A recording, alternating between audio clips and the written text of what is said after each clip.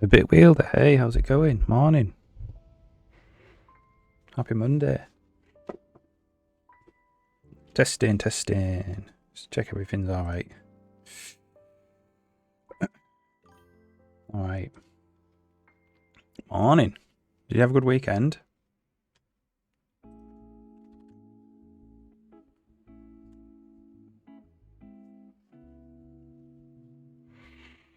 Okay.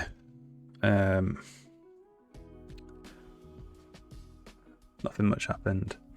That's quite a nice weekend then. Relaxing, chill weekend.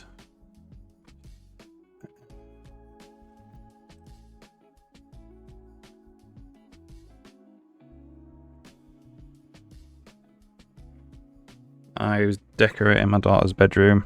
I putting some skirting board in. My legs are a bit sore today from bending down all weekend. Mostly played No Man's Sky. Oh, nice. Nice. Well, so let's get the notes up. Get rid of Facebook.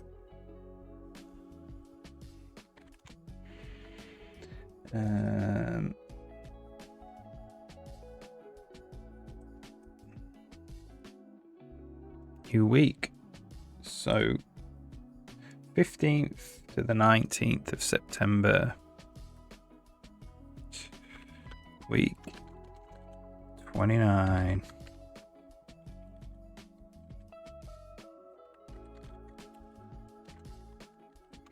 So this week is going to be about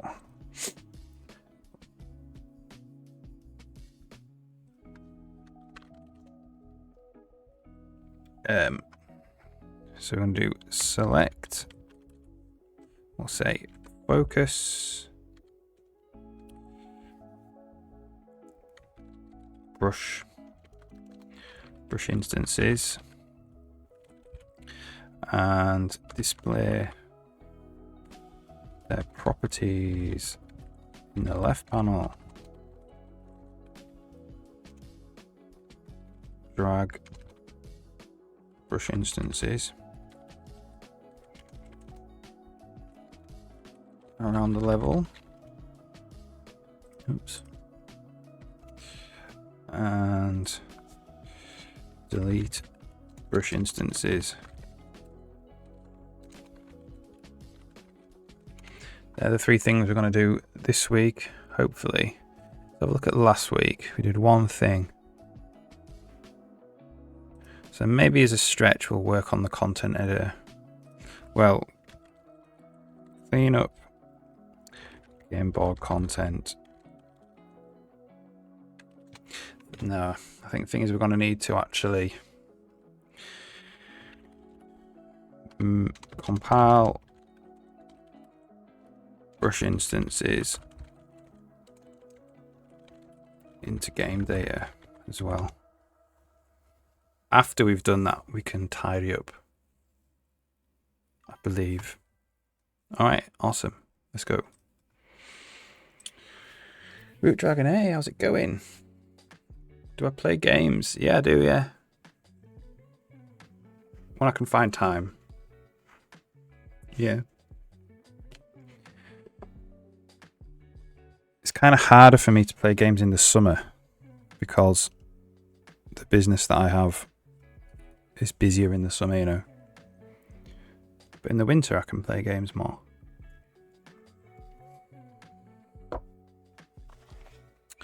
Did I see all the crazy news lately? I saw some crazy news. Oh, yeah. Yeah, I saw those things. Ever played No Man's Sky? I played it when it first came out. Yeah. I haven't played it since it's had all of its work done to it, though.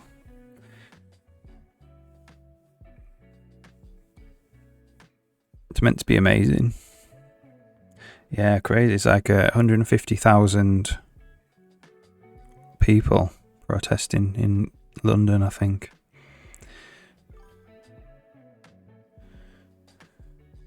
You're on spaceships. Wow, that's awesome.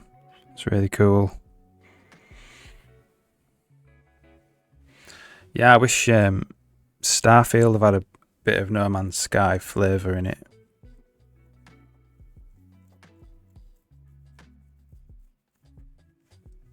SpaceX, like the exploration bit and all that. Some Microsoft employees are celebrating his death. Oh, really?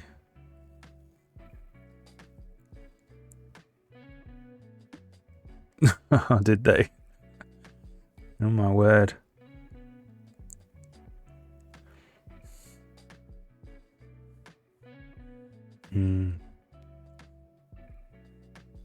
Facebook, not really a free platform. Don't think any of the social media companies really operate free platforms.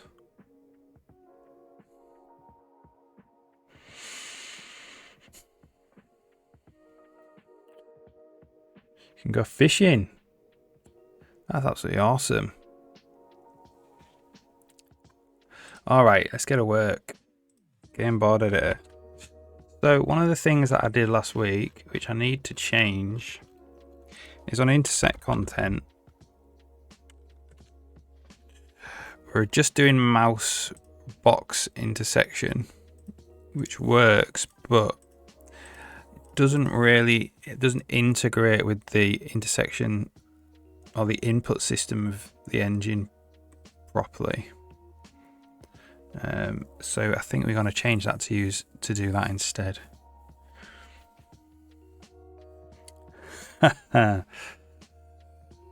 Yeah. Sean Murray is watching me. Oh yeah.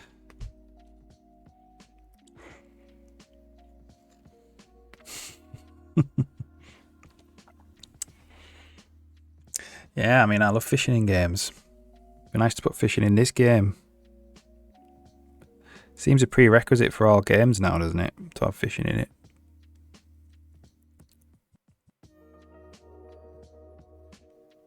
Exocrafts. No, I don't think so. I played it like the first month it came out ever. Mainly just because I wanted to take off from a planet and fly into space. That was the big feature they had back then. And after that, I got a bit bored and stopped. Spacewalk. Wow, mint. That's awesome. Really cool, yeah. I might give it a go again. Maybe this winter. There's vehicles as well. Brill.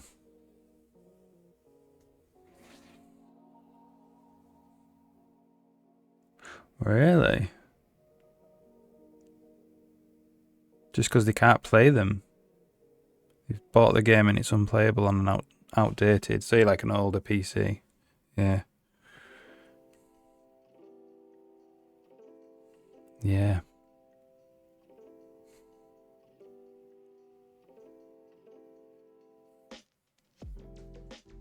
I feel like there's a big difference between the 10 series of graphics cards and the 50 series of graphics cards now. Like a massive. And if you've got a lot of people still on the old 10 series, gonna struggle.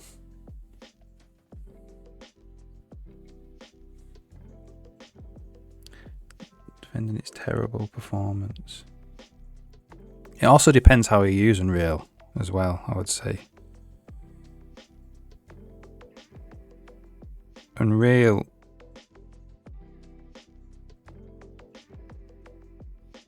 Well, any game engine, I suppose, should provide tools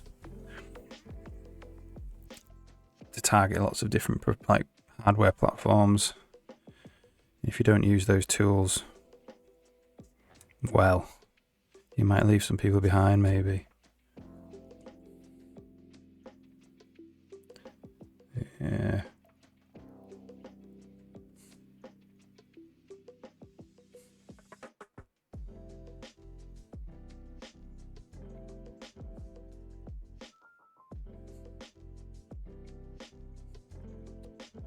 I need to have a go with it, really. I haven't really done much Unreal. I've compiled it before and run it for a bit.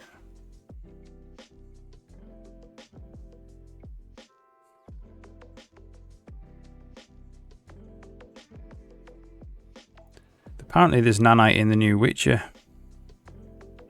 4, I've heard. That's what they say now. I mean, maybe it won't be in by the time it gets released.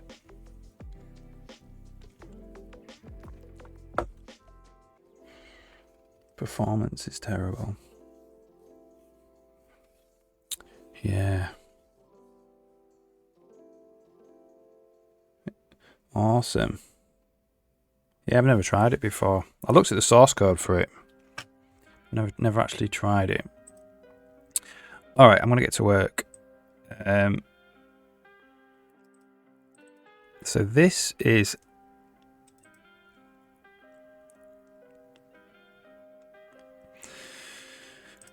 So this is the bounds. So what we want to do is, rather than intersect the mouse position, we need a world input box. So we're going to get rid of mouse P.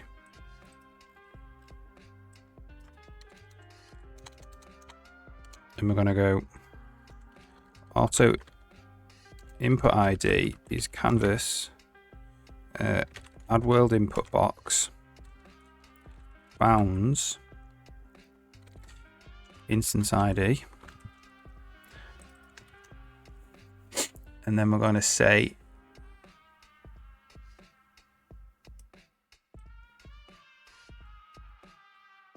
if not canvas is hot, input ID. What's this for? Normal sprite sheet content data. So I'll just check this works.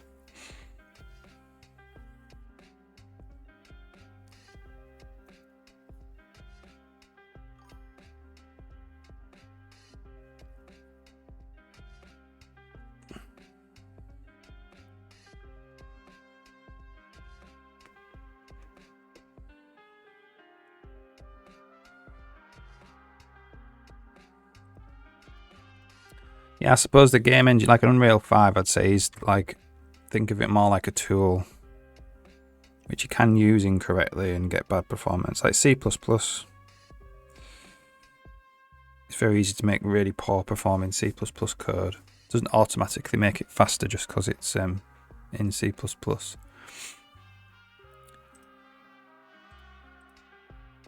Okay, so that should be running through this code and working. Yeah. Okay, so it's a similar thing for all of these, really.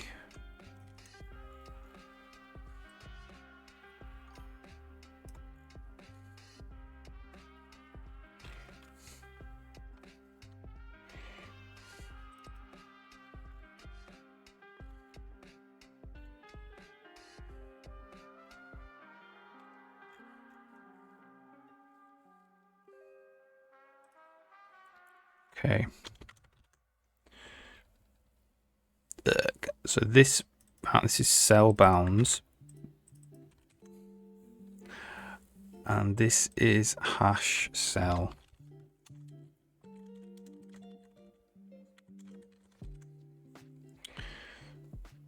And then this is if canvas is hot.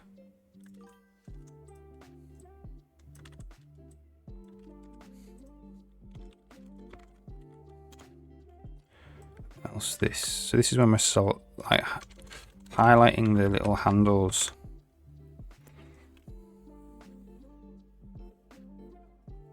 For the grass cells.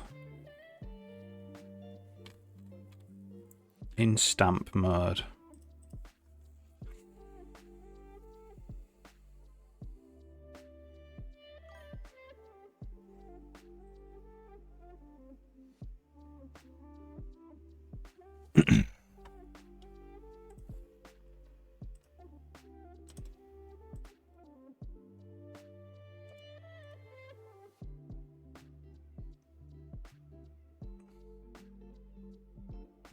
This is a good example of this input box system working. It knows how to, even though both that little rectangle and the big rectangle are both intersecting the mouse, it knows to pick the right one.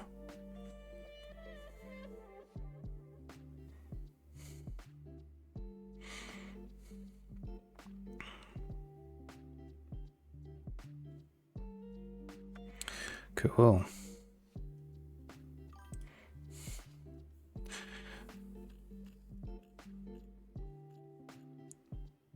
We are now animated rig. Okay, so this is auto input ID, canvas, add world input box bounds,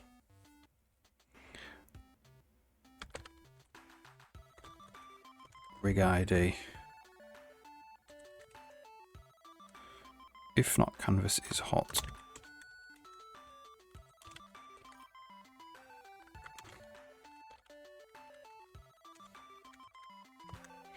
So that's for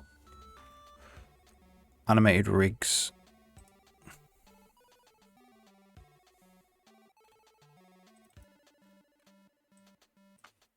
Don't need mouse for that.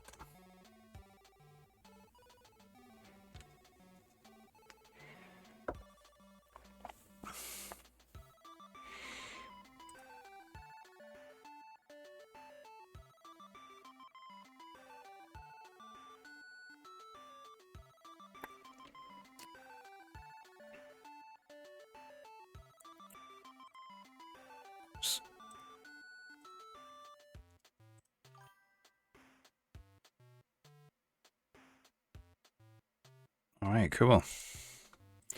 Next one. Framed animation content data.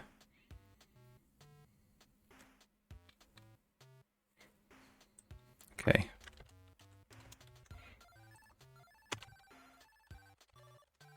Input ID, canvas, get input box.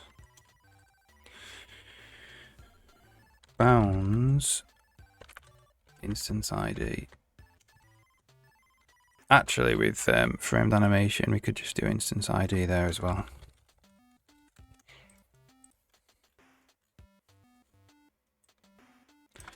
if canvas is hot, it's add world input box, not get input box.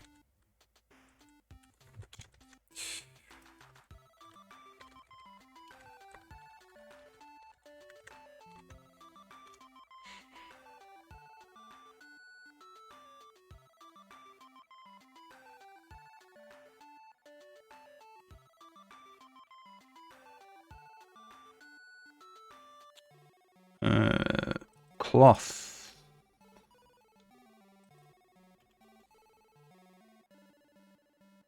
So we're doing triangle. Doing triangle point intersection. Oh, we can do it here, look. Okay.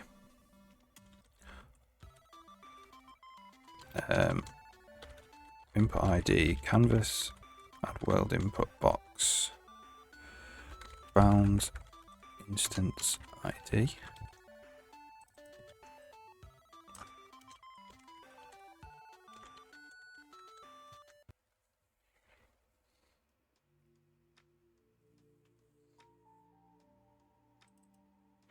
So this actually needs to get translated into world space, I think.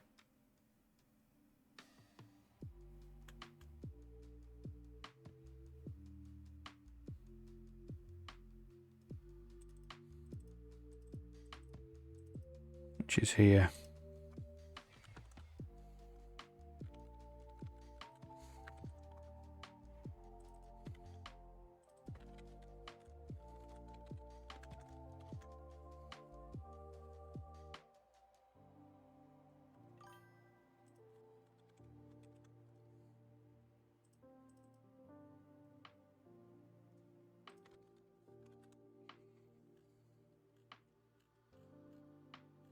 Tree simulation.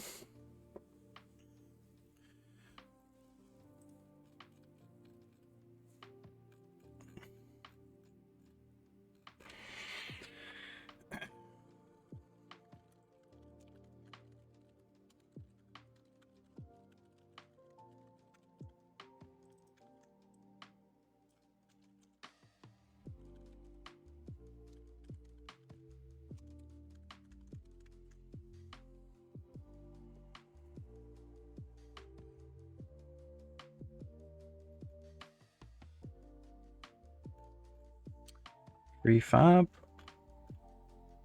Refabs do already use this input box system.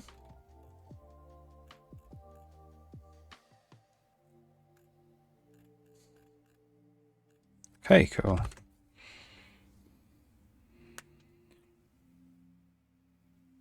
Let's check how that works. That shouldn't change the actual anything to do with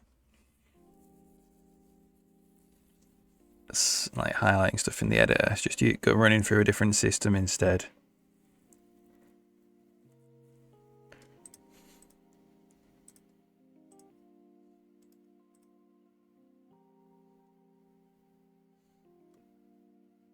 We can't now select the animated rig.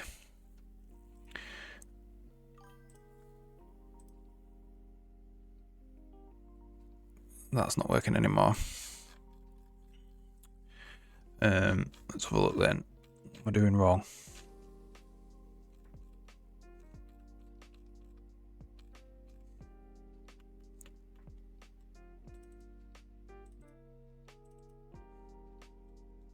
It's instance ID.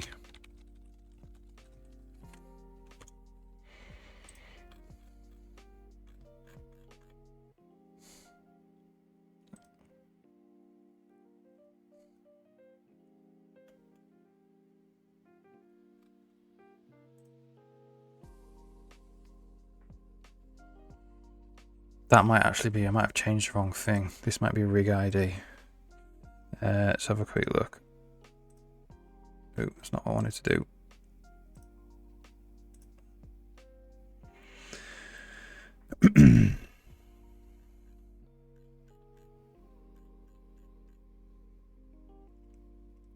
Yeah, it's data.rig ID there.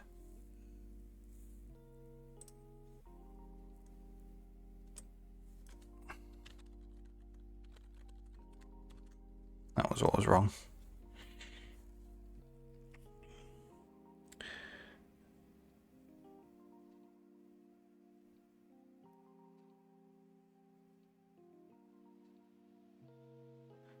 Don't argue in the chat.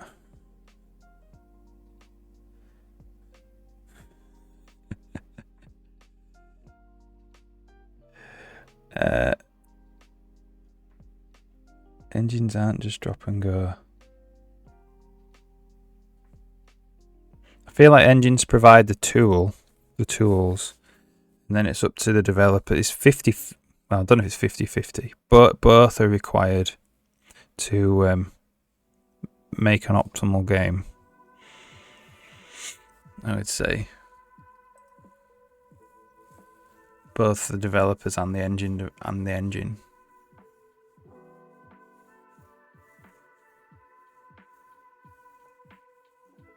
If you wanted to render 1 million sprites on the screen, the engine will have a path to just render a sprite on the screen. And if you just decide to go through a for loop 1 million times and render the sprite on the screen in different places, that's obviously going to be perform really badly.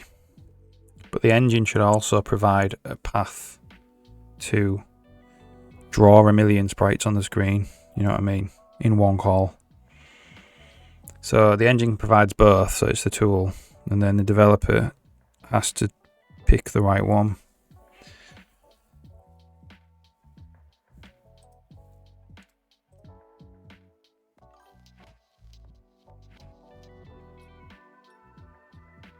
So for instance, the grass blades, of which there are many compared to the barrels, I could render the grass blades in the barrel path, but I don't.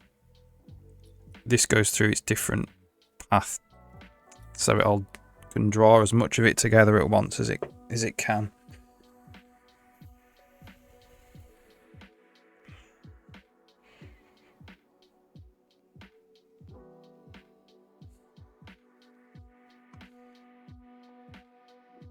I think Root Dragon, it's to do with the range of hardware. You've got 5 different, using NVIDIA anyway, you've got 10, 20, 30, 40 and 50 cards now. There's just a huge range of hardware, and it's hard to develop optimally for everything. So some cards get more attention than others, and obviously for the people who have the other cards, they're going to have a worse experience, I would say.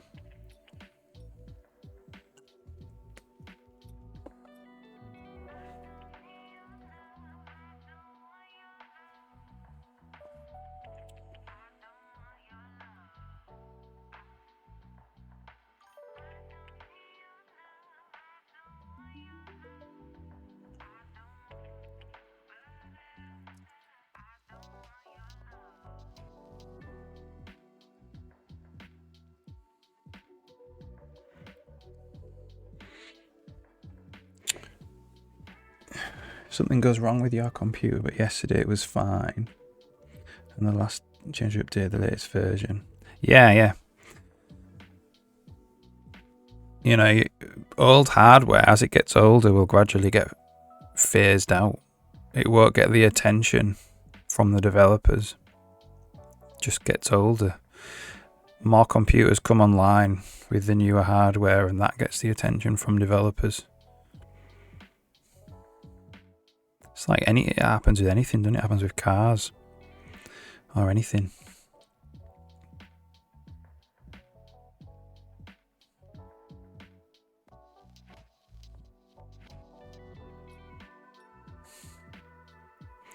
Alright, cool.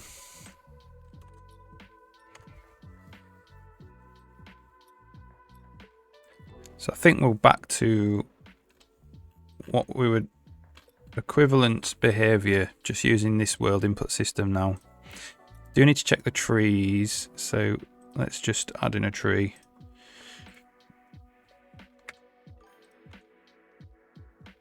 That seems to be fine.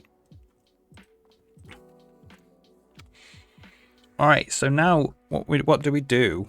We're finally at the point where what do we do when we click on the thing?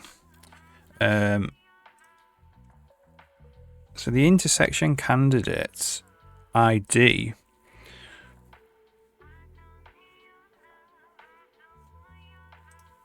We probably also need an input ID as well.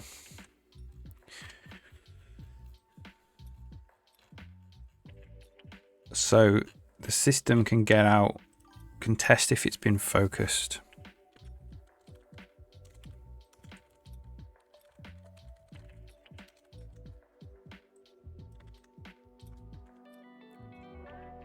Comes above instance ID. Actually, so it's there. Whoops.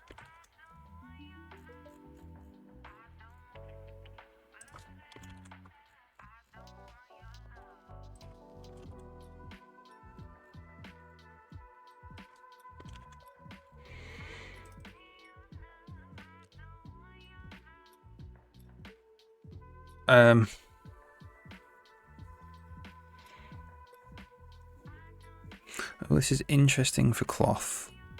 No, that's fine. That's fine.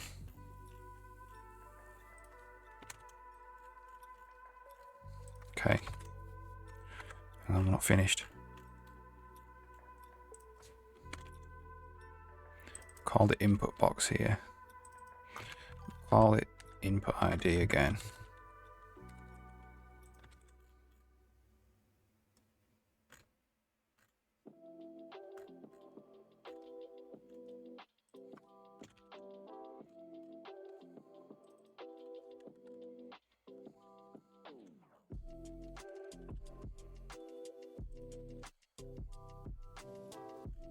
All right, cool.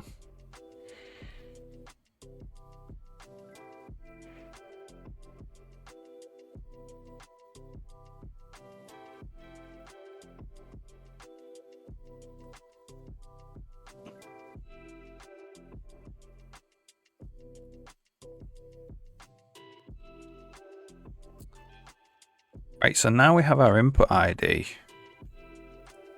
So,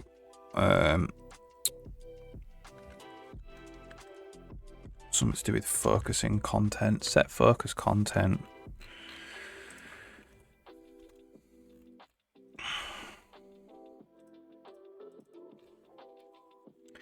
Set focus content.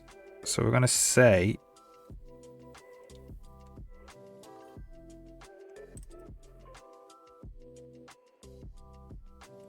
and then we're going to say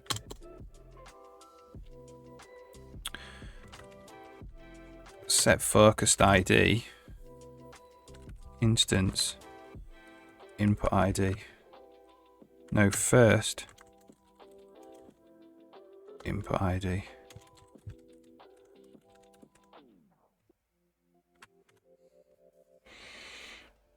Okay, so that's not going to work actually with the grass cell stuff. Because that's based on position of the cell. Wherever it is. We hash the cell.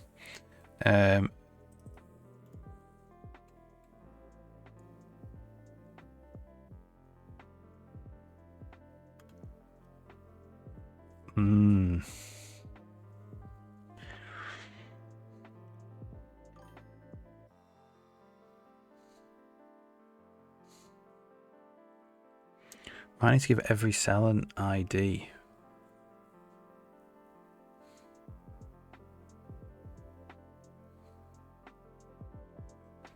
I don't think there's any other way to do that.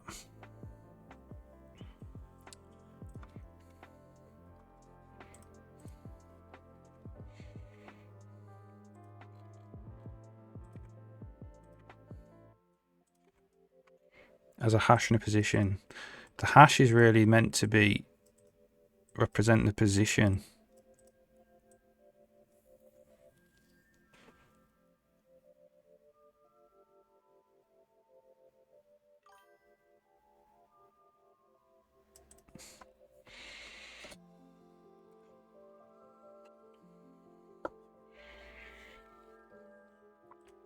We need to give it a ID.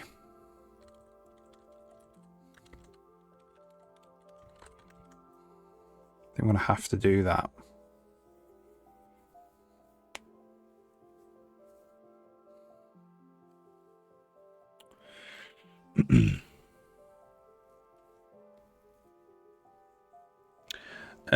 Let me have a look.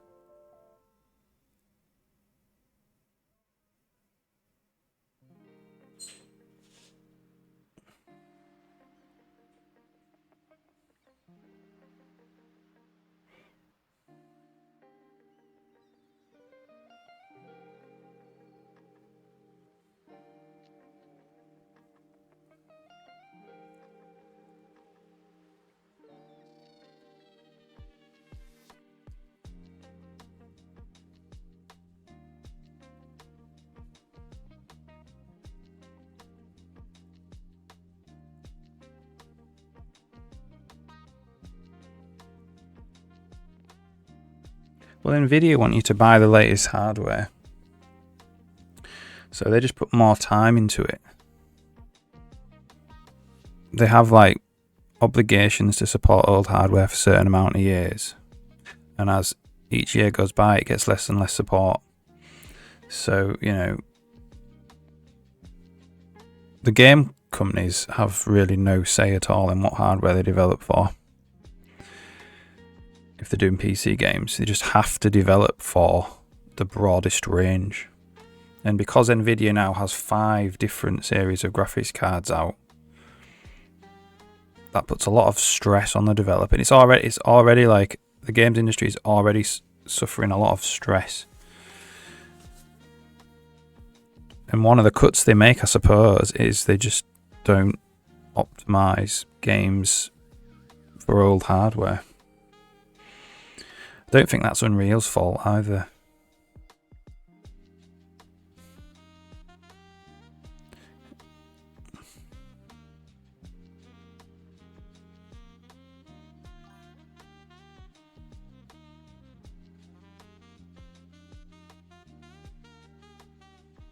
Unreal wants as many people as possible to play the games because they get revenue cut. They get a revenue cut from that. So they want to provide the tools that makes it as easy as possible, in theory, for as many different hardware platforms to run the game as possible, because that's what brings them in the money.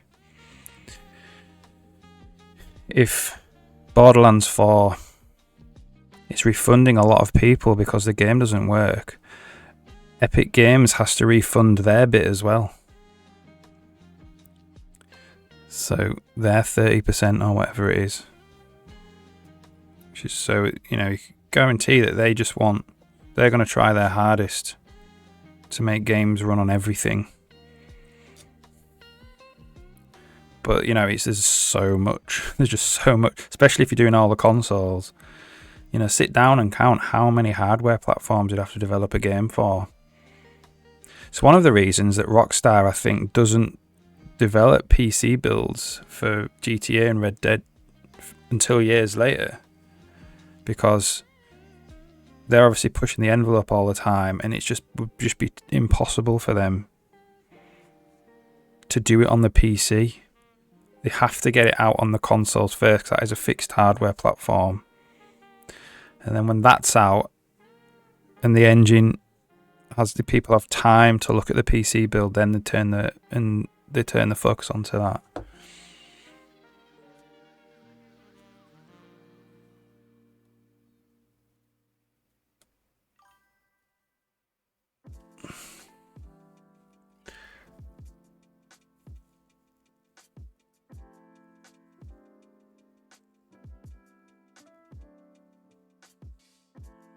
I would say, Woot Dragon, what is in Epic Games is what What's in it for Epic Games denying people a chance to play games with their engine? What is in it for them? From a business point of view, I mean. Like I said before, a refund of the game also means Epic Games has to give some money back as well.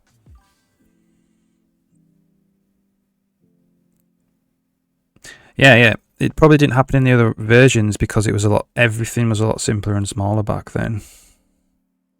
There weren't 5 series of graphics cards, three console manufacturers, but all manufacturers have got several different hardware specs now. Think about Series S, Series X, PS5, PS5 Pro, Switch 2. All that is different hardware. You've basically got to make quite large sections of the game every single time for every single hardware config you want to support. Not all of it, but quite a big portion of it.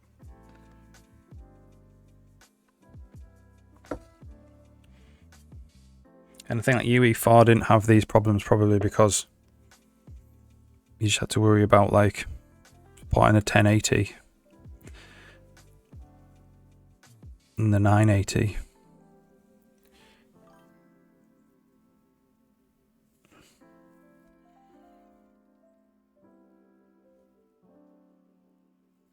UE5 is fine. UE5, it tries its best. It's obviously got problems. It just tries its best. It's not malicious, I don't think. It tries its best. In an ideal world for Epic, every game would be made on Unreal Engine 5. Like, they need to support everything. But that's just very, very hard.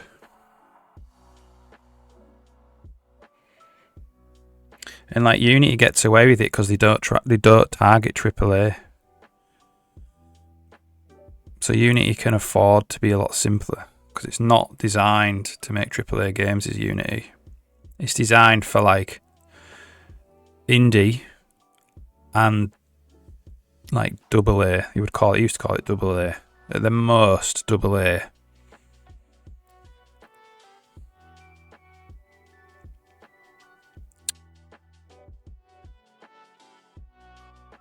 Choosing whether or not to support. Yeah, I think game developers do choose whether or not to support older hardware, or at least they'll support it, but not to the same level as modern hardware. In terms of man hours.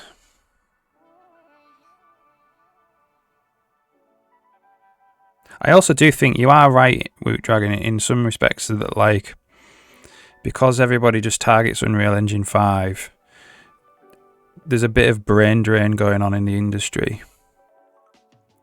So you might find games get released in a poor state because there's people at them companies,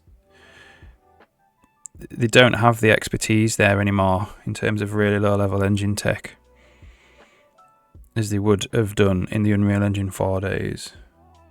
Boogie Burrow, hey, thanks for the raid. Hope you're doing alright.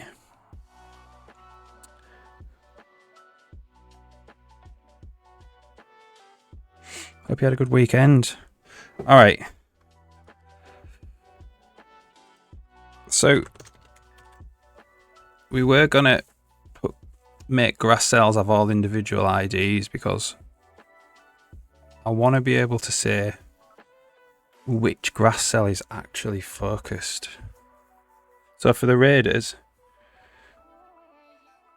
I'll tell you what I'm working on. So I'm redoing like building the levels in the engine. And I made these prefabs so you can make just ordinary like levels, but they're .prefab files. And what that means is when they get saved, they get turned into brushes.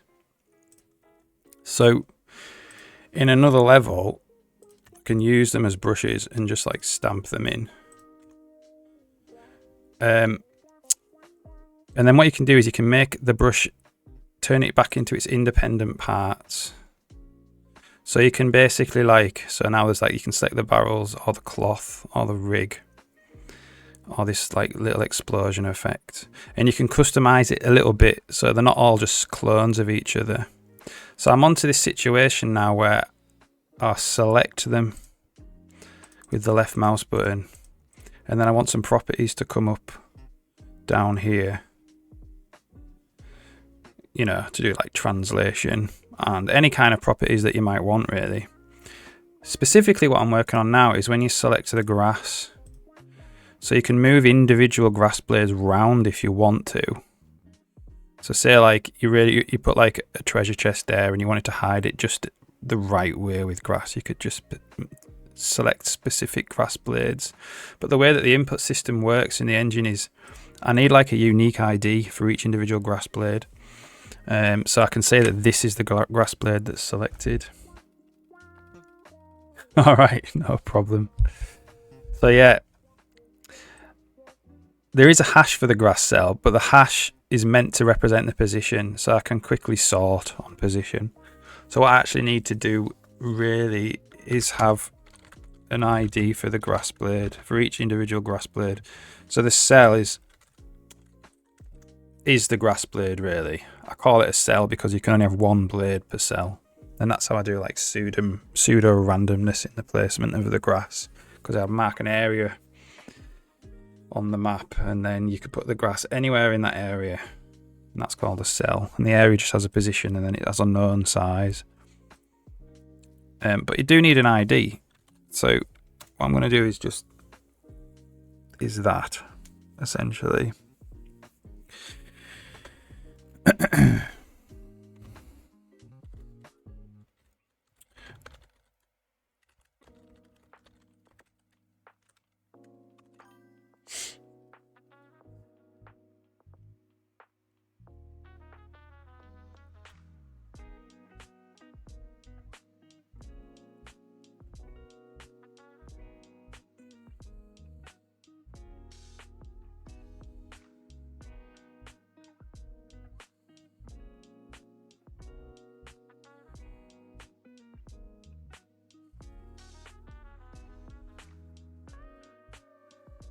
I think like one of the reasons for the popularity of things like Unreal Engine 5 in AAA space is it's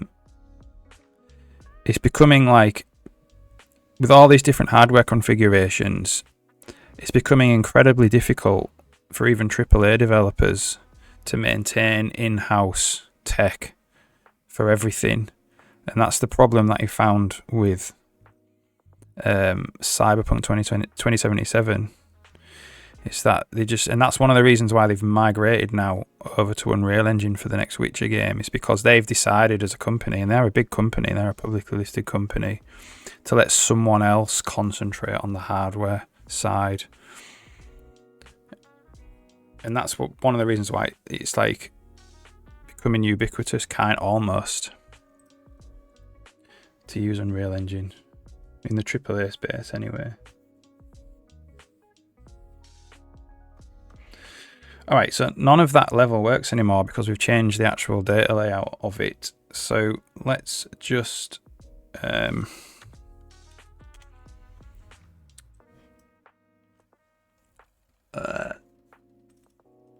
make some more prefab, another prefab.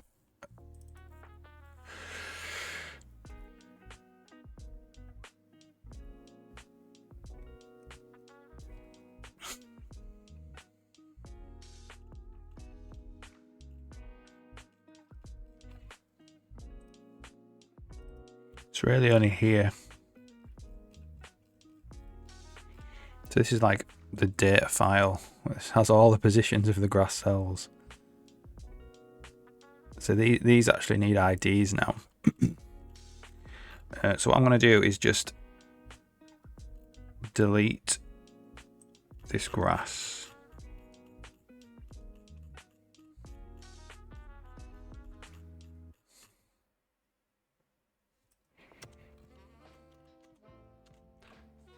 That grass and this grass.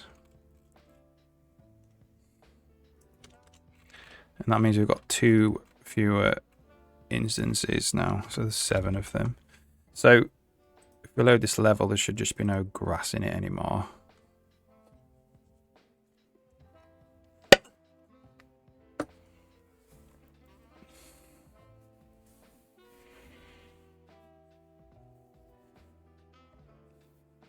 Oh, there is some grass there.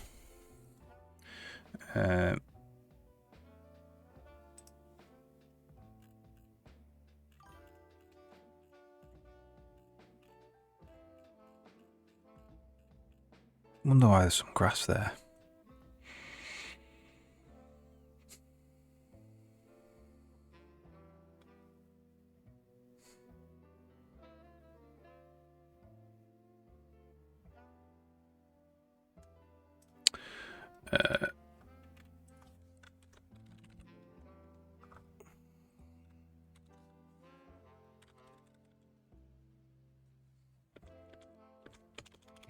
No grass in there. Why is it loading grass then?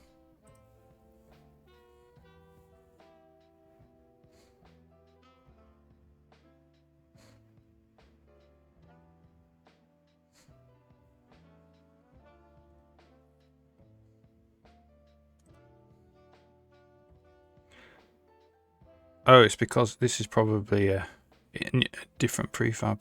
See, eventually I'll be able to like click that and it'll tell me the name of the prefab up there.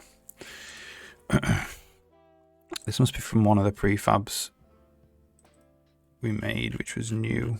Yeah, here we go.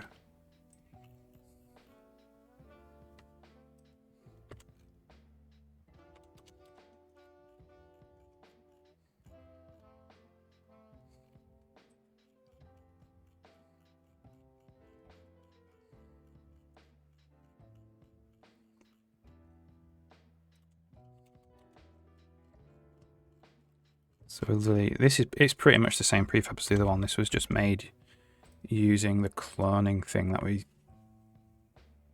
wrote last week.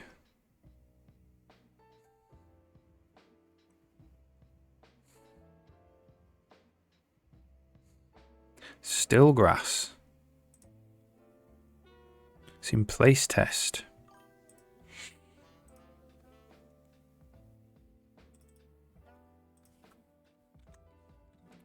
Oops. There's no grass in place test. Test prefab. Keep going to line instead of... No grass in there. Prefab. No grass in there. New prefab. Any more prefabs?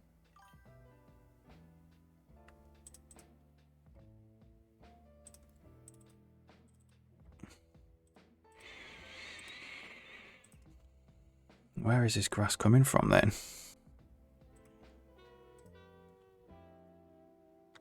Ah, the prefab instances. Probably.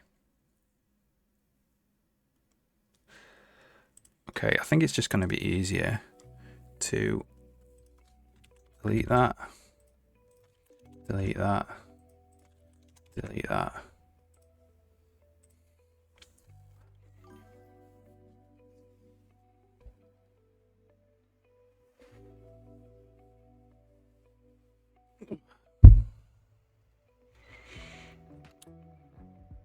Okay, so this has no grass in it. So if we just put some more grass in it.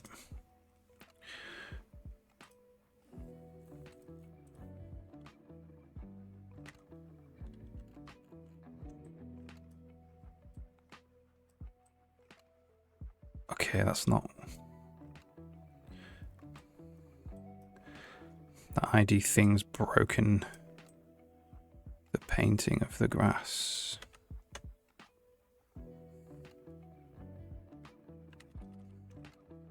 Okay, I'm gonna have to rebuild this.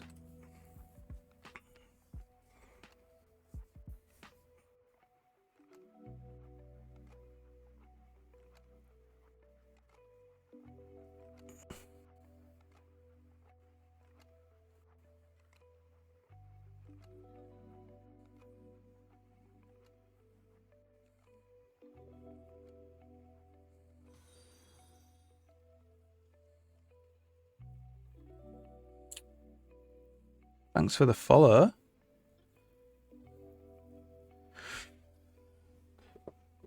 Codextial.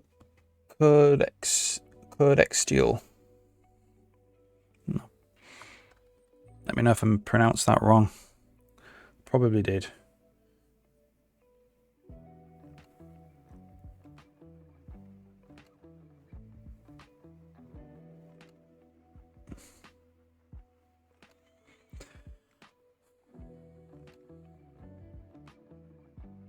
Codex trial, sorry.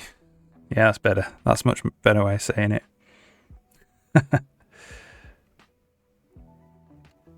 Yeah, no problem. Hope you're alright. Hope you had a good weekend.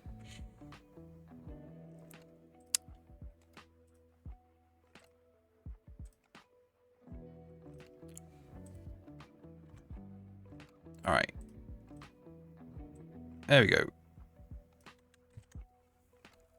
So, in theory, all those grass blades have IDs.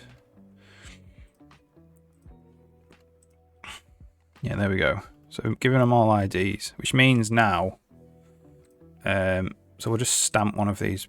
Well, let's just actually work on test prefab.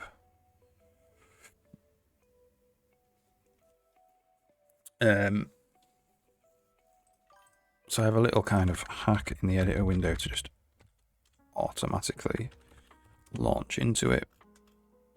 Not an editor window. Is it an editor window? Yeah. Test prefab. Yeah, I've been doing fine, mate. Is that an English mate? Alright, or an Australian mate? Alright, mate. Yeah, good. I'm glad. I've got really sore legs today because I was decorating my daughter's bedroom and I was like putting a skirting board down. So I spent basically all of Saturday just crouched down, which was a mistake. It's like destroyed my quads.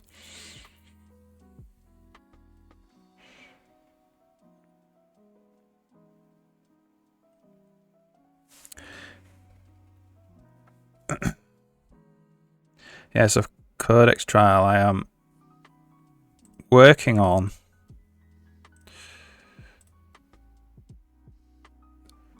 So last week I put in this prefab system so you can make these rooms, well, the .prefab files, and that makes new brushes, and every .prefab file will turn into a brush. So I can select these and then paint them in the world. But what I'm doing now is I want to be able to just, so you can highlight even individual grass blades as long as a grass blade is selected.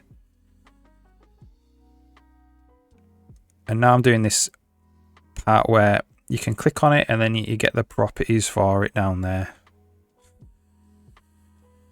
And then eventually you'll be able to click on it and drag it around, change properties, and you can do it for everything. So that's what I'm working on today.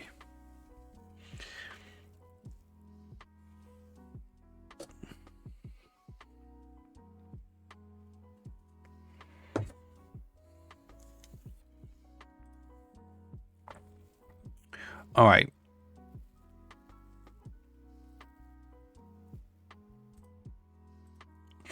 So when we're doing intersect content for grass, whatever it is, grass content data, for the actual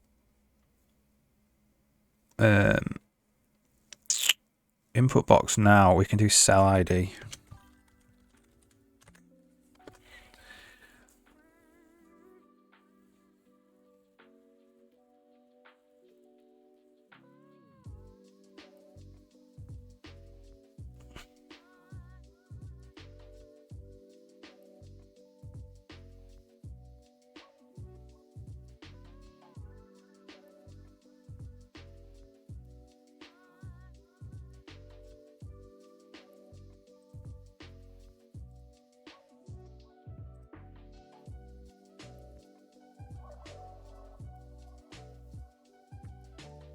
Okay, so now what I want to do is in focus, Set focus content here.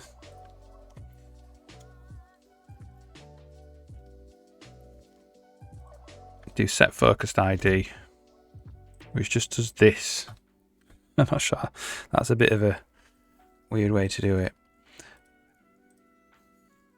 So we're going to say if canvas is focused first dot focused ID, not input ID.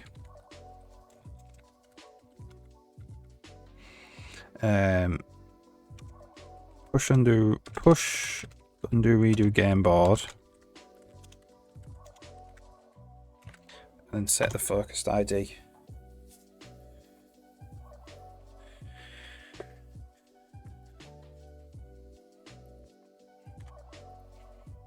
Vossi, well, how's it going? Hope you're alright. Hope you had a good weekend.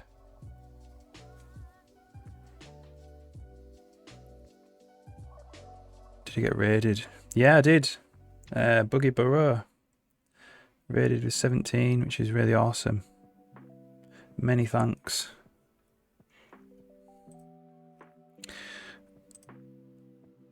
Okay, so in theory now,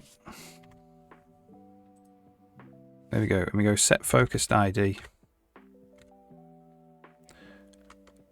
So we have a focused ID now.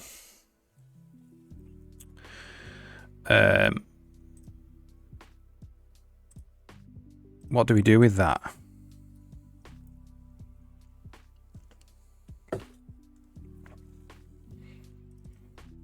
We want to set the focused ID to be the actual instance ID, I think.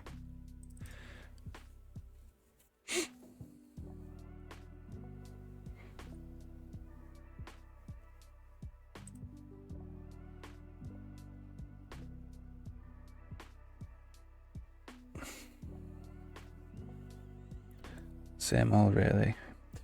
My weekend was good. I was painting and decorating, which actually I quite enjoy.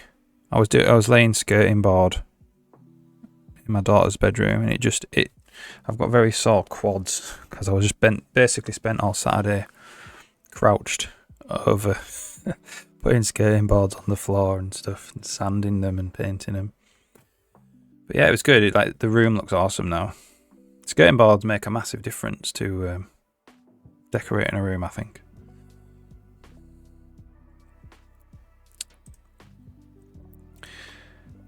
Okay. So I think the first thing we need to do is,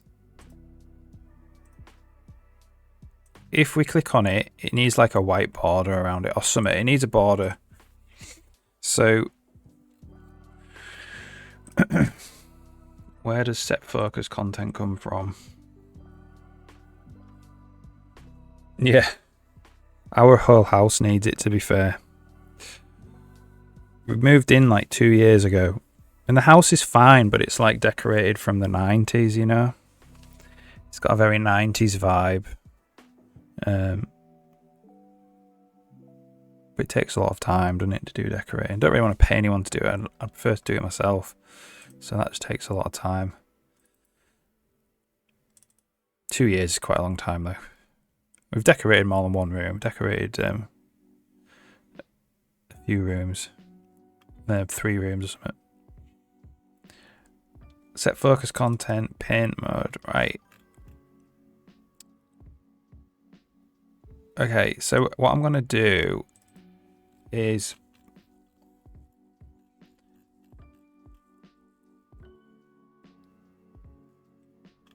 tick focused content, I suppose.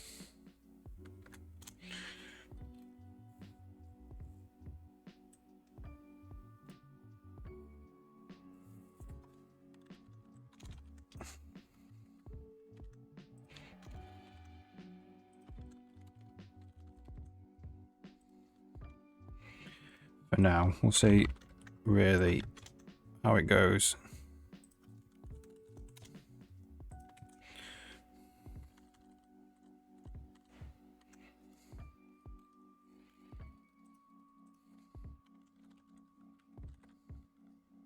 I should also explain what I'm actually doing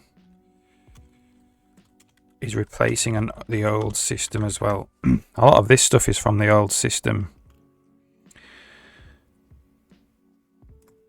And all these things. So I've got two systems going at the same time. And one is slowly replacing the other. So there's a lot of bogus code in here. Outdated, that will eventually get removed, hopefully soon.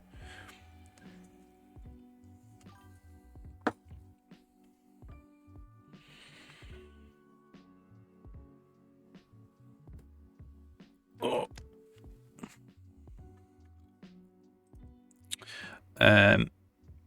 So if not focused ID, return. What is focused ID? It's an optional U64. So we actually need to find the thing that is focused. So content, so we'll do game board, get root content. So that's root. And then we'll go, if not root, return. And then we want to go content is root, deep find instance, focused ID. If that doesn't exist, return. And then if we have that instance, we actually need to draw that content. So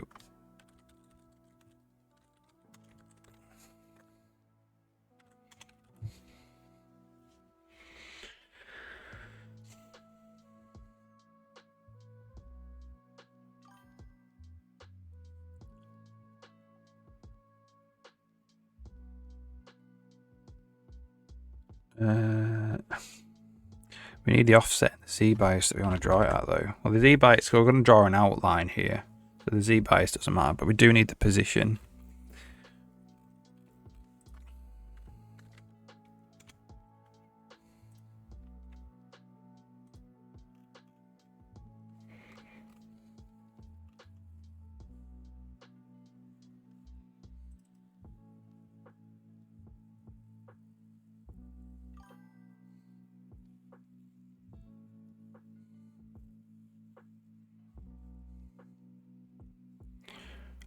This does the drawing for this instance. It's the same code, deep find instance.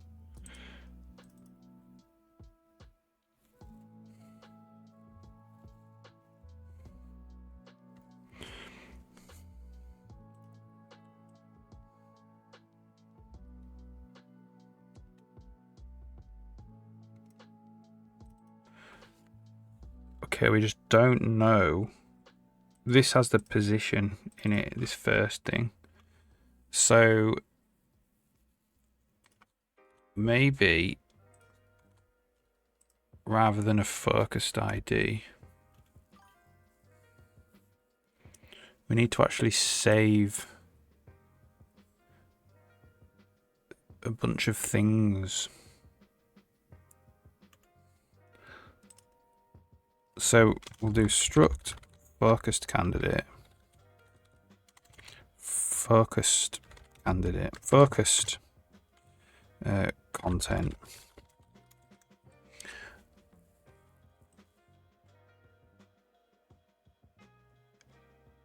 It's more or less the same.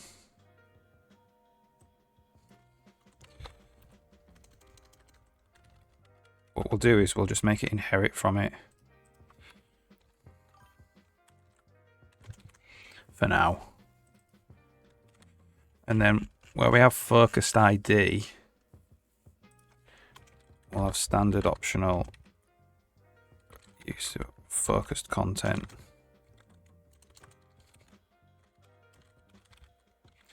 So eventually this will replace the focused ID. I don't want to do it just yet because that'll trigger a load of compile errors.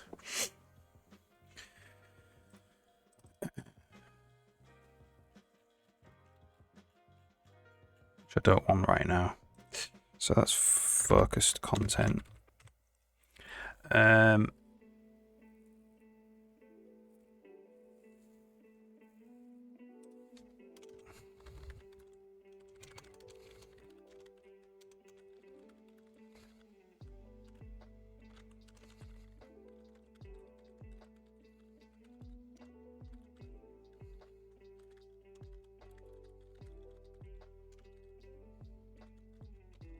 I'm going to do that to it because the focus content needs to get pushed into the binary serializer.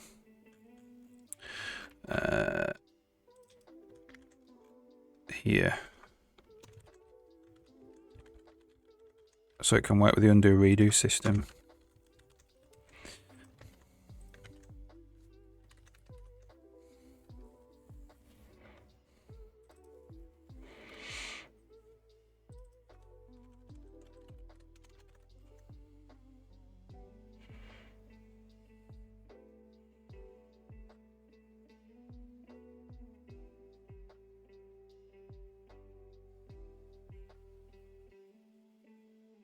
Cyberpunk was the red engine. Bitwielder's right there. The new Witch is on Unreal Engine.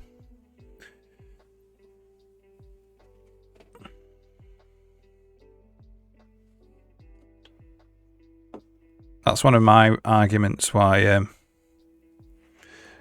they've swapped to using Unreal now, is because Cyberpunk was a disaster. And it was a disaster for compatibility reasons, for performance compatibility. People, like, the game was good, people just couldn't play it. Basically. So they've decided, like, as a company, like, we're going to hand over engine development over to Epic Games and we're going to concentrate on the games, because doing both at the same time leads to disasters for them, basically. Right.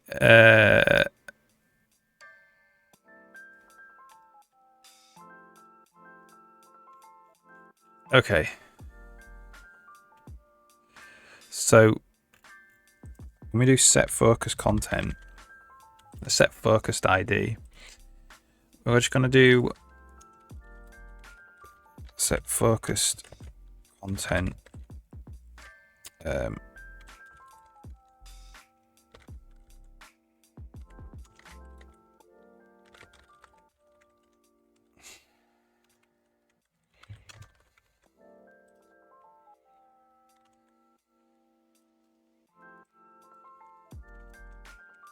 It's in the complete wrong place. So focused ID is equal to the content instance ID. Eventually that'll go. Focus content is equal to the content. And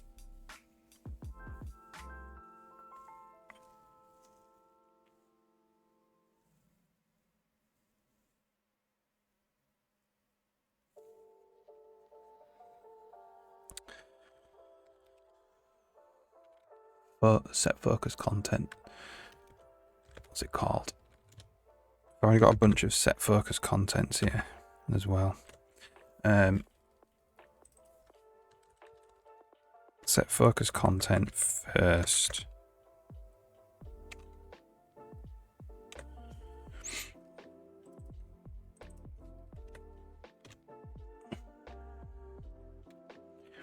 Let's do this.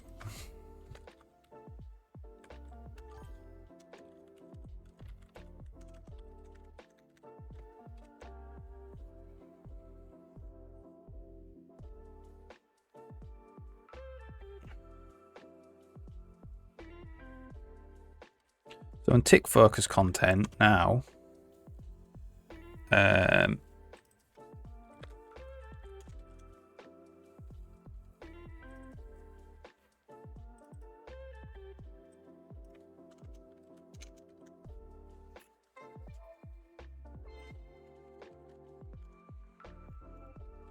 can kind of do this. So what I'm going to do is just copy this for now.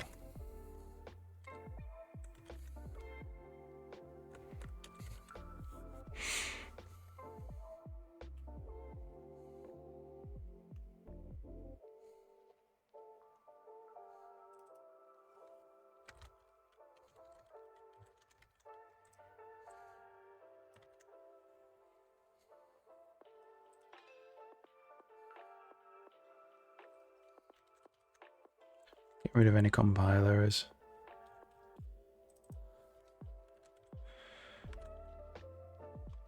That's content now.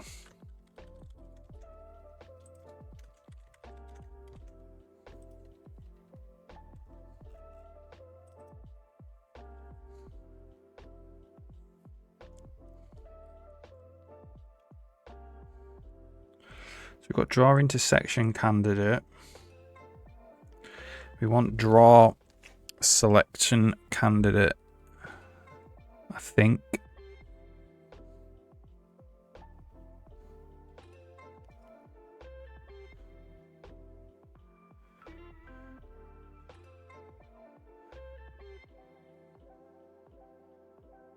So who's doing draw intersection candidate? Grass. Because we just want to draw one blade of grass.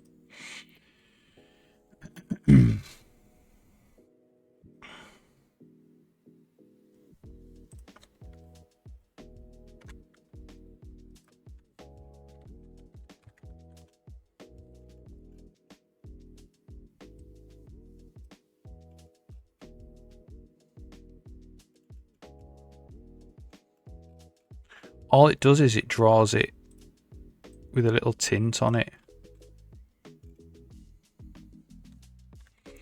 So I think I'm going to get rid of that.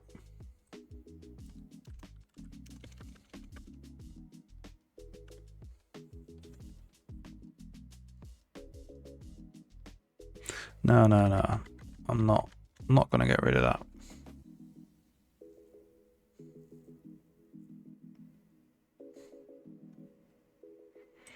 Let's make the outline pink. Well, we'll make the outline white.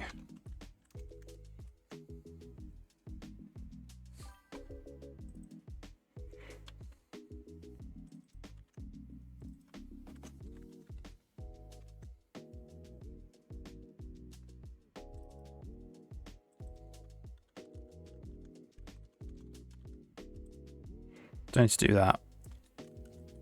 It's already focused.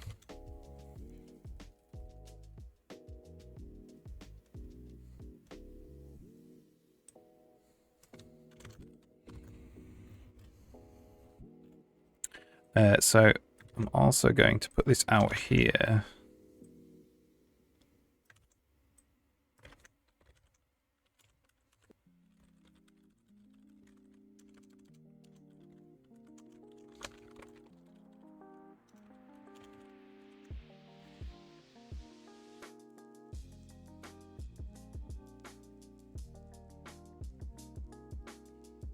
Okay, so let's just see what happens here.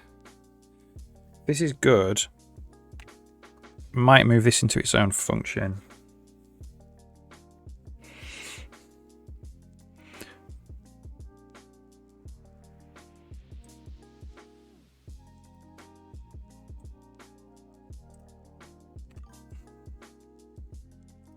There we go. It makes it white when I click on it. So have a look at some.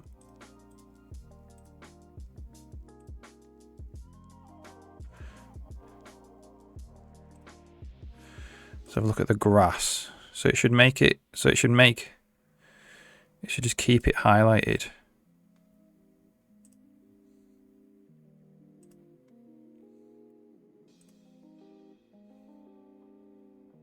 Like maybe we should actually draw an outline across the individual blade of grass as well.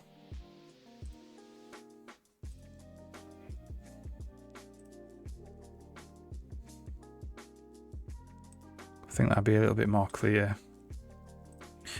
In which case, we'd need a draw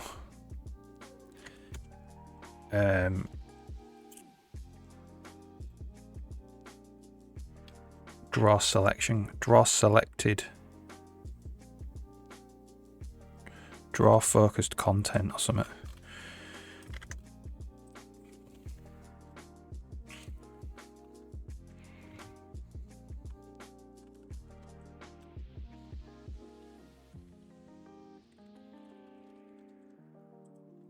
This is just basically like you can specialize. So usually you just draw a yellow border around them. This allows you to just specialize how you want intersection candidates, which are the things that are intersecting the mouse, to be drawn. So I don't want a yellow border around the grass blade. I decided for some reason. I highlight it, so this tints it, plus is a quarter on to the colour. This time I want to tint it, but I also want to draw the outline. So the outline will do canvas, begin outline, batch. Colour's going to be white. Width pixels 2. And then we just want to do canvas, draw grass texture in world. Again, we'll draw it again. No tint though. Segment count, cell, position, and then it's the outline Z coordinate that we want to use. And then end the outline batch like that.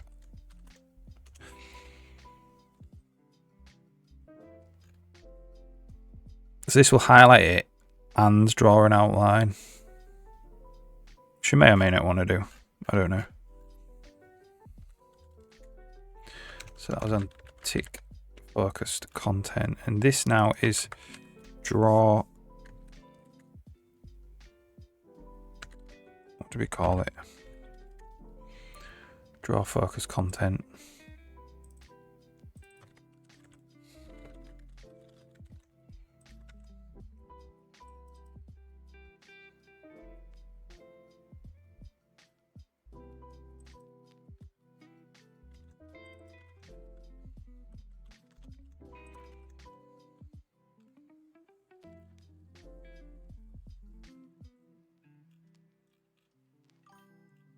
So it's significantly different enough now that I'm not going to put it into its own function, I don't think.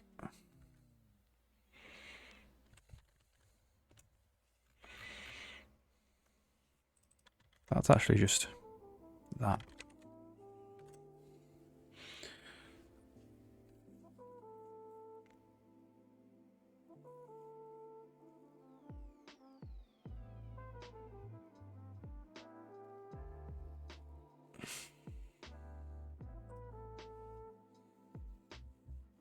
So now we should see the grass have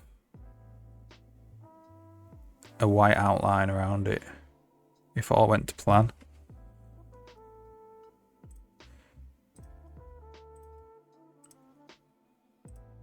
There we go. And that's a bit more clear, I think, which one, because this is going to be like, there's going to be properties for this individual grass blade.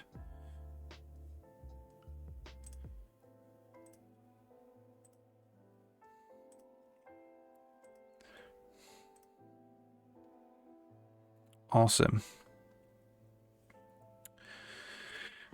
So, tick focus content. What we need to do now is we need to, when we click off the content, it to stop being focused.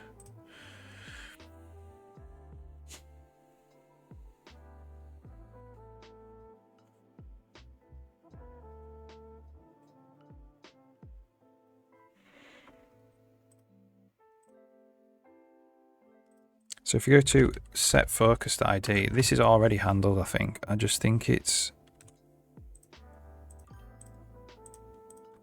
somewhere else.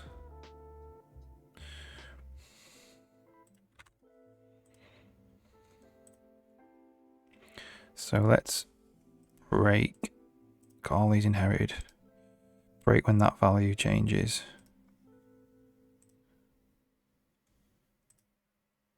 Right, here we go, focused ID.reset. We're going to do focused content.reset as well.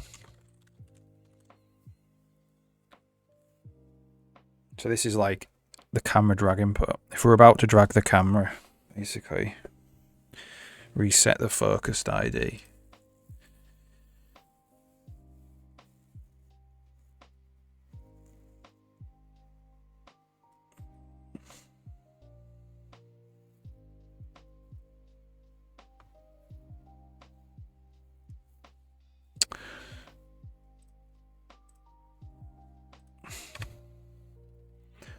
There we go. So you can click off it. If you click over here, it stays focused, which is what we want, because we're going to be clicking buttons and stuff over here. If we click off of here, over here, and if we press Control Z, so let's just test this out. Let's go all the way back.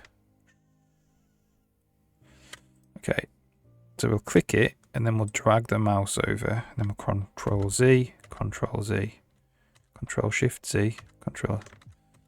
Yeah, awesome. So now we need to draw the left panel.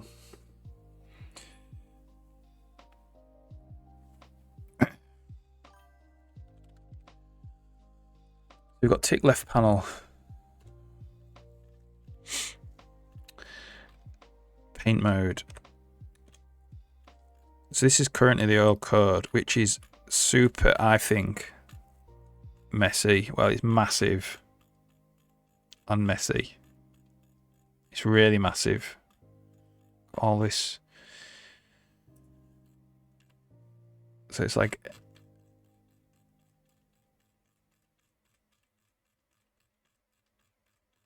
like 400 lines of code or something.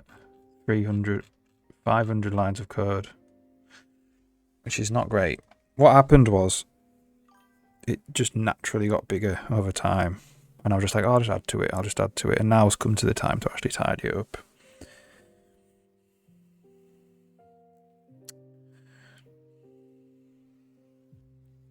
So we need like to go through. So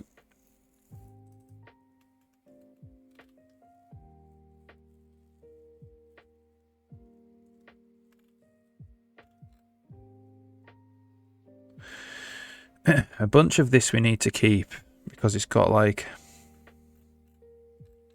the brush preview and stuff. And then we've got content. So there's two sections to it.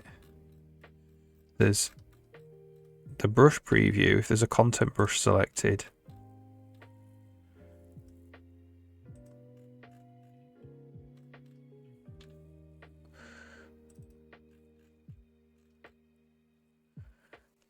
So there's, let's have a look.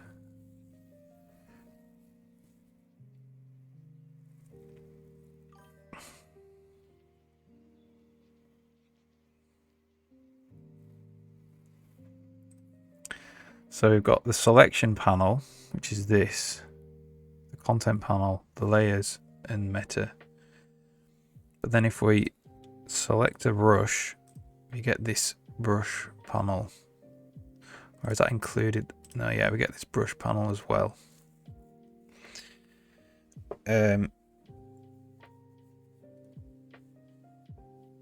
Okay.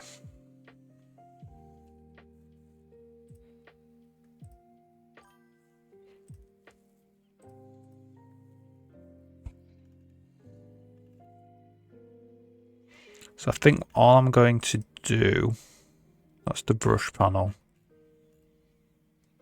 is work on the content bit for now.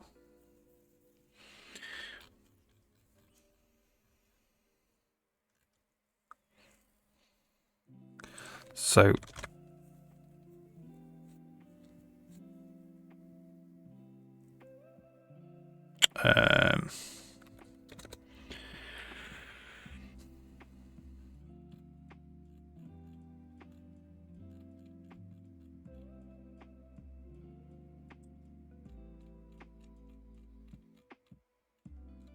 yeah, this is a big one as well. So it'd be a good one to work on.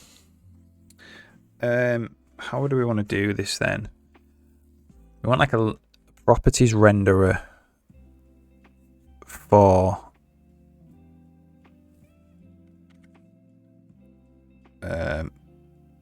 so the content painter.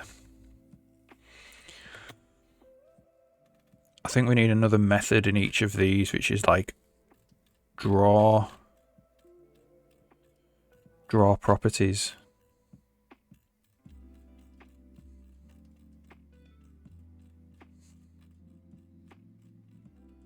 I would say. That'll be the way to do it.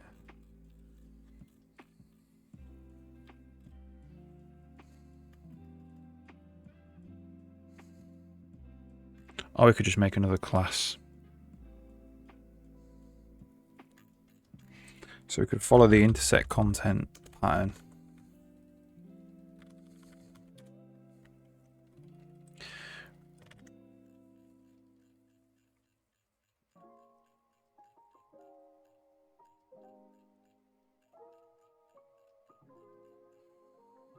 So it'd be here. So this would be raw properties.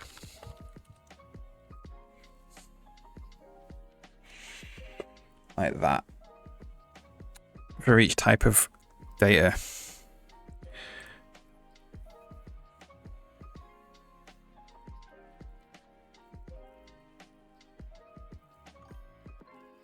So let's do template struct raw properties for stamp of normal sprite content data.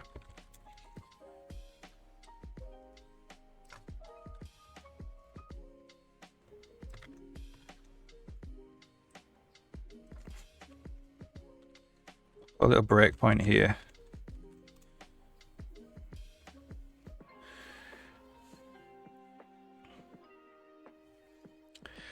Like that. And all we want to do is just end up here, basically. So when we selected it, we just want to end up here. So tick left panel, paint mode.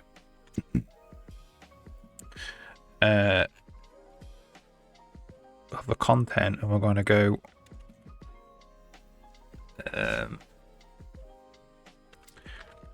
focus content.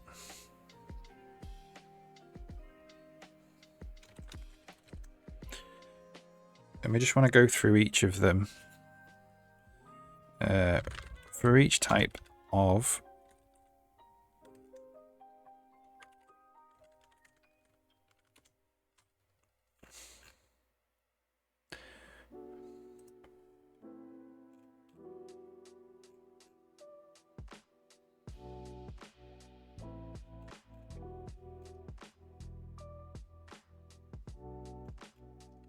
so let's just put this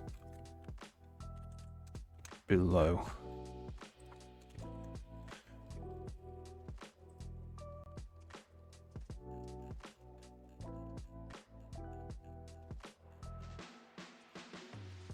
What do you want to loop over? Content brush pairs.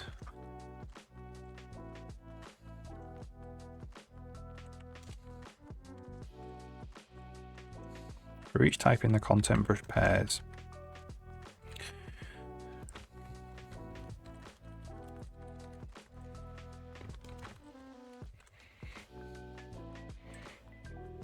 Let's look where we're doing this.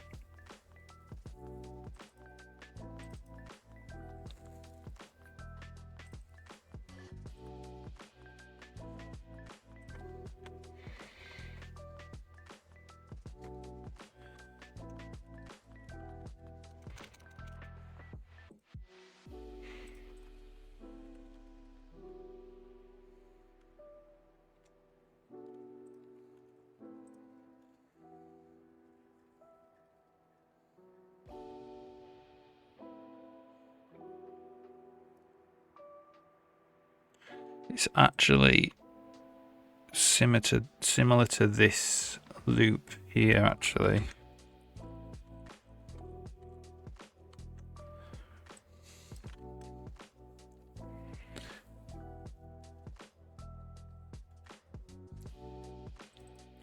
So that's focus content instance ID.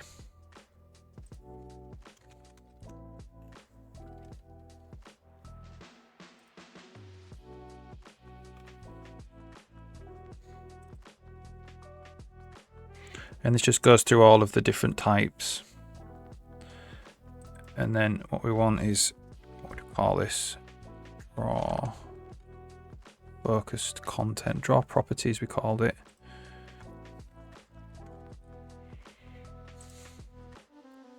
So this is draw properties.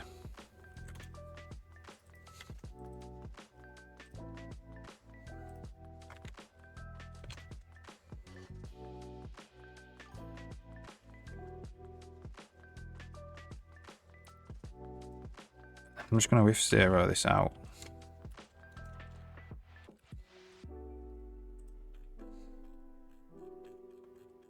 There's a lot of stuff here.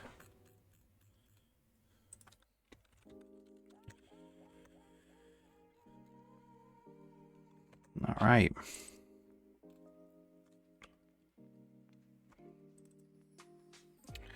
So we need to get the content, which is here. Which content is this? I think this is the content.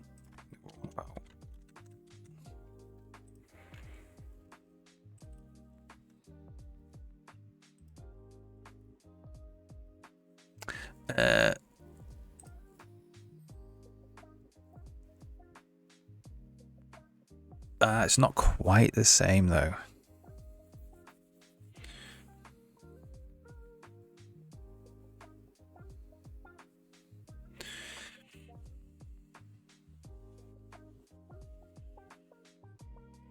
So it is actually in the pairs, content brush pairs.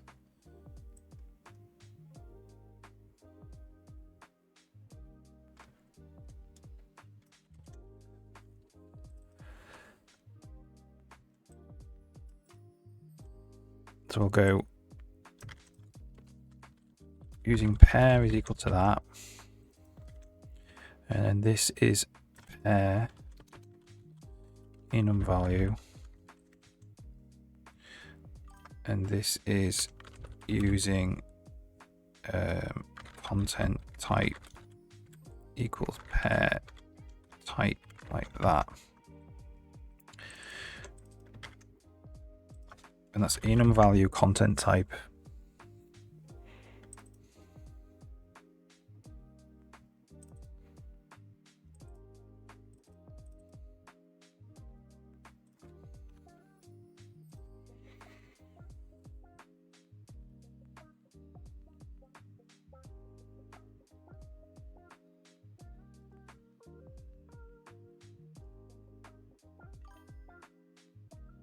Well,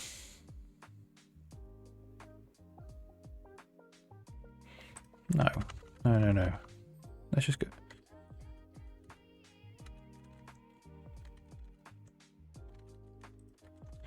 Let's just try and get this compiling first. Oh. No, I was right there.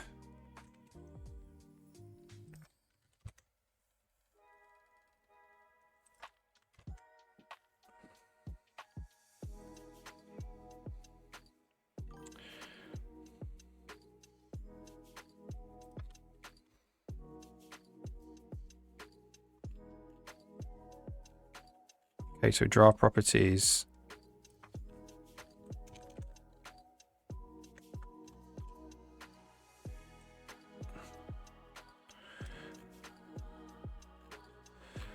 We'll put it right at the top for now.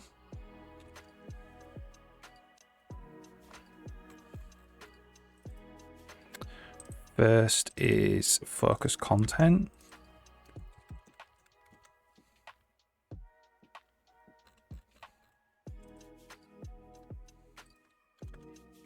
That's obviously not a function.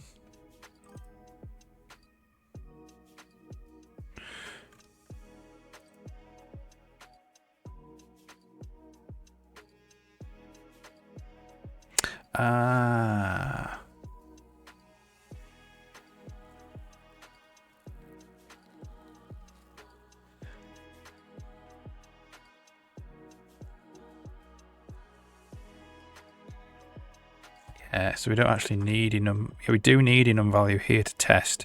We need to actually go through a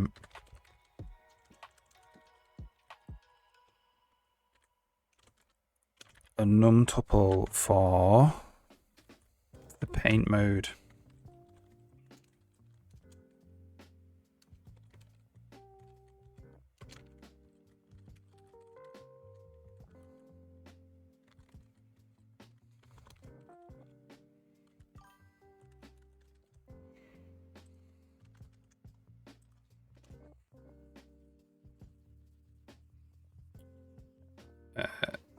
Like this. So using paint mode is equal to, or even better, const expert auto paint mode is equal to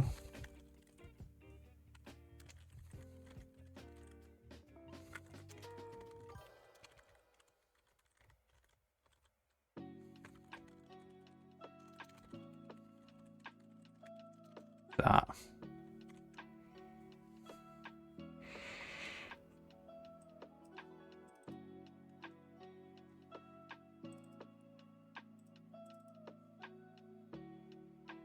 It's types. I need to actually make a better type for that. Keep forgetting the types.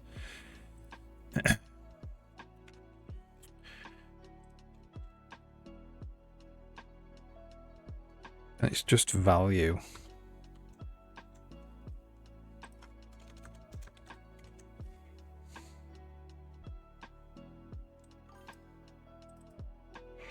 So now this is actually paint mode.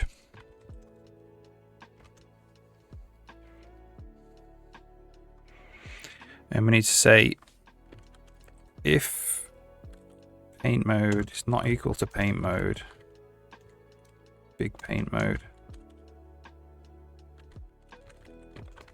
return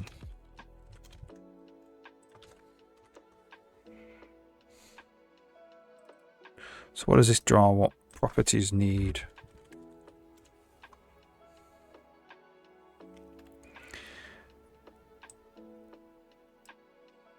It needs the offset and the Z bias or Z.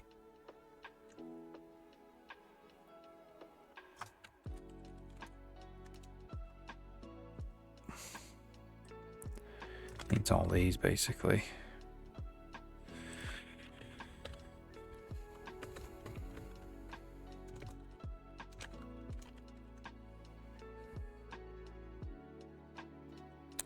So the instance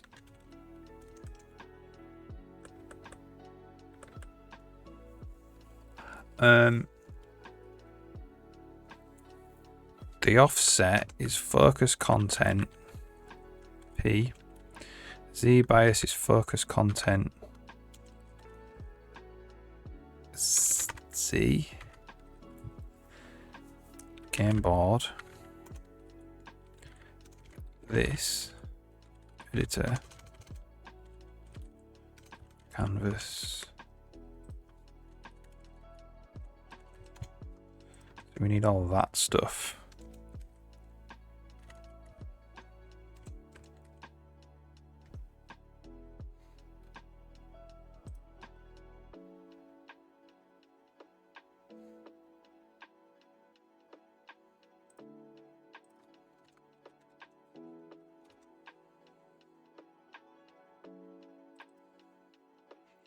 Okay, good. That's it.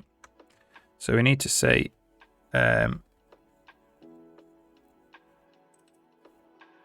for now, we'll just do this.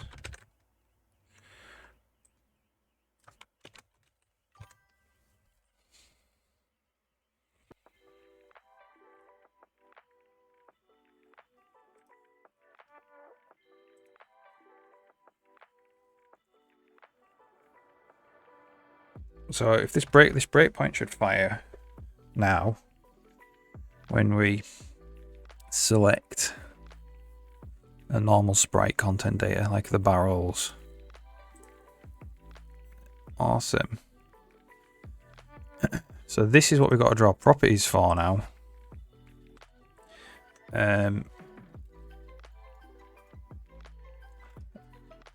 And this basically never has to change. This will work for every single type of content.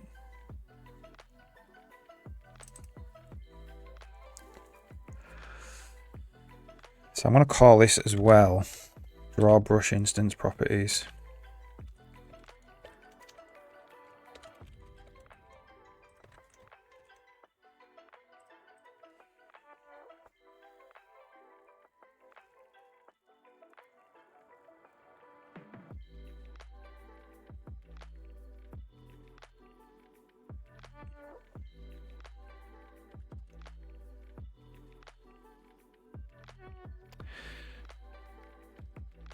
Here we go. So we have a canvas that we want to draw to. So all I'm going to do is just do canvas draw label hello.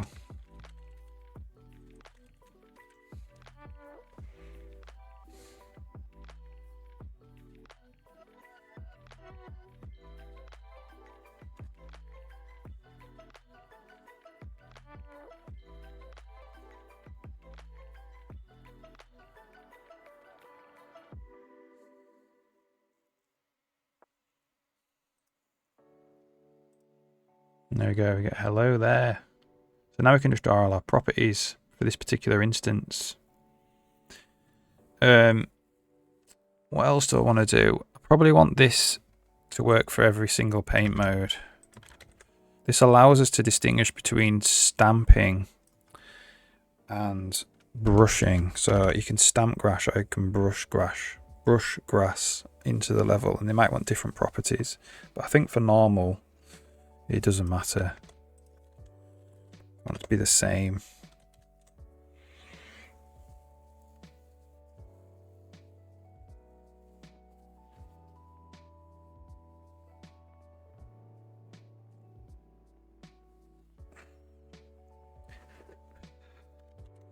No fighting in chat, please.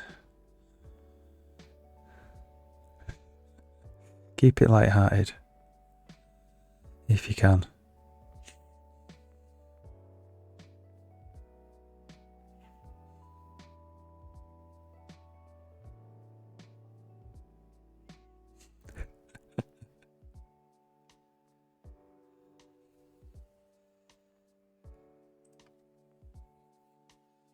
I'll tell you what double buffering is if you want. I'll let you figure it out. It's fine. All right. Okay.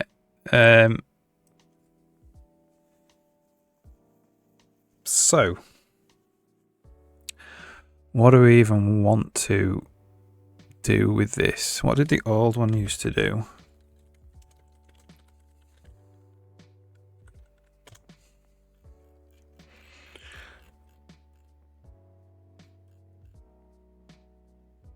We used to be able to copy the sprite ID and open it in Photoshop and have the location and what layer it's on. Okay.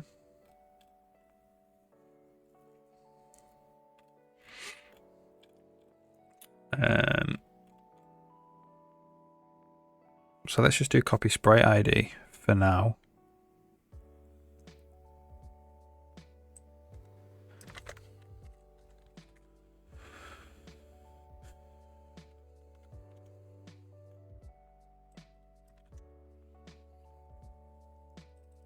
So this is the instance ID.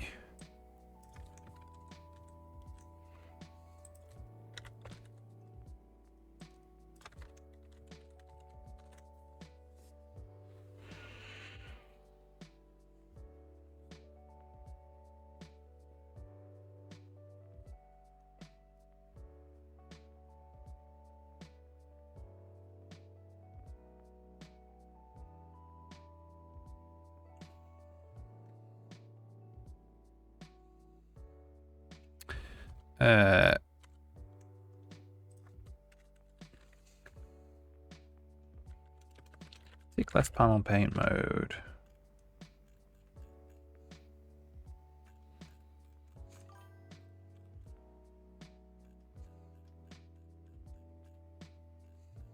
Here we go.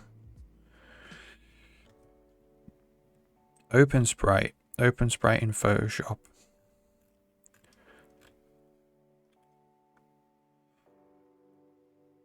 We have the biases as well. Oh, we can actually test this then with the biases. We can get shadows to work with it.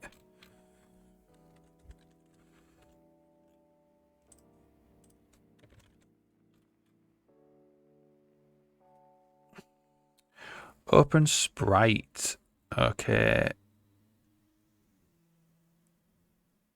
Get brush sprite sheet. So let's if0 all these out and see if there's a better way to do this. These are all the things that I actually want to do. Sprite get location. This is instance position plus position.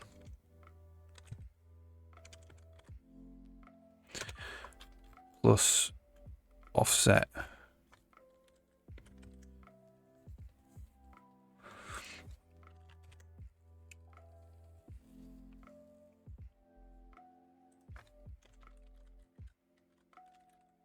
Z bias.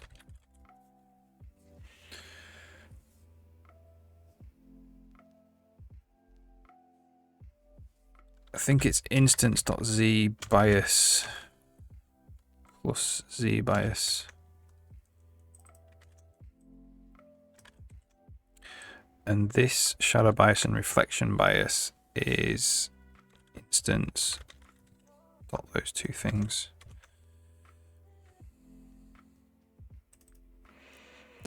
Which z bias? Z bias or z?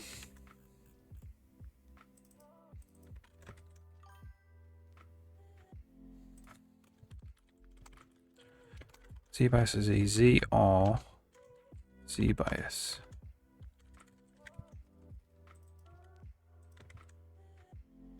Well, I say if z bias or z dot is z bias, we'll do it.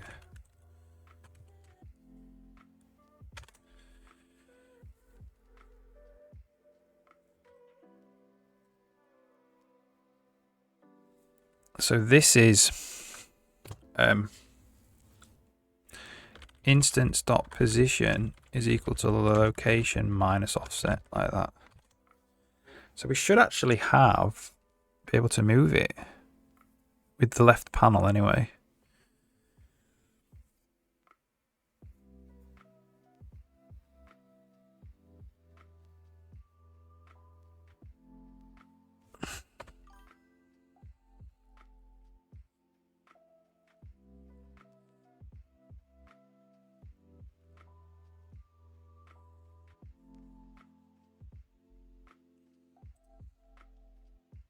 So there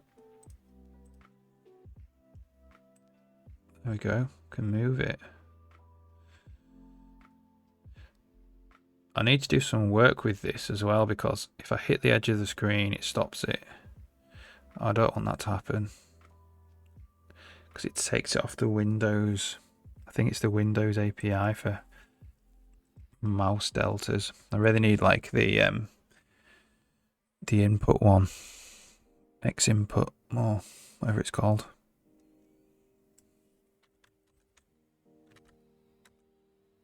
Okay, cool.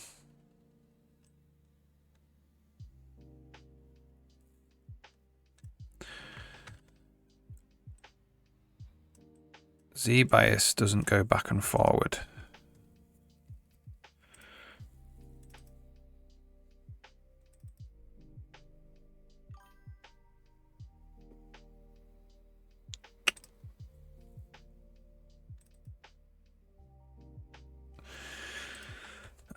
We say instance.z bias equals z bias minus z bias or z.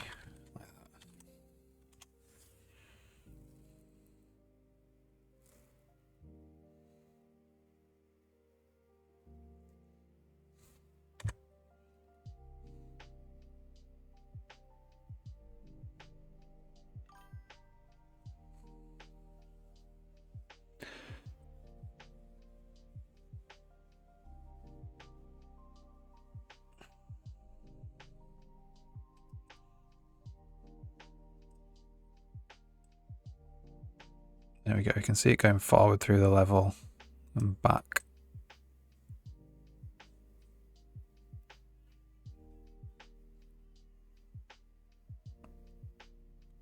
Awesome.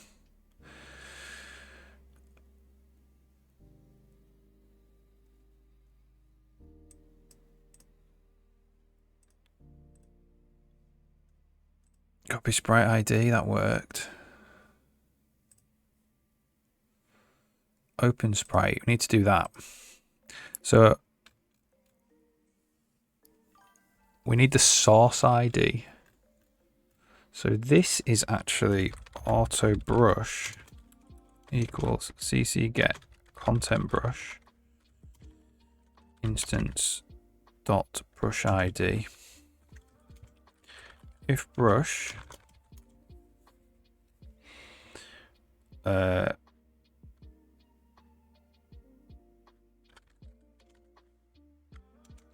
have source file. That's what we want, I think. So it'd be get editor window dot open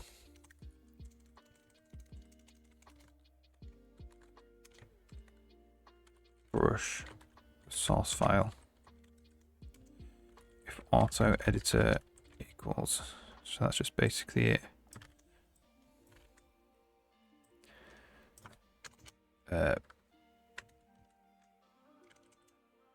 Instance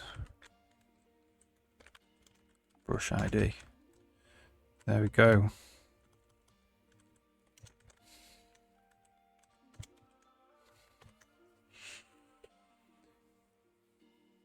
Lazy Ben Games. Something for me to answer. Awesome. How did you make the explosion? It's an animated sprite. It's a video file. They got rendered to frames. And then I have in Photoshop just one layer for each frame. That's all I'm doing for that.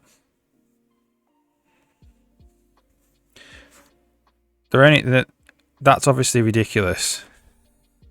But they can be like, you can put them into the material system and use them in really nice subtle ways. That's just like the raw image.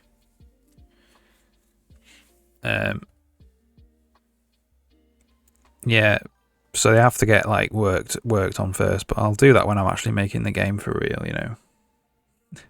Yeah, I mean it is from a video, so it's just a video of an explosion. But yeah, it's all right. I wouldn't have it like that in the final game, or it would be worked on quite a lot, I think. But it's like just stock VFX footage that I bought a long time ago.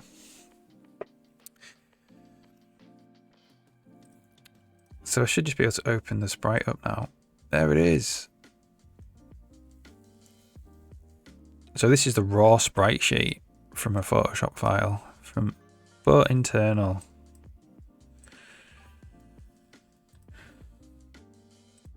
Okay, now I need to do open in Photoshop.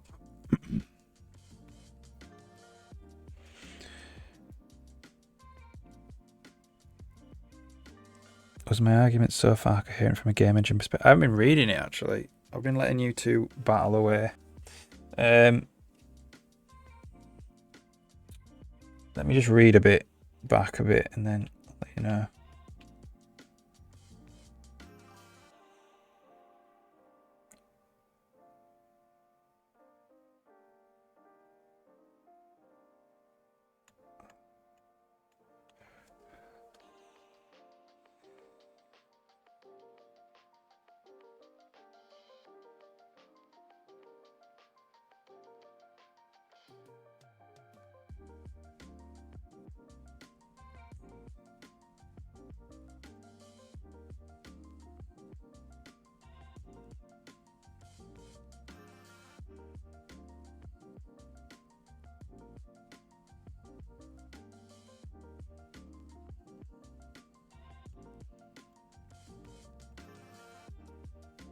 Rendering pipelines, especially in Unreal Engine, are incredibly complicated. the rendering pipeline there.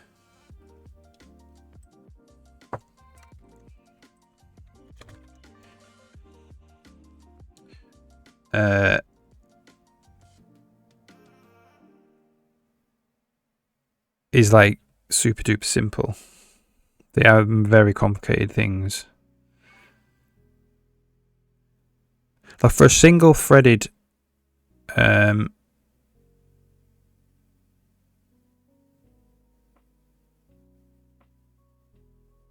yeah, for a single it's almost everything is stacked really. But you can follow, so you can be like, call the renderer, and then this like batches it to something, sends it to DirectX Vulkan into the GPU driver to the GPU.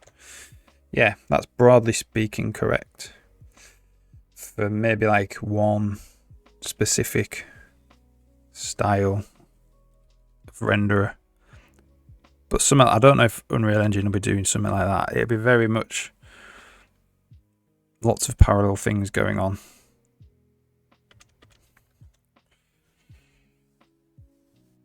Yeah.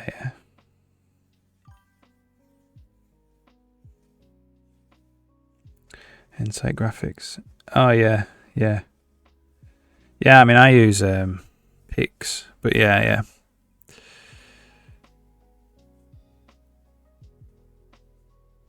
And different frames are being worked on by different parts of the renderer simultaneously, like whole different frames. Do you know what I mean? You know, like by the time you've like done something on the gameplay code, it might be 3 or 4 frames before that's actually visible on screen. In some cases, you know, a lot of stuff's happened.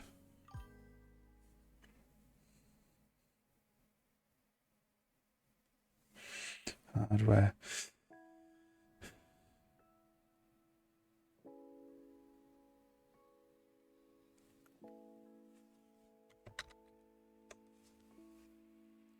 I think if you were to say like DirectX 12, these things are broadly occupy the same space.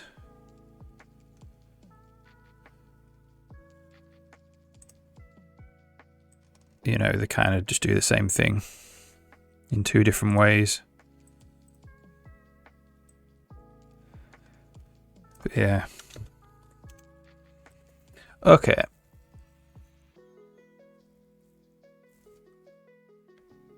So this is almost the same actually.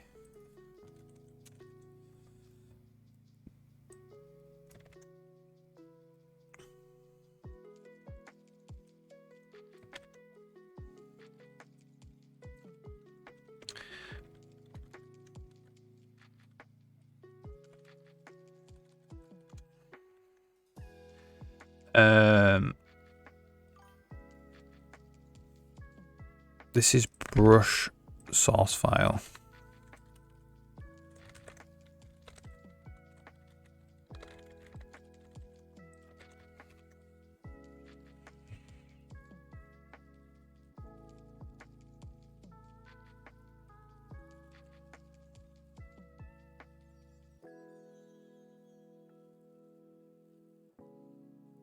Yeah, and Vossi, you work on Unreal all the time, like day to day, don't you? In your job.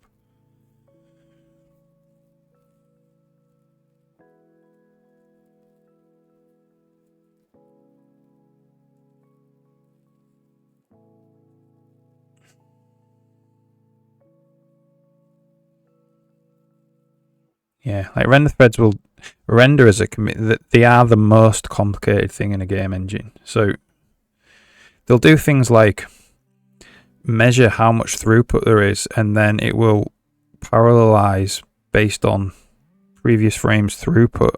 If it needs to spin up more threads, it will do that. It will try and balance all of the command lists out properly to achieve the maximum performance. Like, they're insane, really.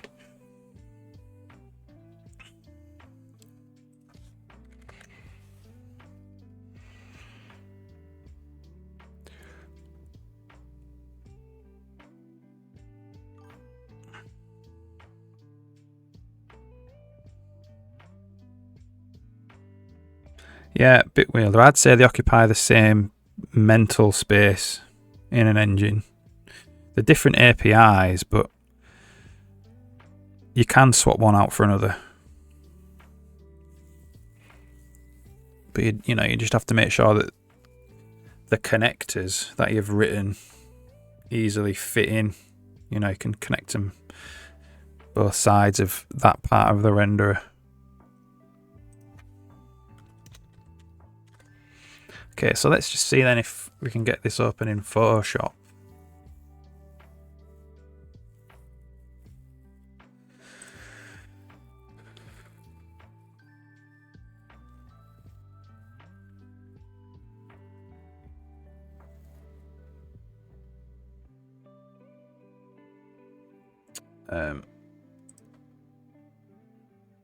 So we'll try and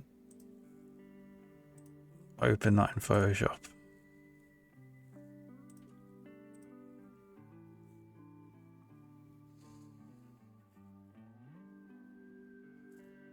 Oh, it's trying to open a sprite sheet file. Okay, we need the actual PSD file. Try that again. It's not the source file. The brush source file has. We need to actually read in the PSD file, which is in the sprite sheet itself. So we need to actually so we need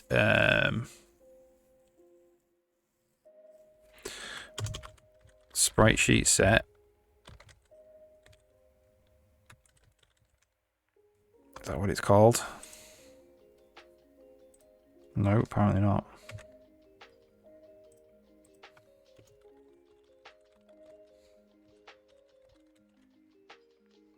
With a small s. So we need to do if read type from text file brush source file sprite sheet set, like that. So that'll read the sprite sheet out.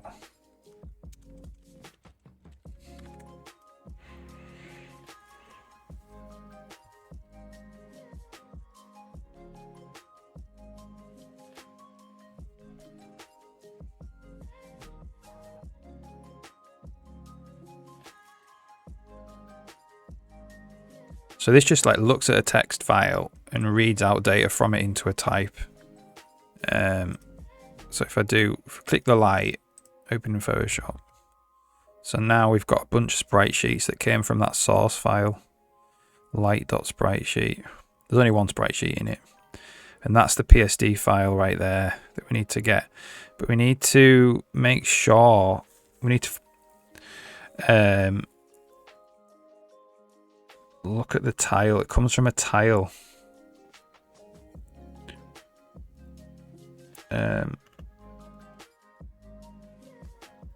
So the brush has in it an ID. And the tile has an ID as well. So I think it's the same. So we need to go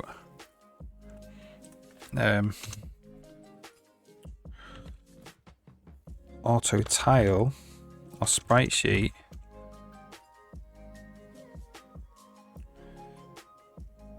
equals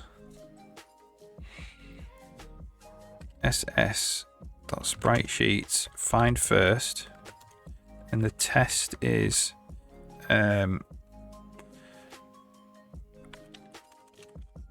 arg.tiles contains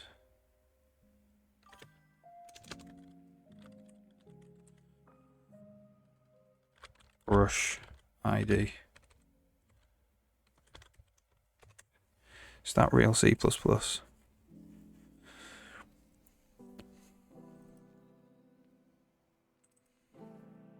Got another SS sheet. We'll call it sheet.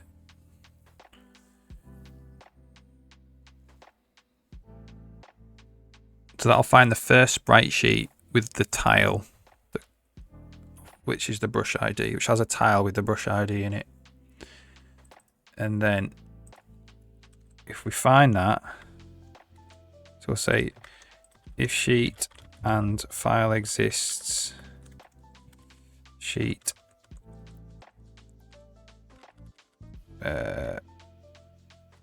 tile image source dot tile image source. No. Path. Then we open it like that.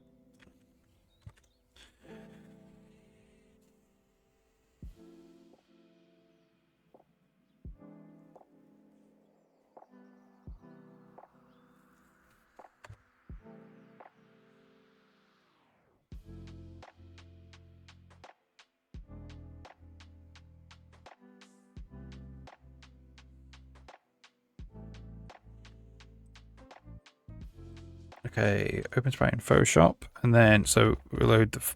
We get the sheet out, and there it is. And the sheet path is that. So this should actually do it.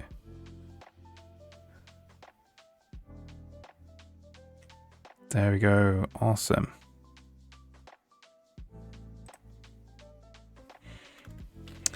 And that's it, I think. That's it for normal ones, normal sprite content data.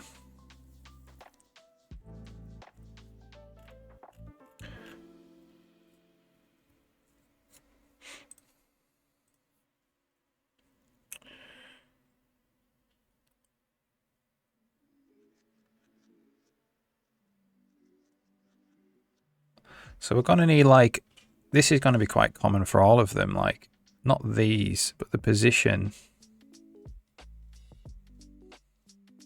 The position, shadow bias, reflection bias. That's just a normal. So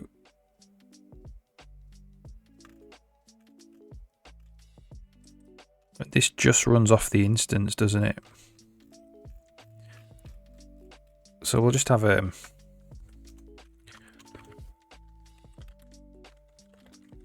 draw common brush instance properties.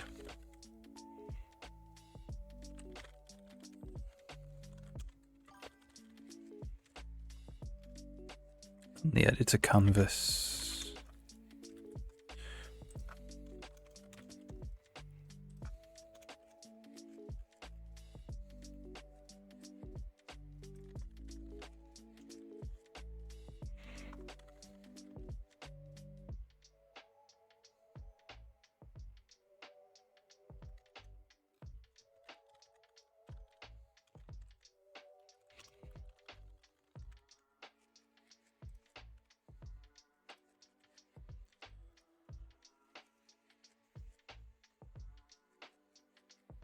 Oh, we need those.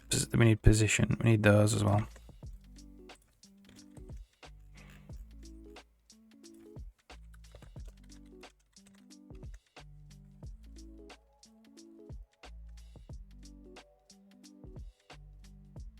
Awesome. So that's the case for normal sprite content data. So now we'll do what's the next one? Cloth. We'll do cloth.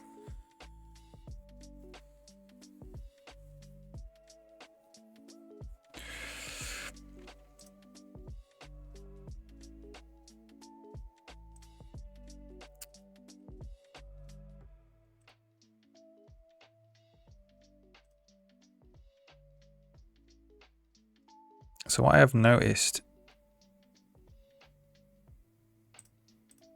so if I have this selected and we go off it, we can't select the cloth for quite some time. There's quite a bit of space there.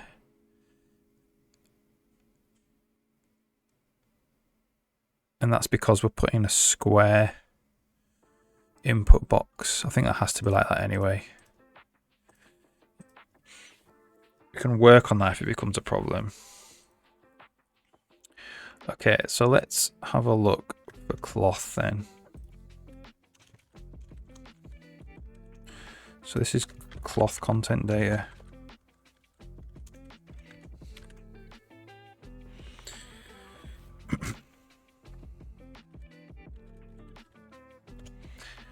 So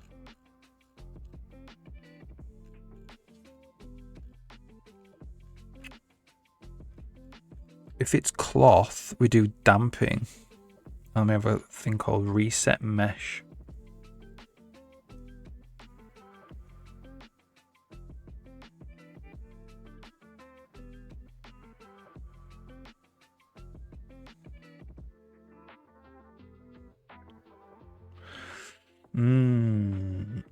Okay.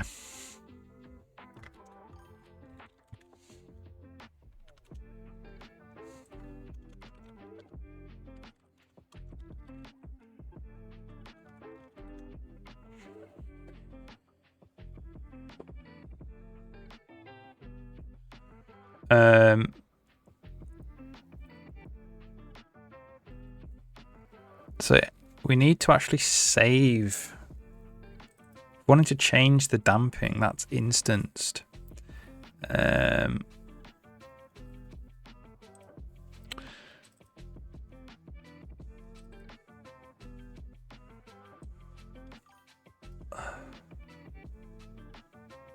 Which means it's got to go here in the cloth content data.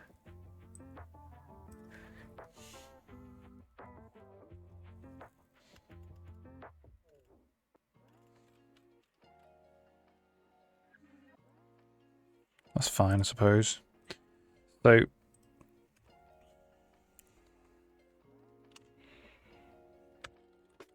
damping. I assume it's a float. Yeah.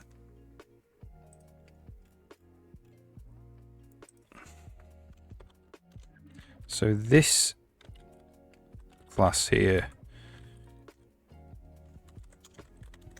is what handles the serialization into these files. So if we do that, we'll get a little damping below there. We have this thing called cloth mesh, and that has damping in it. Well, that's not serialized. We can't serialize that. Because that mean we won't ever be able to change the definition of a cloth mesh, which I don't want. All cloth's going to have damping though. What that means is when we so that means data.mesh.damping has got to equal to data.damping.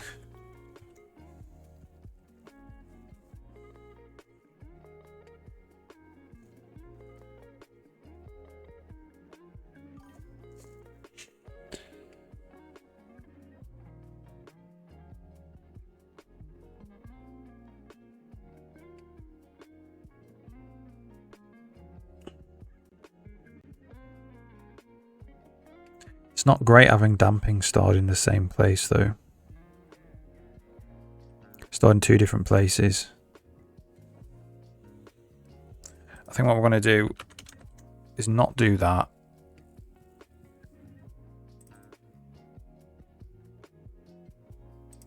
And we're going to go. So this is data.mesh.damping. Is we're going to go damping is data.mesh.damping. Copy the mesh and then put damping back like that.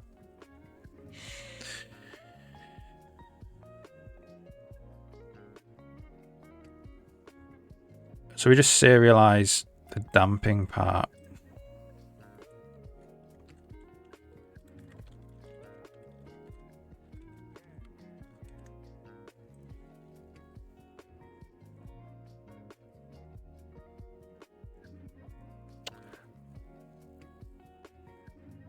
Okay, so what that means now is we can go auto cloth is equal to instance get data cloth content data.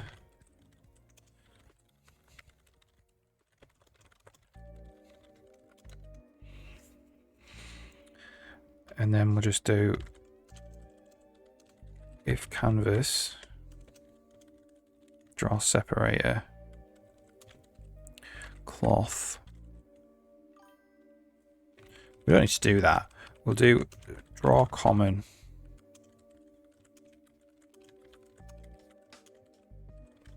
And then we'll just do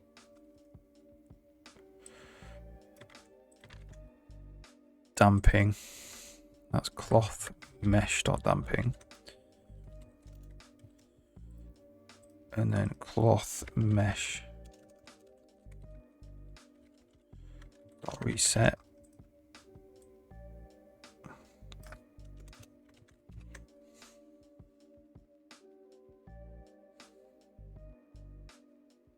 Like that. And then we will do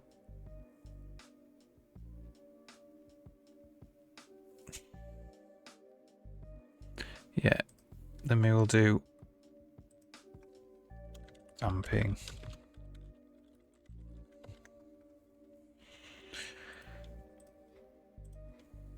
All right, cool. Oh, I'm gonna have to make a coffee soon. Just start with this formatting as well. What's going on there?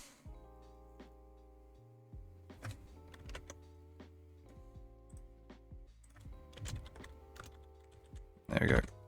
For some reason, if I do if zeros, it screws up the formatting.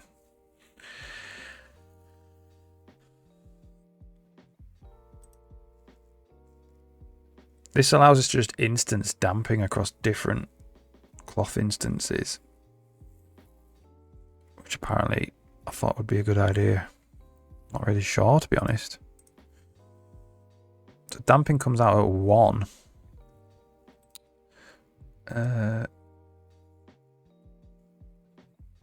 Is that correct?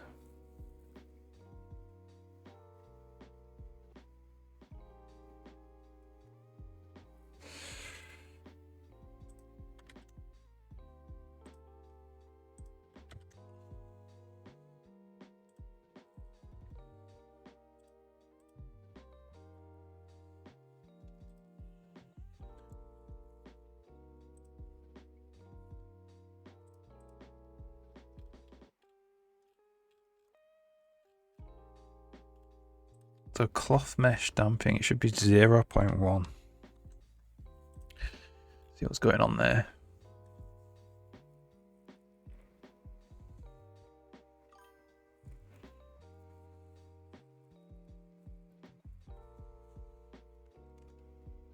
Zero point 1.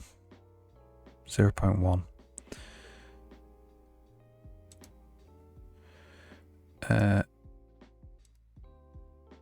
When value changes.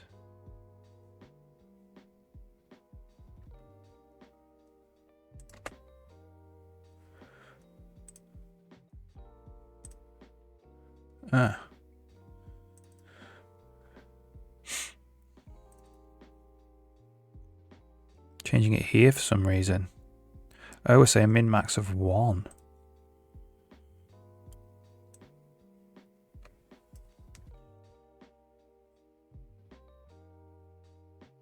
That means the minimum value it can be is 1.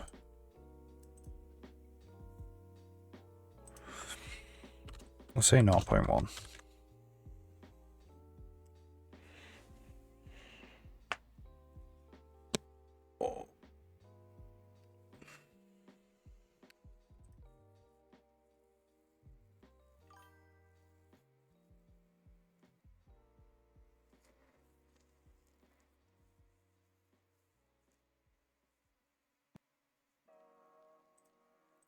So let's just try and mess with this damping. So put it right up. Yeah, that's definitely working.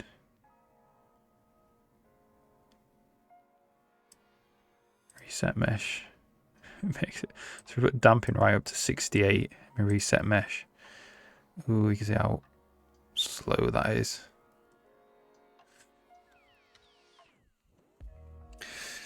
Right, that is. So I think with common as well, it would be nice to say what type of data it is. Here in top of content, should have a little label which is like it's this type of data.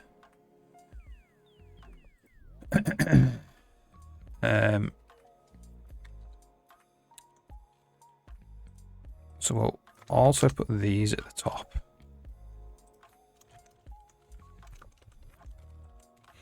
And this is going to be like raw canvas, raw label, reflect type. I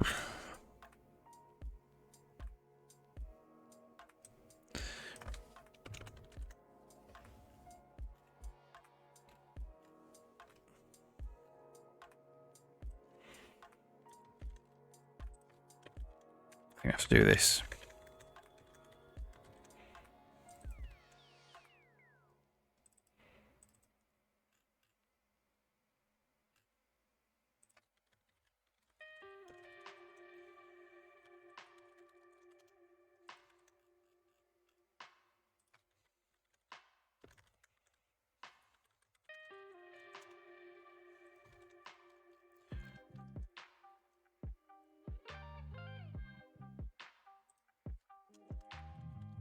Label, reflect type, content brush data, get type name.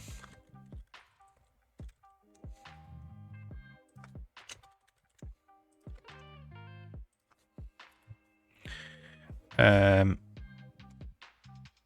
then color and font size. We'll just leave it like that for now.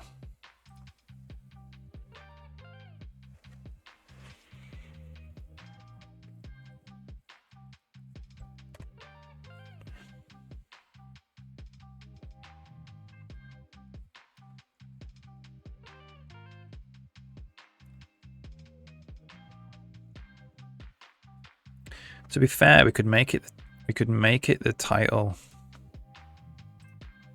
Could make it there. We'll do that instead. Which means I don't need to do this anymore.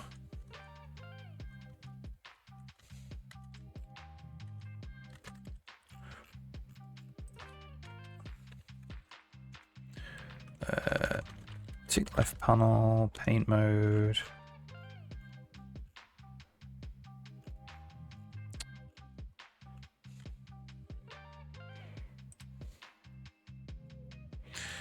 Right.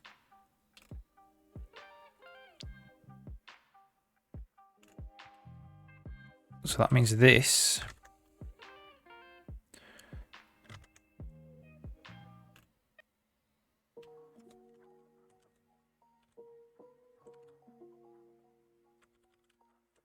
comes out.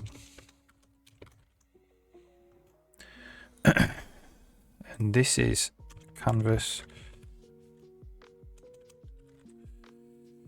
Follow a girl, mate. No Life NPC, thanks for the follow. Awesome. Oh, I got another raid. Welcome, everybody. Don Ho, thank you very much. Thanks for the follow as well. Just working on a little bit of editor coding at the moment. See if I can get it to compile. So I'm basically replacing the selection system where you select things and it displays properties, and replacing that system with something that's a little bit more expandable. So this is like a little bit of a test level, and you can select all the different types of entities, and then I'm just working on these left panels here. So in particular now I want to get a little label here, like this selection label, which says what type of sprite you've selected. So this is like cloth, this would be like animated rig, this is just called normal, and then this is a normal one as well, but it has like light properties on it, and this is like the framed animation one. and then you can select individual grass blades. So you might want, like, imagine there's a chest hidden in here and you kind of wanted to make one little section of the chest peek out. You'd move individual grass blades to make that happen.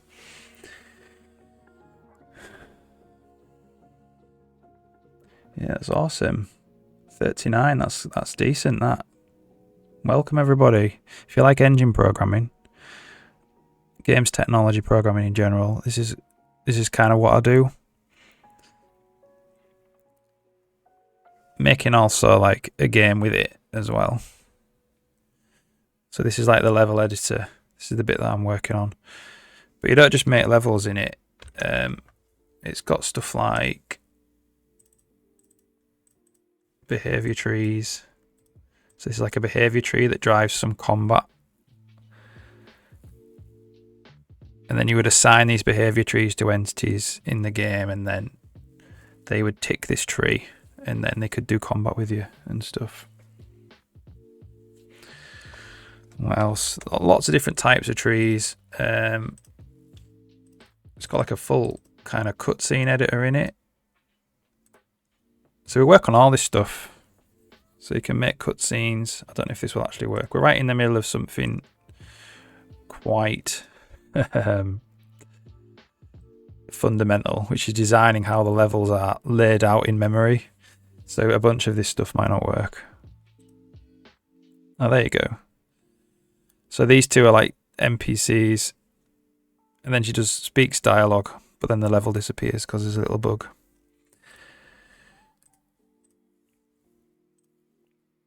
But yeah, it's cool. And what else have I got?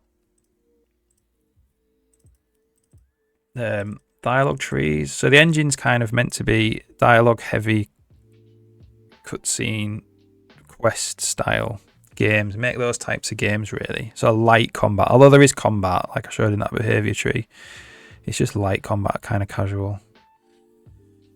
And part of that is multiple dialogue options. So this is the test for that. So Jenny's an NPC in the game, and you can just give her different dialogue trees depending on different game state conditions.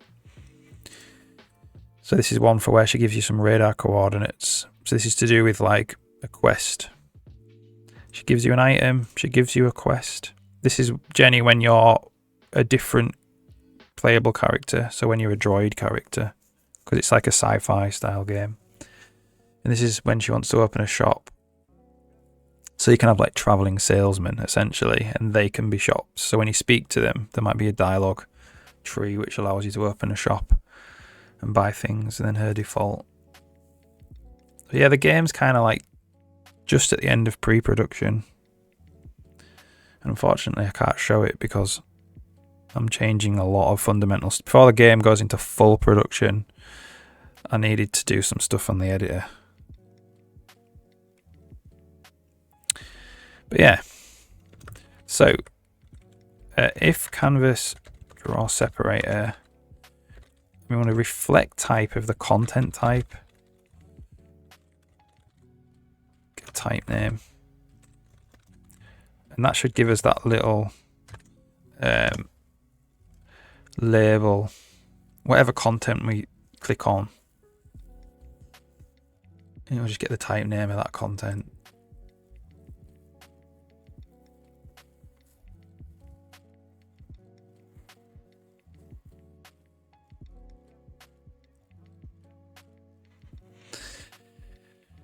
So now, if I click on it there, it says normal sprite content data. And then this, it says cloth content data. The only downside is that says content. Oh, that's not actually been implemented, that rig one yet. Is it closes it sometimes. So I think you can have an initial state. I'm going to have it open.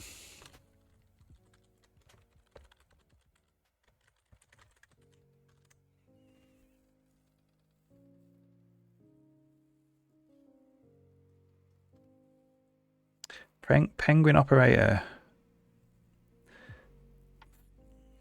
If you're still here, thanks for the raid. That's awesome.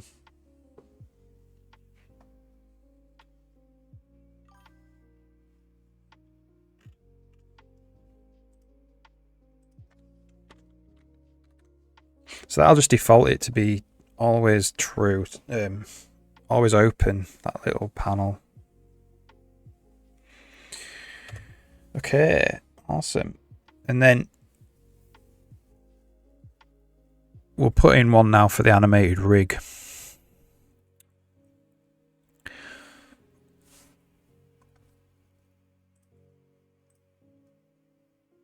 So right now it just says content and there's nothing in it because I haven't written it yet.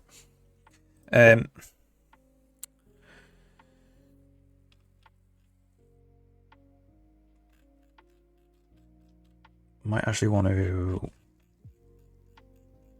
see, it's replacing all of this. There's like hundreds of lines of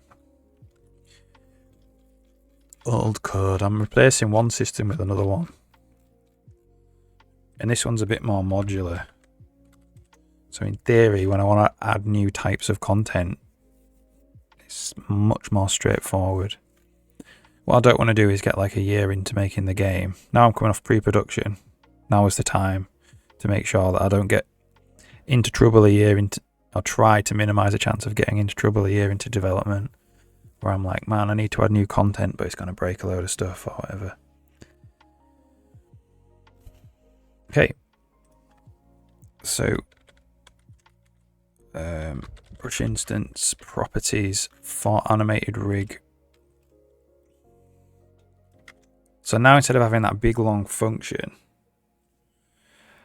I just make brush instance properties, draw classes for the different types of data. And then what I can do at the end is implement this base one with an error, which means that when I add new types of content data, I get a compile error saying you need to implement this for this to work, that's the kind of goal.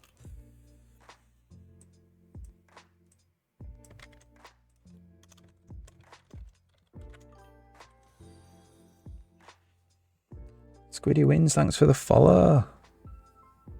Hey, it's been a good day today so far. Much appreciated. If you've got any questions, please ask. Got the Bit Wielder and Woot Dragon arguing in chat about something. But if you can get by them, ask me a question. Is the game engine editor going to be available publicly? It's possible, you know, like, I don't know, I might make it like a subscriber award. I'll have to figure out how to do that. What I don't want is to get into the situation where I have to maintain it for other people. So I might make it just like you can download the code, change it, mess about with it. But, you know, I'm not going to respond to pull requests or bug reports.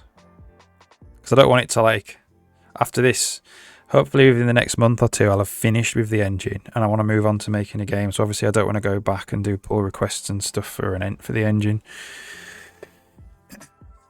Hey.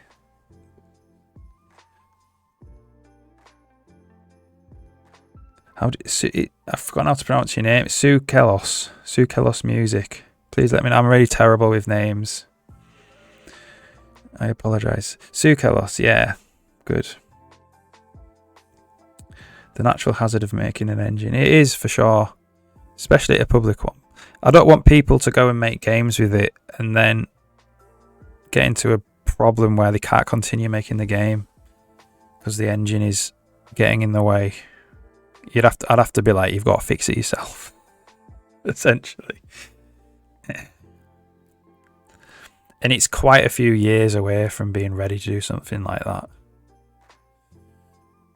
You know, if I get to the end of this game, which might be in like 3 years' time, and the engine is quite mature and it's proven itself, it's made a game, then maybe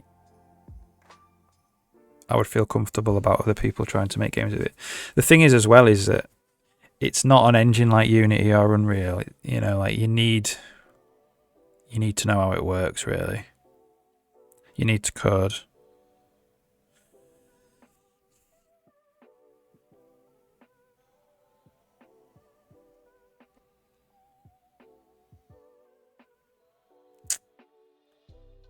Yeah. So this is animated rig content data.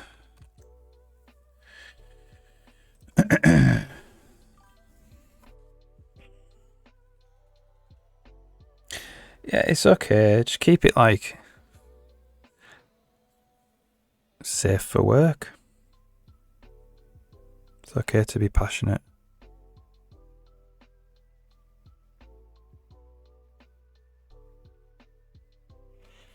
Keep it friendly. We're all here to enjoy coding at the end of the day, not to argue with each other.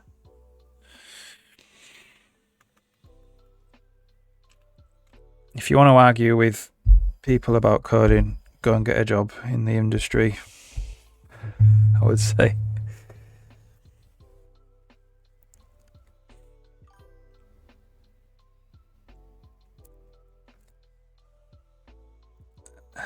Making your audio engine.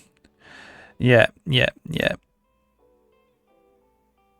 So you plan on releasing your audio engine? Is that the idea? Just out to the public? I'd definitely take a look at it. That'd be awesome.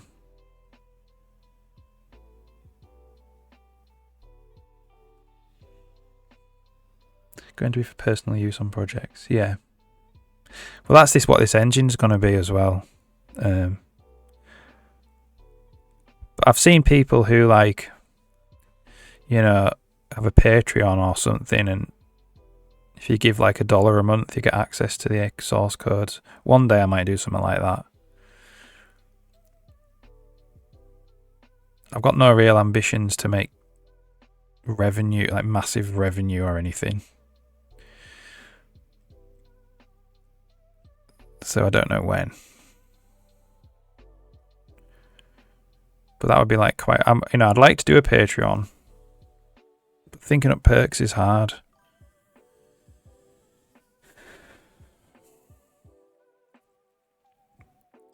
Work with a game though. Oh yeah, okay. So you can bolt it onto existing engines and stuff. Yeah. That's a great idea.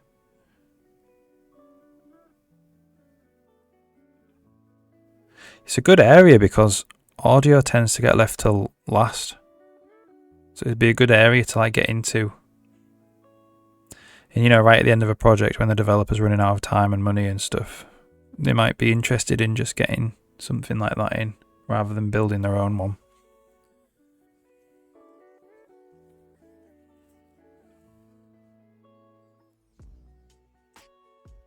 Right. So what was the old one doing? So I believe for animated rigs, you could do stuff like play the different animations. Oh, we've got to do all the lighting as well. Yeah, okay, we'll get back to that.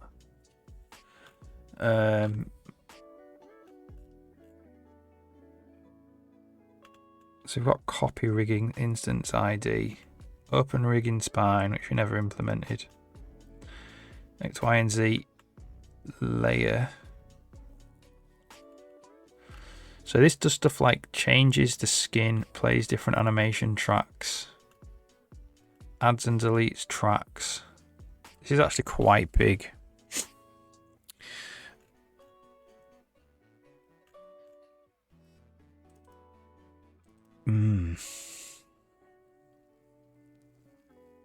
See you later, Bitwielder. Enjoy No Man's Sky.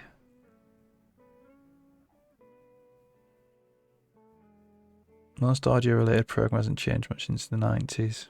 Yeah.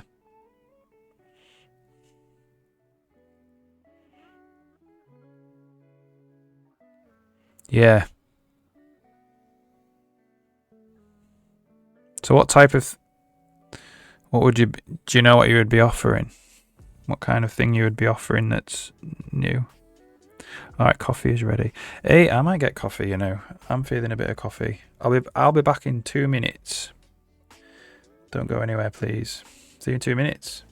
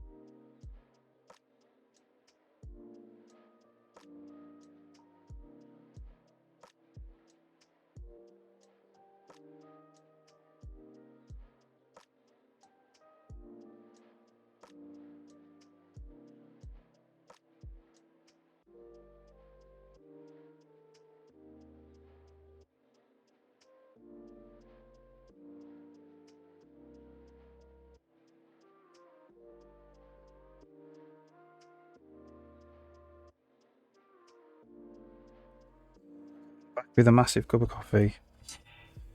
Like wobble into the kitchen because my thighs are burning. If you didn't catch it, I spent the whole of Saturday basically knelt down because I was fitting skirting board. And I've hurt myself. Right. Don't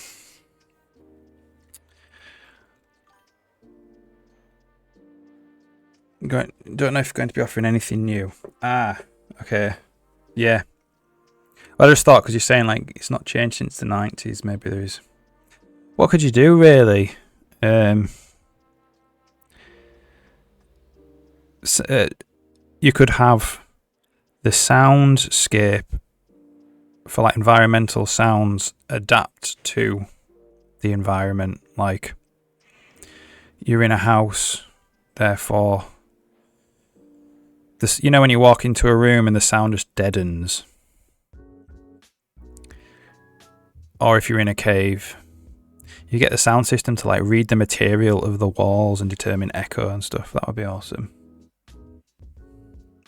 Yeah, okay, cool. Yeah, I was just interested with the comment, you know, like it hadn't changed since the 90s, and yeah, maybe you're right. What would be cool things you could do?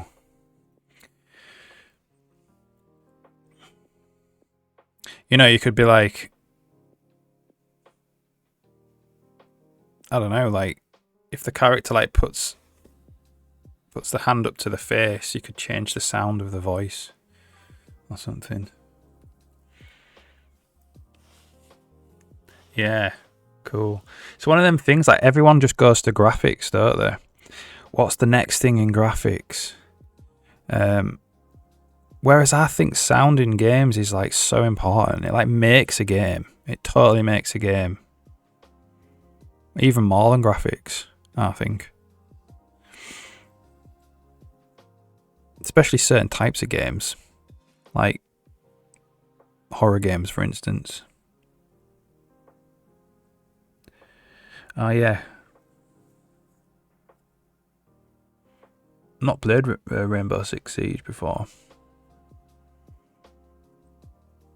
Yeah, cool. Yeah, my mix is really basic at the moment. I haven't done anything like reactive audio or anything. Might be kind of fun to give it a go. Right, so these animated rigs, we're doing things like adding animation tracks in. So the rig has got tracks in it. What's the rig? It's just the animated rig. So the rig has tracks. It's in the rig already.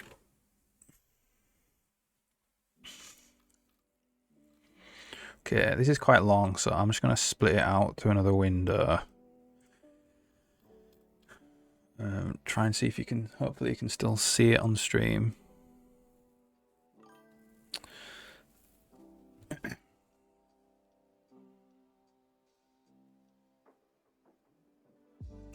Yeah, that's kind of what I'm doing with this engine, actually.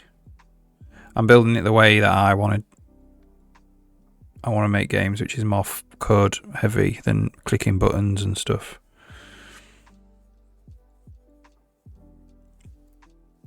That's the beauty of it. That's one of the beauties of writing your own stuff like this, your own tech, is you get it to be exactly how you want it to be. And if you don't like something, you just change it. And it's really fun. The main thing is it's really fun, of course. So, we want to go to line 1819. And then we'll go to the top. So this is where we want to start drawing stuff. So we want to get the content data. So rig data, instance, get data, animated rig content data. That it in it has the rig brush ID and the rig ID. So it actually has an exclusive rig.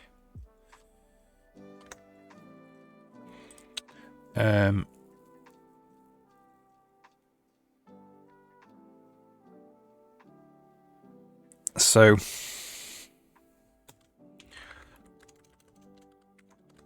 if not rig, data, return, and then auto rig equals cc get animated rig, rig data, rig ID. If not rig, return. So this is the thing that's going to have the tracks in and stuff. I think what we're actually trying to do here is say which animation tracks we want to play when it actually open the level in the game.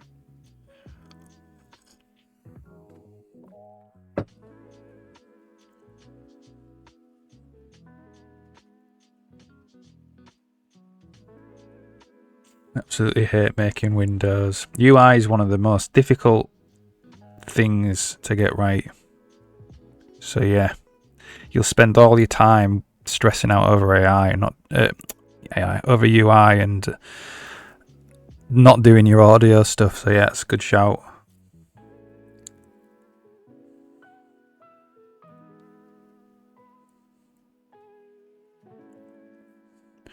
Simple client server program was far easier. Trying to make an empty window pop up. So you're doing. I remember you saying you're not doing any libraries either, are you? So yeah, you got to do everything via the operating system, which yeah, obviously makes it more work. Sure. No libraries, yeah. Just me and WAS API, yeah. Yeah, so a Windows window, because it's one thing making the window and it's another thing drawing into it. Yeah. Because of course, like as soon as you decide to go the UI route, you need a renderer as well. So yeah, it's like that like quadruples your workflow, your work amount right there. But yeah.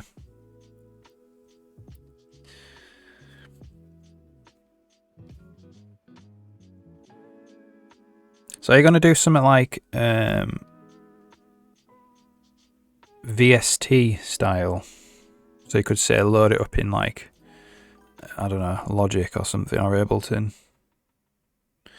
What have I got going on today? So right now, I'm reworking the level editor. I've been doing that for about a week, and I'm just doing the property panels.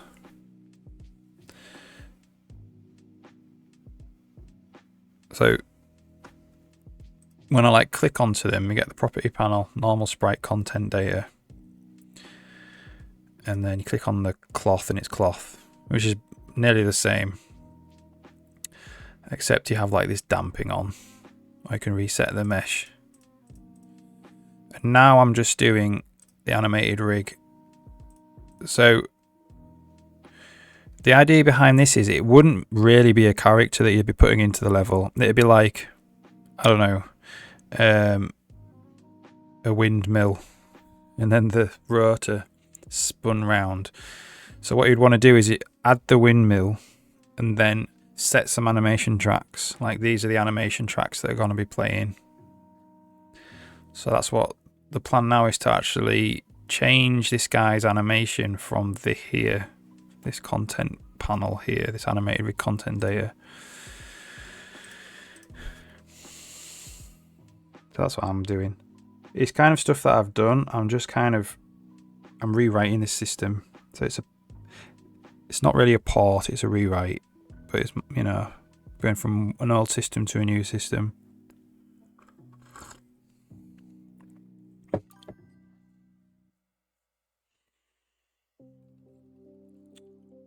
Making your own game intro sound in is it FL Studio? Yeah.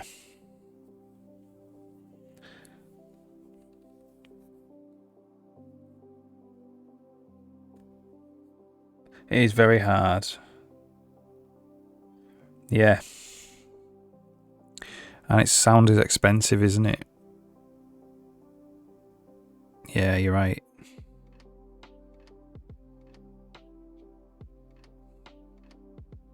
Yeah, that's one of the reasons actually why I chose sci-fi for the game, because then you can do pads and stuff that all come in. Them VSTs kind of come in with FL Studio and stuff. Whereas if you wanted to go fantasy, it's like an orchestra, which I have done before. I have written orchestral music for games for a previous game. But then you've got to like hire the VST for all of the orchestra, which can be expensive. There will still be some orchestral stuff in this game, I'm sure.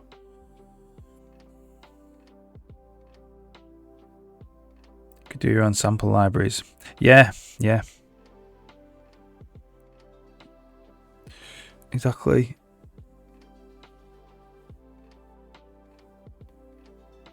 Yeah, if you want to go something royalty free, you don't know if it's been used before. You also don't really know if it's royalty free.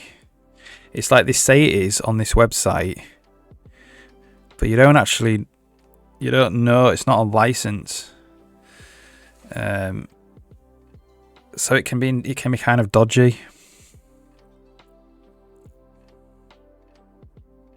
You might think it's royalty free, release your game or your software, and then the lawyers start coming after you because actually it's not.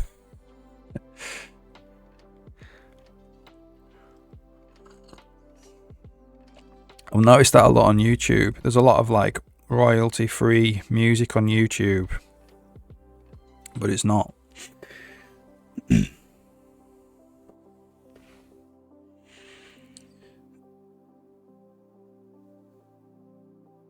Yeah. Music, sound effects, and all that is an art form, for sure. It really is. Buy once, cry once. Yeah. So when I did it, you could pay monthly for one of them. Can't remember who it was. So I'd just get it for a month, write some tunes, and then you could keep the stuff you wrote. But what happens, of course, then you'd render it out to a WAV file or whatever, and then the VST would go away. But so you wouldn't be able to change it after that. But you would hopefully have completed the song and have the WAV file, and you get to keep that as your own work. That's probably how I'll do it this time as well. East West. It might have been East West. That rings a bell.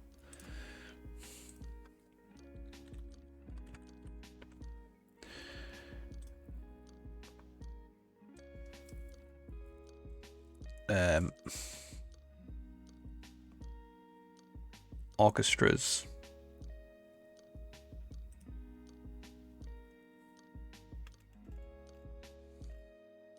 I can't actually remember what VST. It's probably not. It doesn't exist anymore.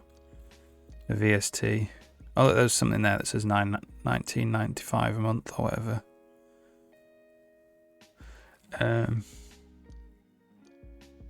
Yeah, look at that. $19.99. That's pretty good value, I think. As long as you can use it commercially.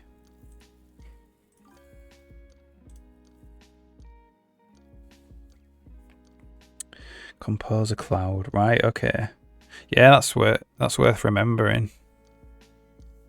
It's gonna be maybe 2 years before I start actually thinking about sound for this game, but it will be worth remembering. Like I do have sounds, but they'll all be like stand-in sounds.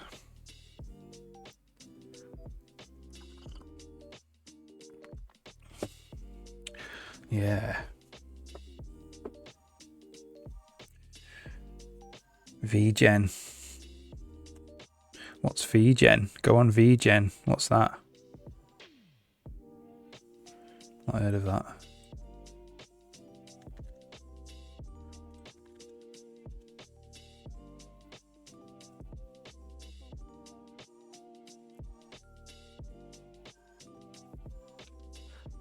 For the love of human creativity.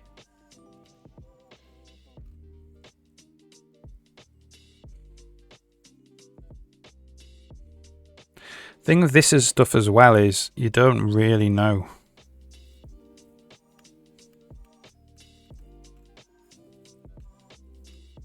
There could easily be frauds on here. Well, I don't say easily. I don't know what their vetting process is.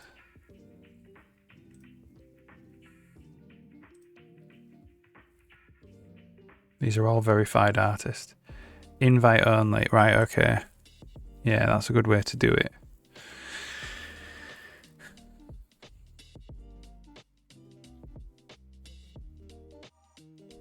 Must be paying artists to make the sound still the best way.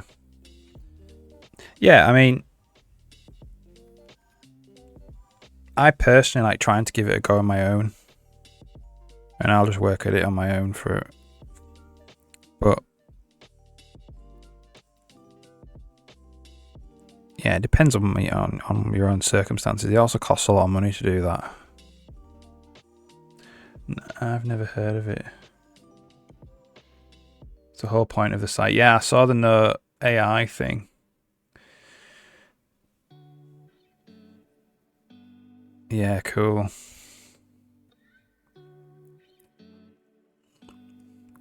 I'm going to draw all this game myself. I'm going to try and do all of it content-wise myself. But if it ever gets stuck, I'll probably just try and commission someone to do something. Like, I'm thinking, you know, like key art for at the website. I don't know, a website or something. Or key art for... I don't know. I don't know, really. I haven't decided yet.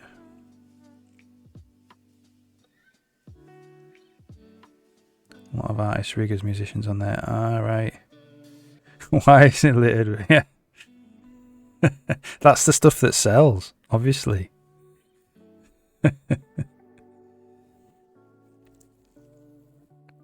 Right. We're drawing the rig path. For some reason. Style. We don't know what style is. Style is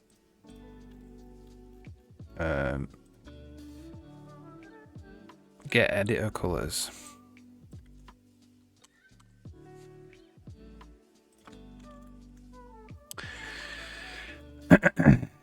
We're doing copy rig instance ID. And that is actually instance ID. Open rigging spine. That's a big to-do. How would we even do that? Because we don't actually have the spine file anywhere. It would be really handy to do that though.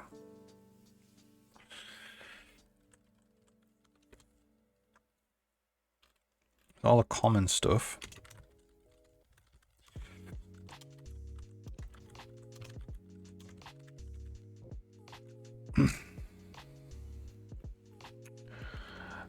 So this is animated rig. The rig get data dot value or null. So what does this return?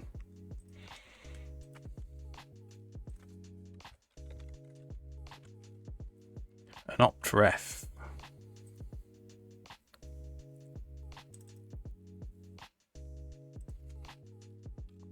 So we've already got rig data there, but it's a different type of data. I'm going to call this content.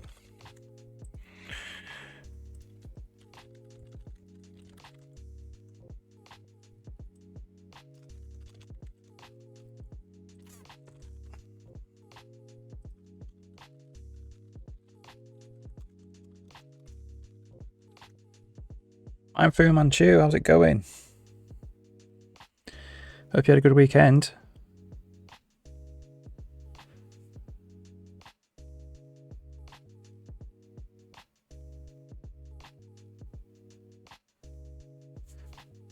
Root Dragon, that's the stuff that sells. That's probably why it's littered with it. I'll say for it. Oh yeah, cool.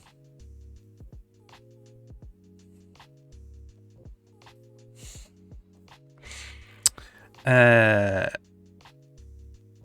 open rigging spine yet. So we do have the rig data now.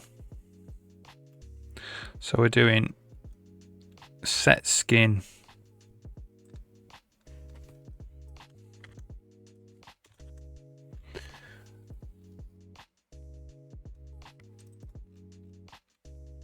I'm going to call this animated rig. Well, no, I'll call it rig.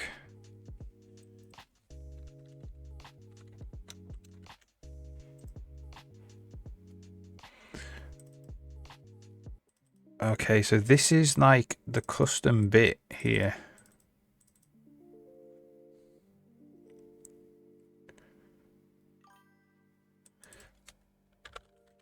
This is going to be confusing.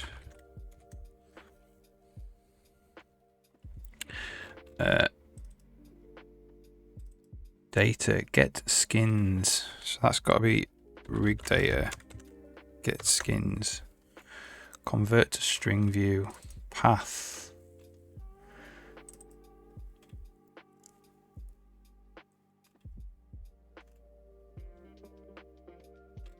I don't know about that. It's sore today. Oh wow, that sounds cool. I'm sore as well. Not as exciting as yours though. I was putting skirting board in all weekend into my daughter's bedroom, so I spent the whole weekend crouched down on the floor, and now my quads are killing.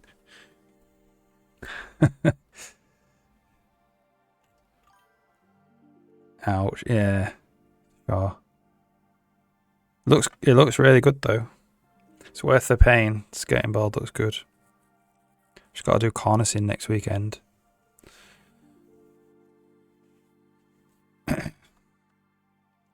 So this actually, we can actually swap the skins. Let's see if that works. So the skin is just the rendered bit of the animated rig. There we go, got skin default. Weapon Morningstar. Look at that. Weapon sword. Okay, cool. Now the thing is that won't save.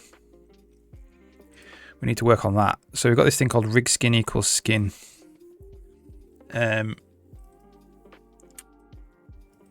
We need to actually save that. So this is what this content data stuff is for. So we're going to go w string rig.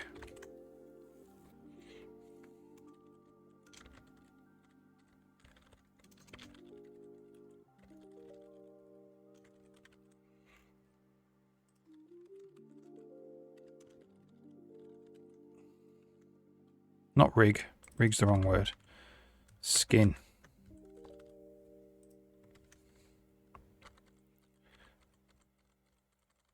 Okay. So now this can get stored in rig data. Now content. Skin is the skin.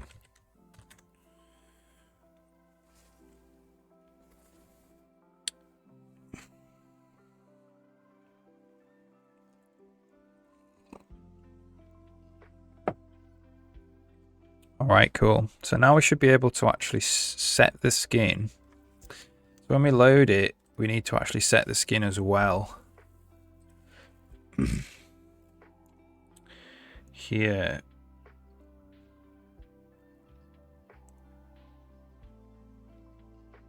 How does this work? Where do we place this rig in?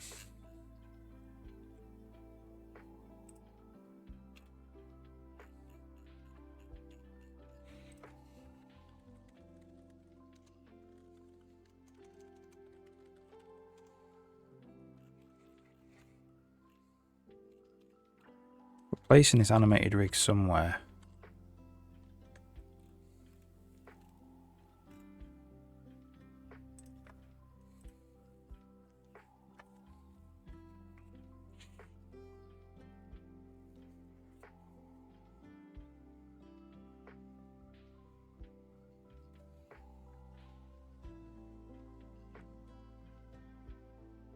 Got rig brush ID 2 times as well. That's a rig ID.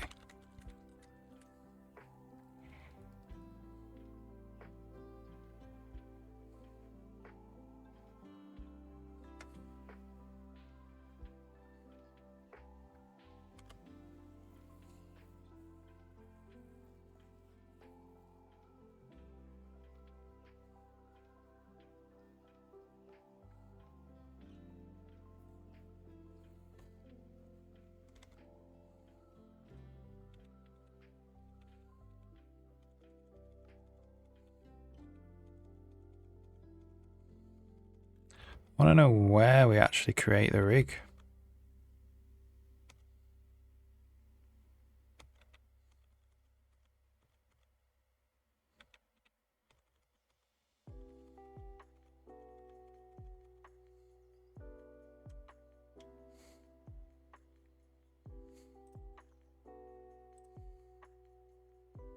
We obviously create a rig in the content cache somewhere.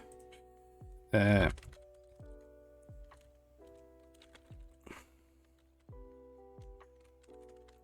second content cache. Place content.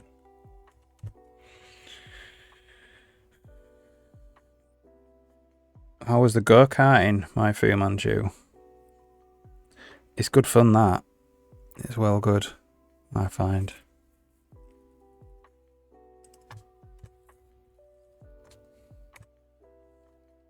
So how is that getting made?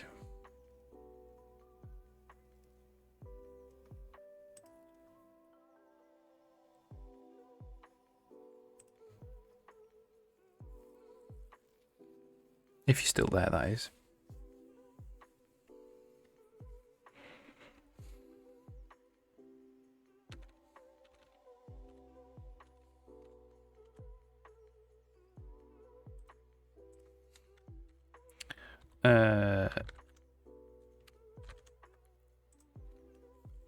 So we get the rig ID.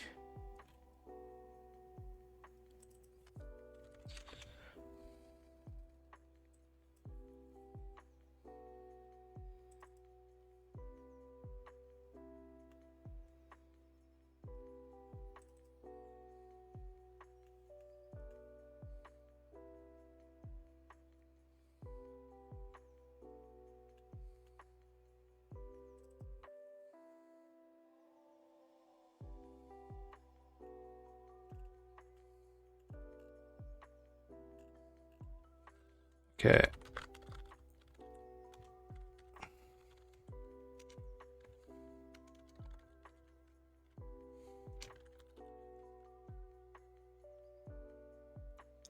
It's asset edit. Asset. What is it? Editor asset types. Oh, editor asset types. Construct one. Animated rig. See where these come from. Not what I call a regular. Did it a few times. Ah, yeah.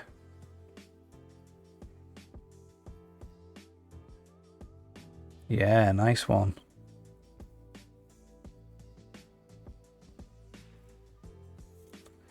That sounds a lot of fun. Okay, so this is calling construct one, which is this is where the animated rig is getting made.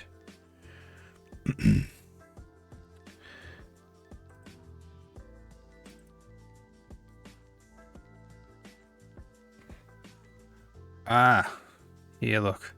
So it's it just says asset uses ID, rig ID. Right.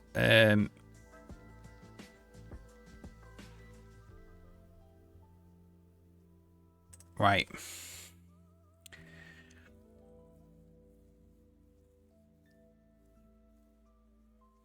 Well, let's just save a different skin.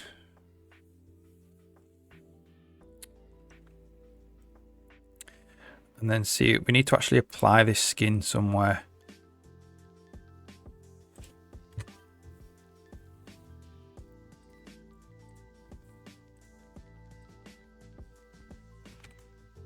Like that.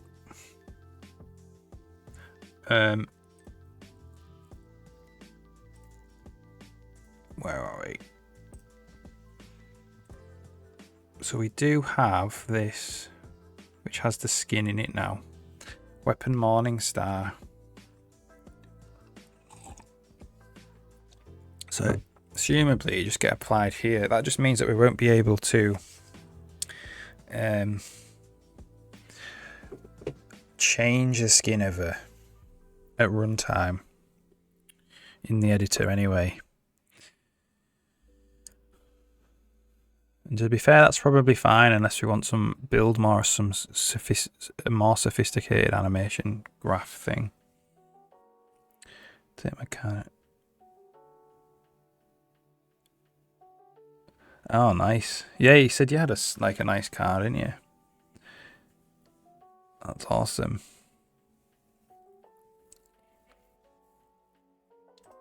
I have a terrible car. It's not terrible. I like it. 2011 Ford Fiesta. It is. But it gets me from A to B. That's fine.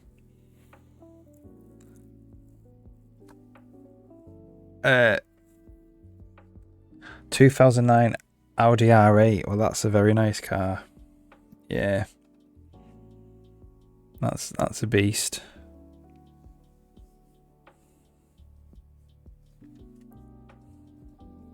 Lovely. The only 2 seats. Do you have a second? Do you have like a family car? Or does it have 2 tiny back seats? I can't remember.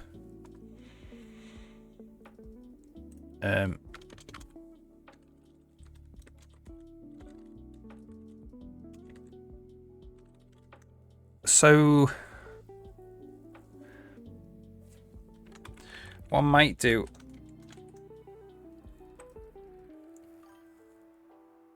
if we do cc get animated rig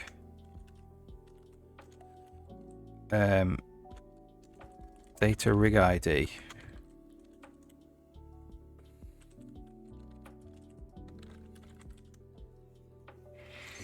Trying to think what would be faster. Would it be faster to just get?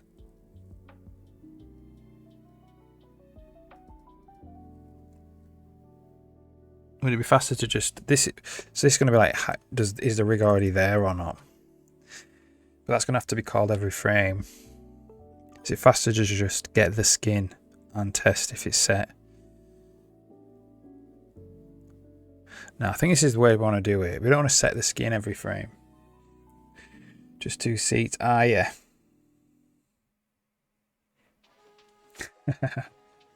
Nice. Good value. Yeah, exactly. It's what you want from a family car, isn't it? You want it to be comfortable and spacious.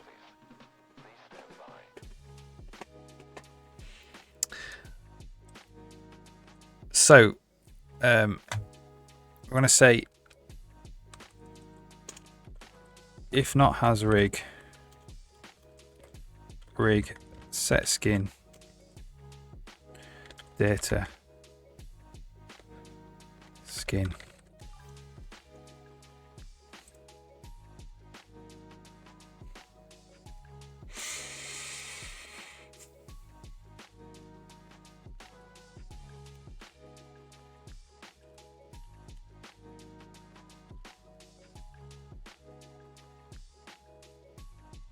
All right, have a good lunch. See you later.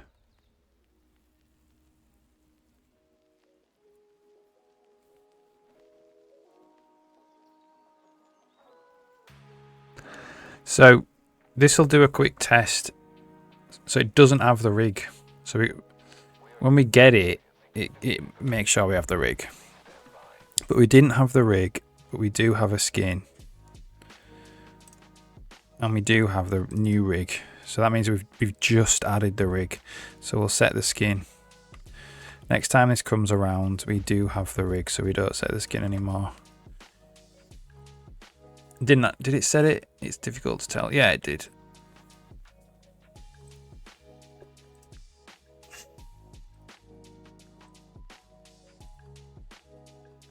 All right. Oh, yeah, that's something I wanted to actually check. This is kind of a new Windows 11 PC. I wanted to see what it's like scaling the window. Boring graphics stuff.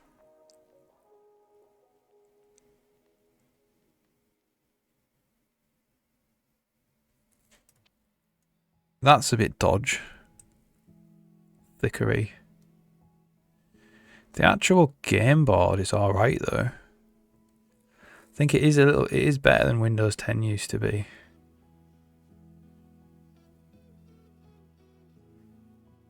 That's obviously my code that's causing that to be a little bit flickery.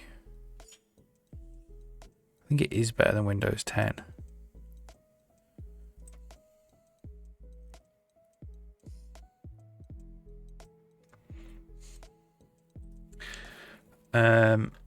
Anyway, so now we can set the rig. So we have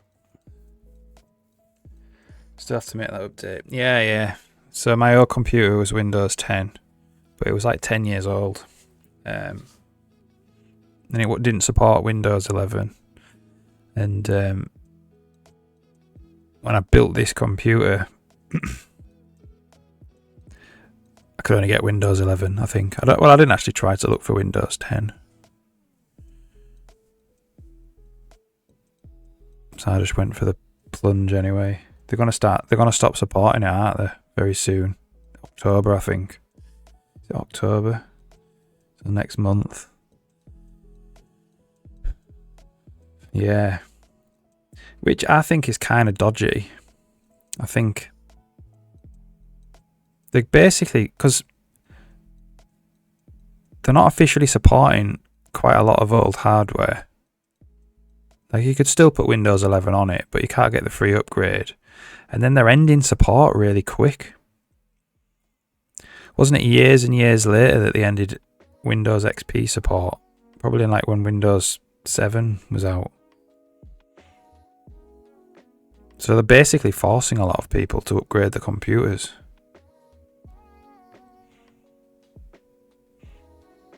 Or at least the CPUs, but you know, if you've got an old computer, it's not going to run modern CPU. You've got the disk, you can have whatever OS you want. Yeah, exactly. It's just from an official support point of view. You know.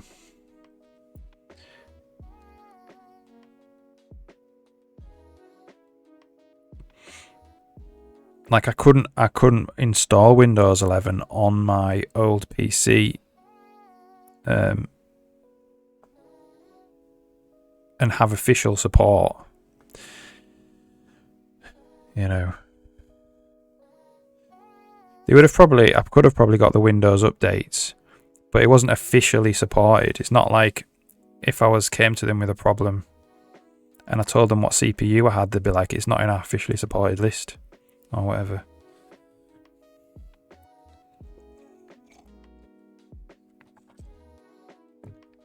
Yeah, there are for sure. There is a lot of Windows XP about, and some of it's like probably in critical software as well, critical computers running critical things.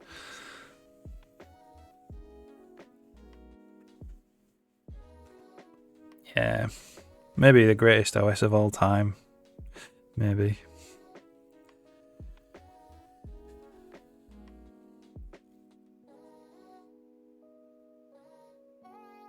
Yeah. I reckon there's still computers in this building that have Windows XP on them.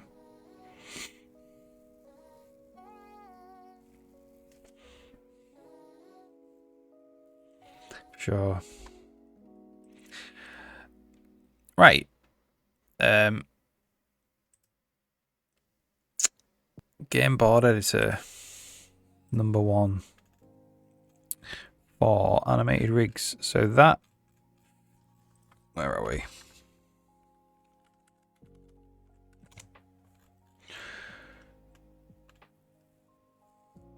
So that does the skin. Animation tracks.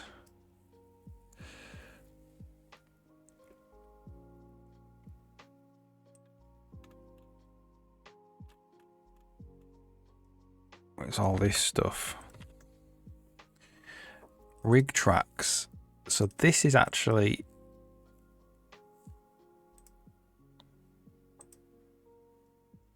what is a track to begin with? It's an animation track, which is a name, handle, index, looped. Okay. So wherever I see rig, it's actually content.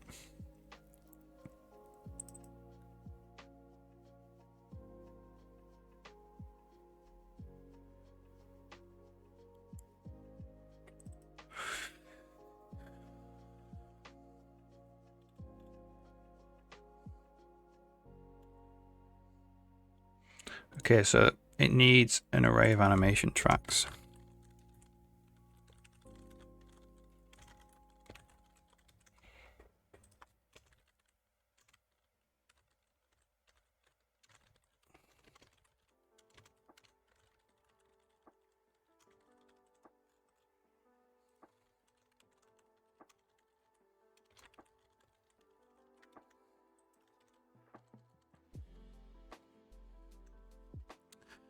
So when we say play tracks, stop tracks.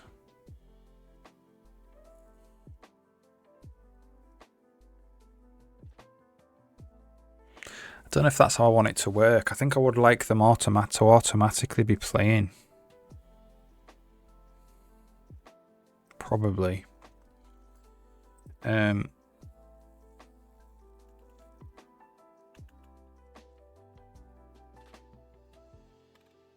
So let's just if zero all this out.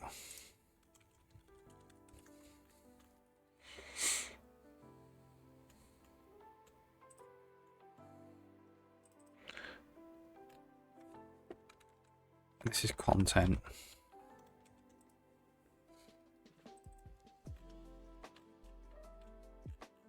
Where it says animated rig, it's just called rig now.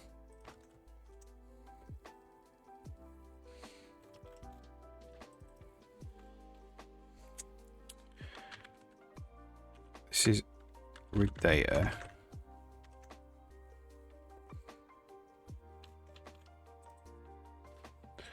This is content.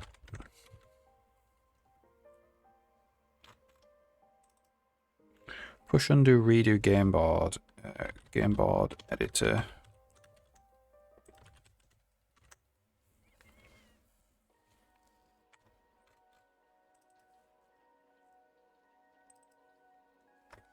That's rig. That's content.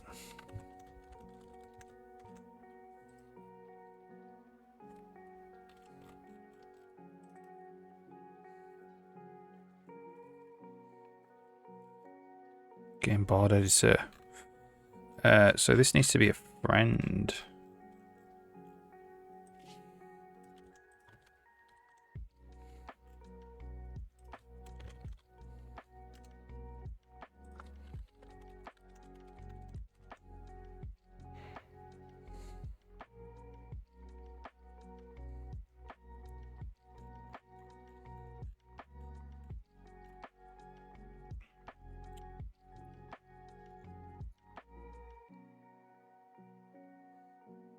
All right.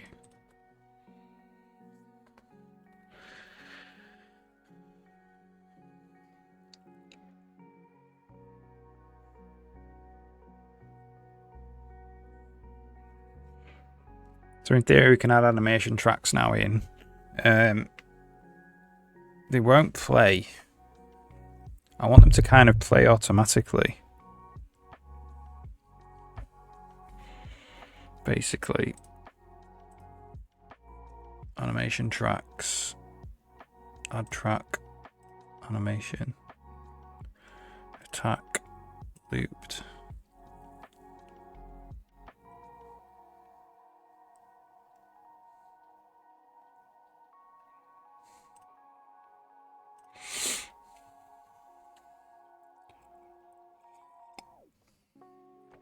How are we going to do this to make them play automatically?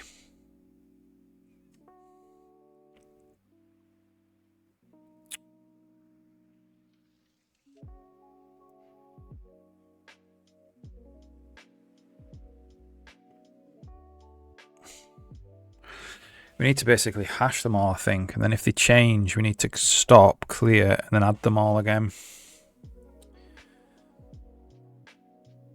So, an animation track.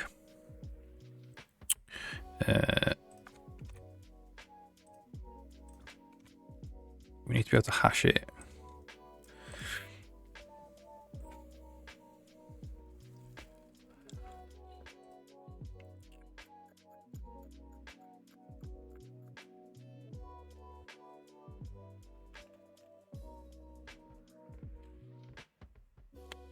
Name track index looped. That's what we need to hash. Okay, so we do have a hasher, which we'll just copy from. And it's the hash and animation track.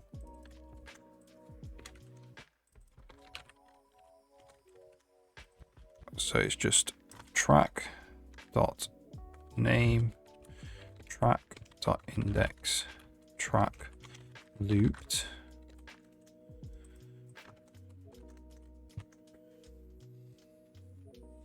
All right.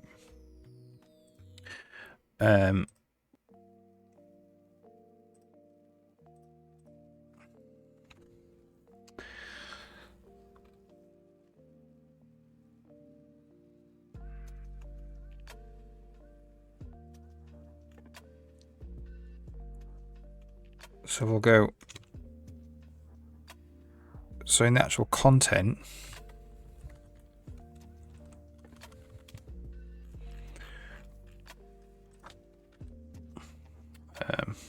for animated with content data, I'm gonna have not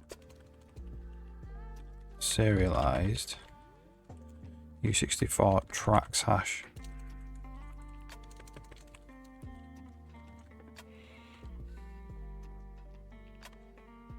So we're going to go auto hash equals content. Well, it'd be hash 64 content tracks. If hash is not equal to content track hash,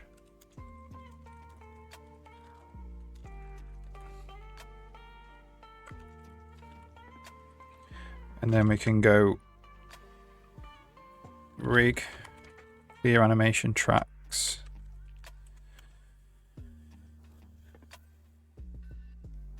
and then with each in content tracks rig set animation track arg.index arg.name arg.looped.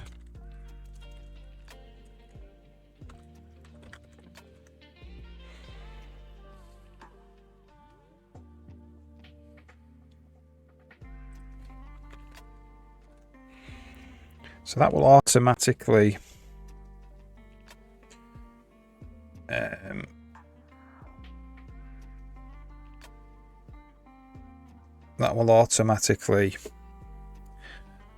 if we change anything to do with the tracks, we'll just clear the old tracks out and set all the new ones. But I don't think we want to do it there because we want to do it in at least 2 places. We want to do it when we actually load the content as well, draw the content. Maybe we just do it in the actual renderer.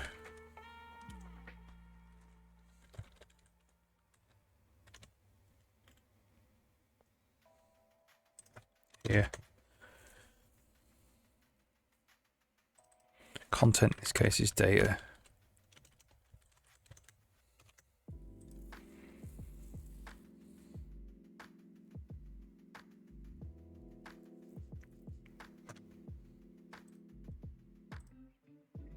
Right, let's see then.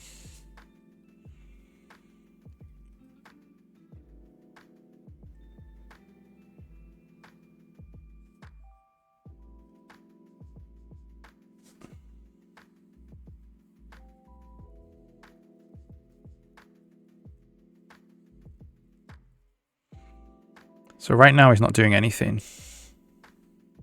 because we've got no tracks. So we'll add. Oh, look, we can't.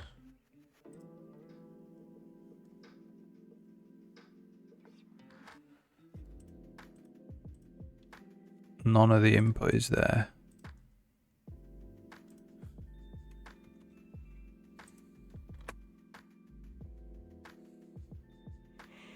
Okay, what's causing that then? That's weird.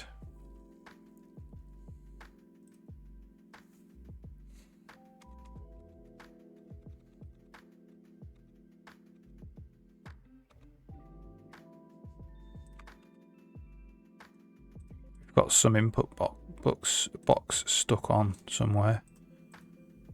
Oh, that's weird. Like none of them are working either. It's not getting any mouse input at all.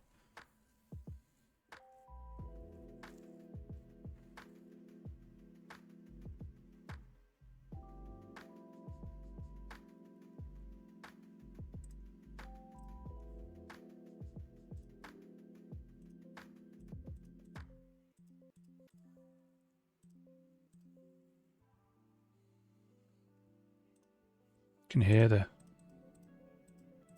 It's like it's gone. There's like a modal thing happening somewhere.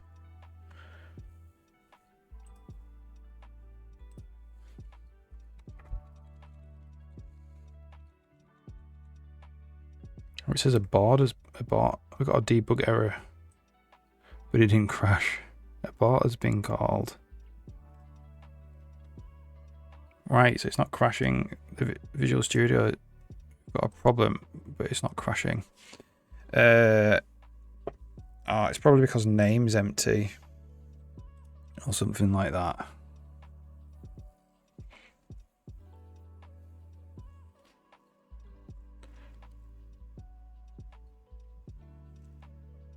It's weird that it kind of would just freeze the program.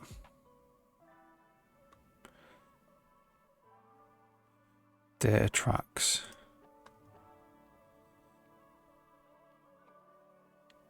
So there's no data tracks yet.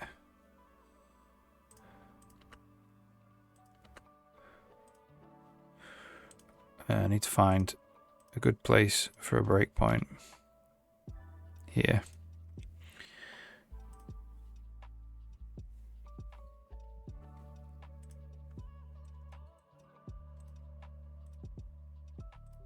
Okay, so now we can go back to here. So it's this that's failing. No, it's not even getting there.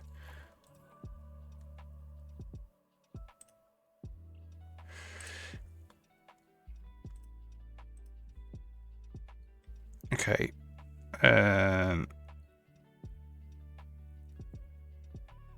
So we're going to say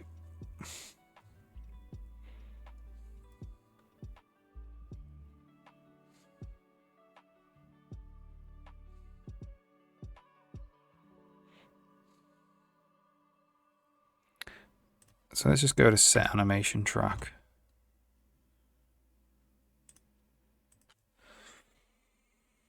Let's see what happens if we're passing in an empty string there.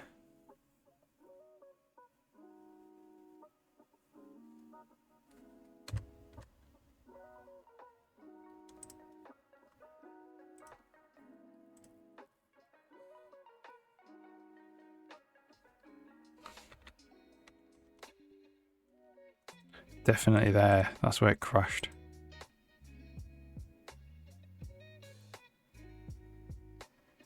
It's crashing the program. It's crashing the window, but not the debugger, which is interesting.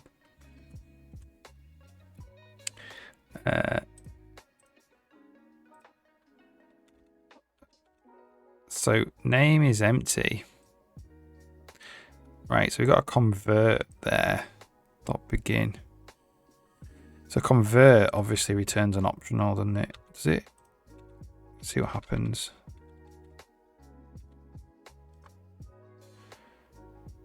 Oh, it's their string. Spine.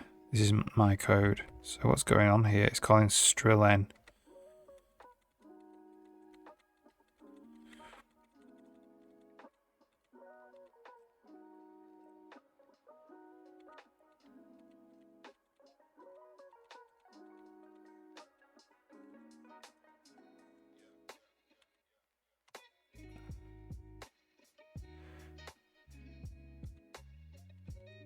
There, that assert. There, assert. So this isn't what I'm actually meant to be seeing here is a pop-up dialog box, but it's not showing me it. That's why it's why I'll mold at modal. There's nothing there. All right.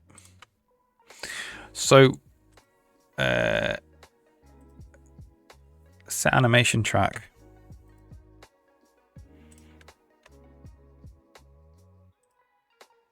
We're just going to go if name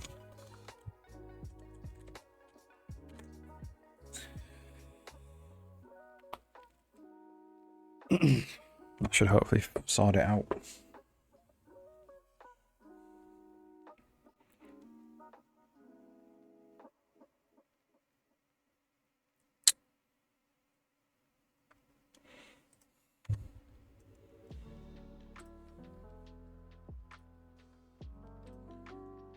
There we go. So we'll set him to running looped. So see if I just unclick loop, it just automatically changes. And then we could put another track on, track 1. Head turn.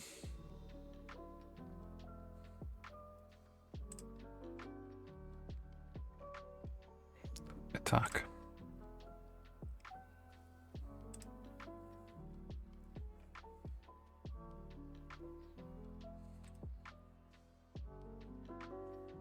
Yeah, awesome. I think that's fine. And then that's basically it. So we don't need this bunch of stuff.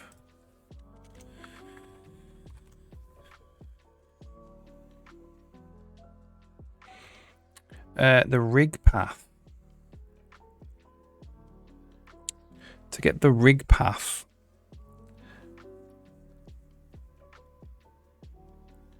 we would need to load the brush.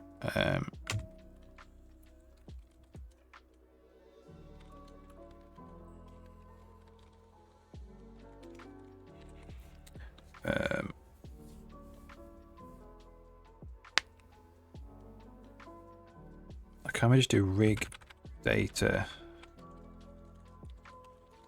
get name, get animations,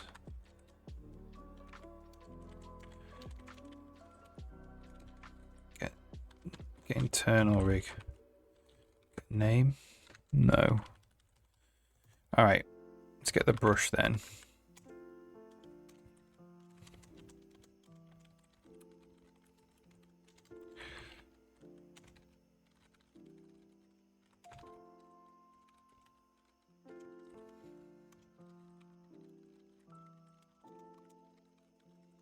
So now we do have the rig name, it's just in the brush.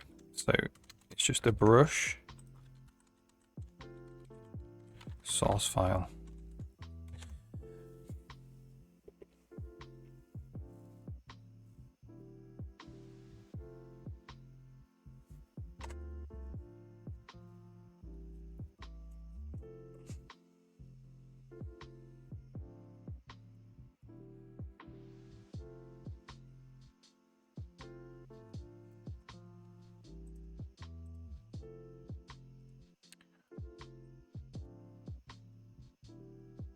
So there it is, levels, but it's kind of clipped off, but at least we can see it with that tooltip there. So if we just put on the idle animation looped, save it, and then reload it.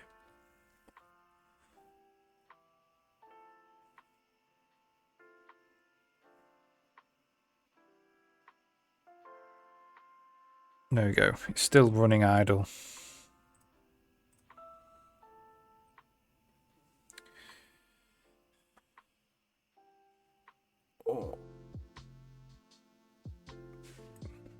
And we do have kind of like this separator there. I think really that's got to go there, hasn't it?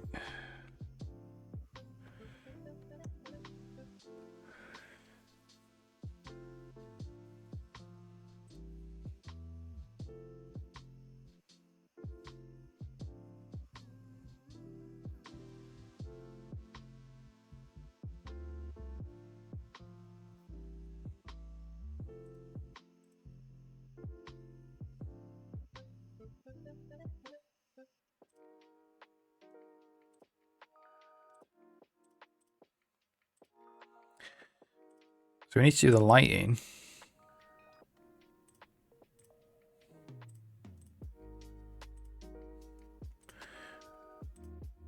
And the cloth, we need to be able to open the cloth. We need to do open sprite and open sprite in Photoshop. And copy sprite ID.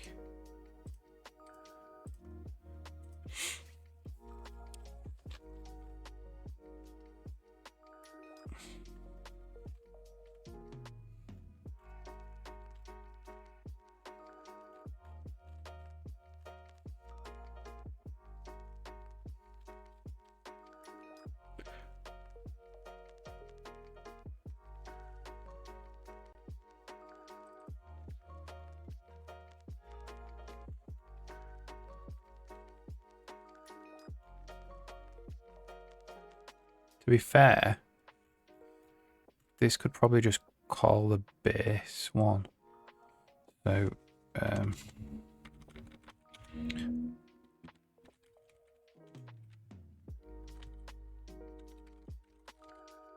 paint mode, normal.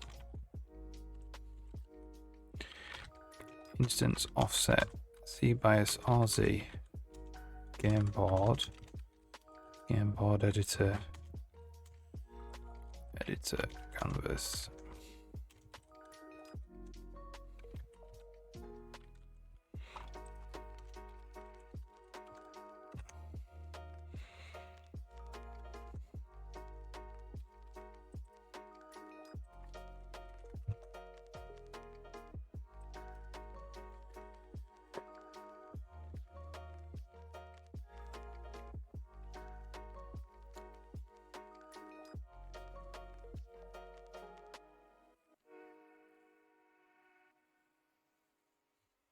I think that works for cloth.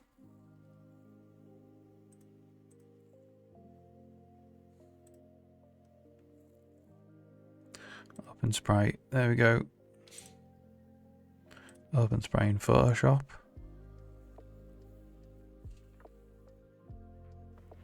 There we go. What happens if I just paint down it? Like a big black streak. There we go.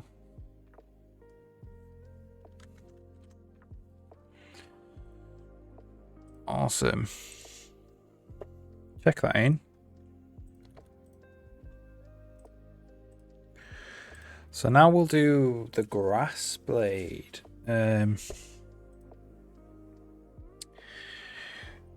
So when we're actually selecting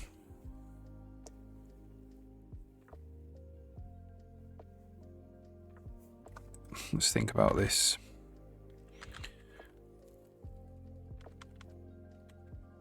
Set focus content. We're actually selecting a grass blade. What kind of content is it? Is it just grass?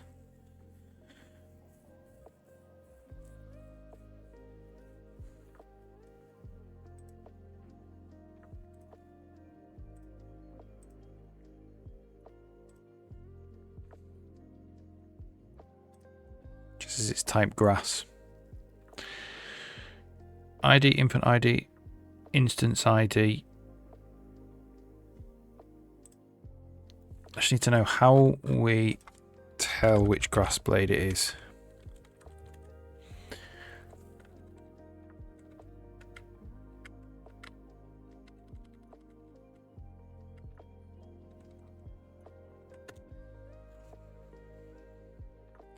The ID is the cell hash.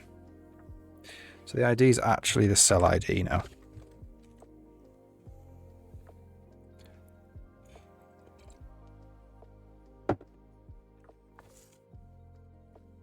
Like that. So we gave it individual grass cells IDs.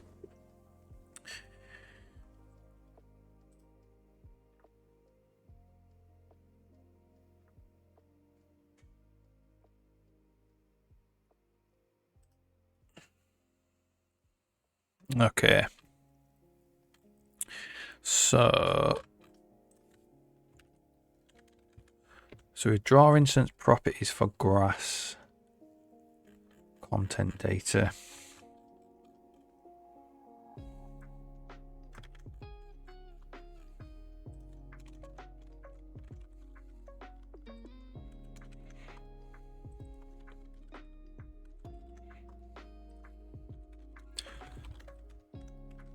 This is kind of a little bit different because the grass content is all of the grass.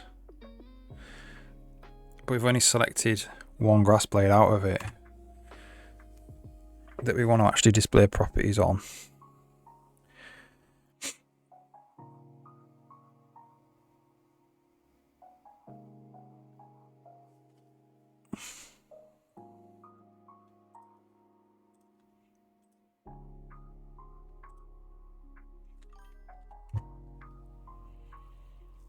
And what if it's grass discontent? Exactly.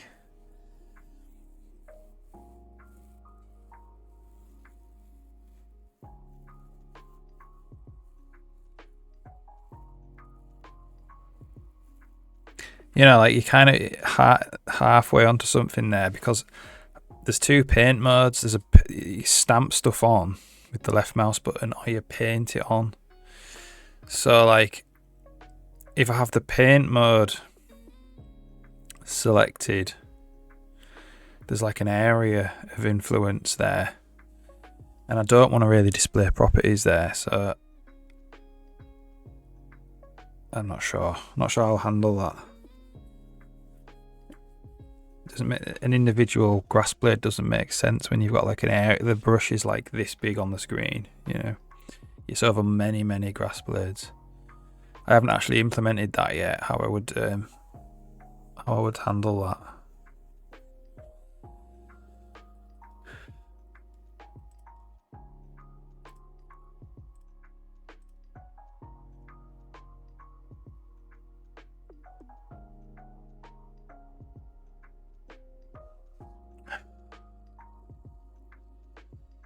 So for instance, this is gonna have to be different now because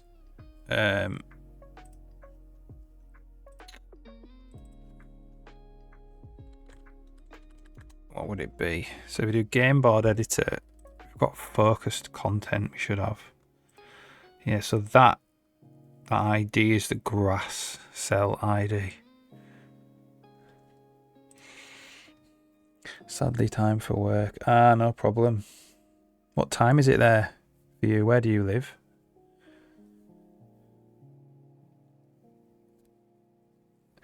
Live 8:30. Right, okay.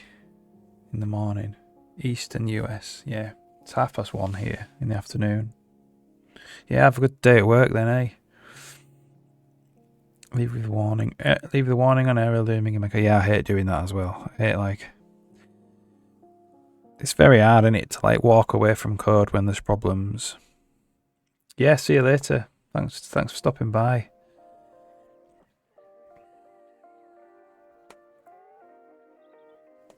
Right. So we need to, if there's not a focused brush, there should be a focused content. There should be focused content. So it's game board editor, focused content.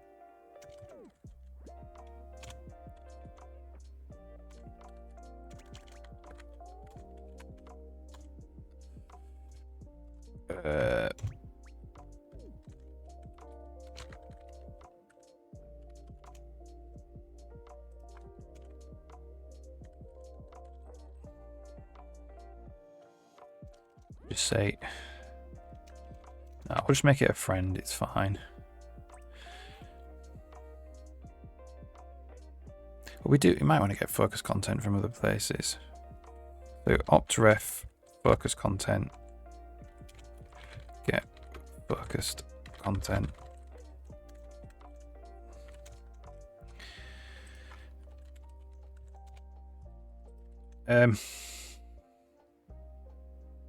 What's happened there?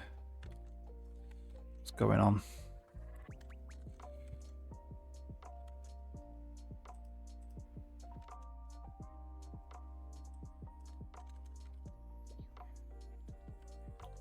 Hang on, something's broken. It's that.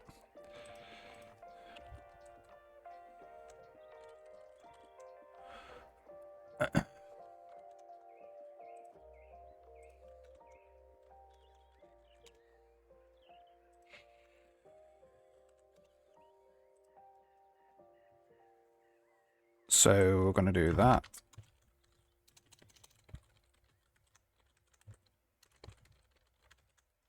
And say if focused content result is equal to it.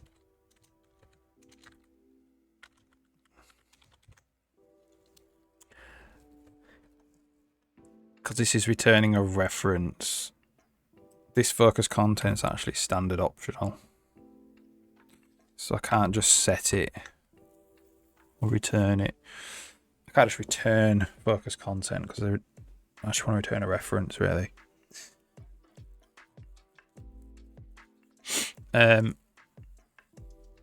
Okay.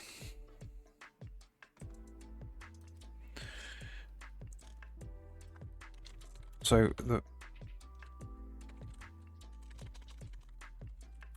focus content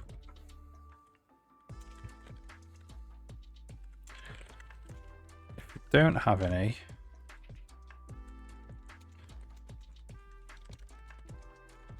return. Should have it because this whole thing's been called because there's focused content. We need to get this has the cell in it, so we're going to do if focus content instance ID is not equal to the instance ID, return as well. So it's focused on this instance. So we know we need to get the grass data.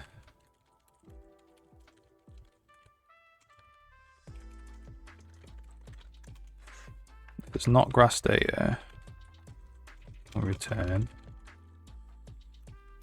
And then what do we need to do? We need to find basically the grass blade with the focused contents ID. So auto cell, let's call the grass cell really, equals grass data, grasses,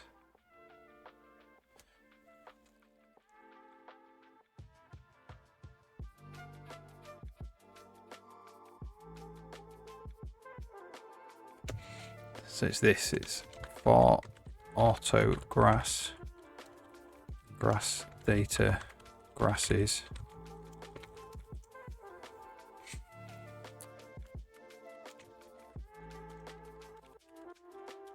grass cell,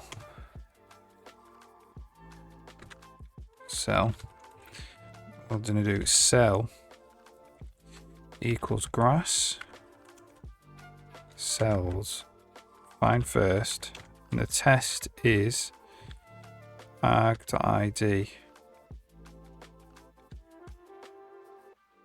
is equal to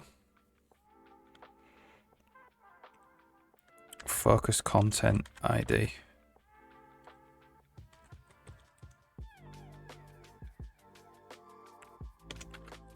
If cell break. If not cell, return. See if that builds anyway.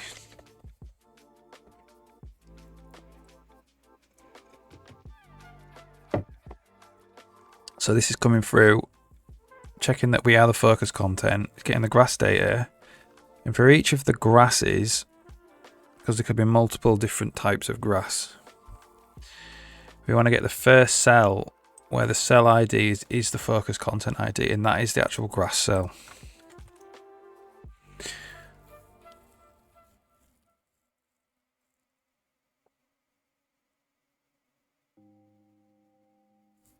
That we need to display properties of.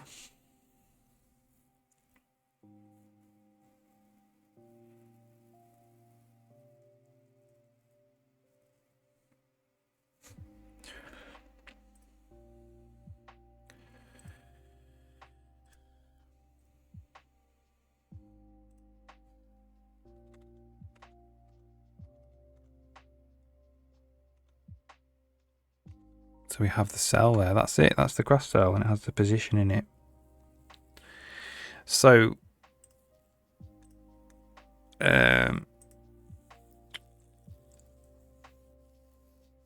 we basically now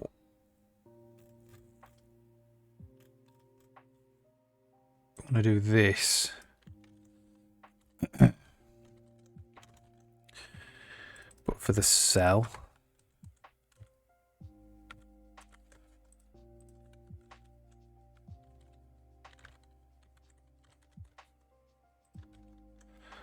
And we also want to be able to open it up.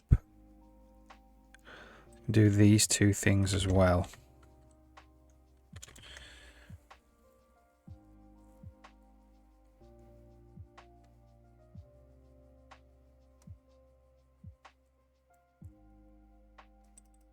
I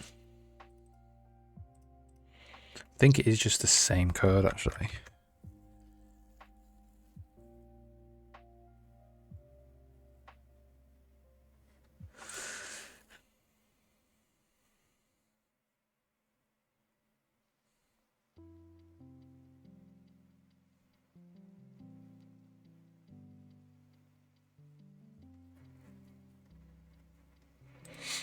Okay, so select a grass blade.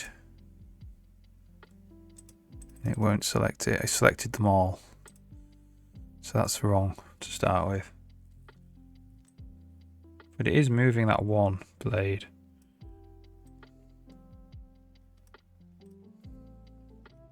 There it is. Where's the other...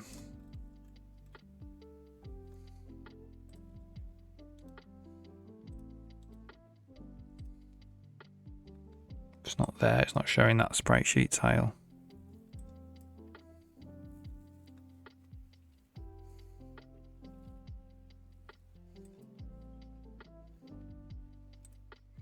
See, this is kind of a bit dodgy as well. Like, it's hard for me to find exactly the right place to move this.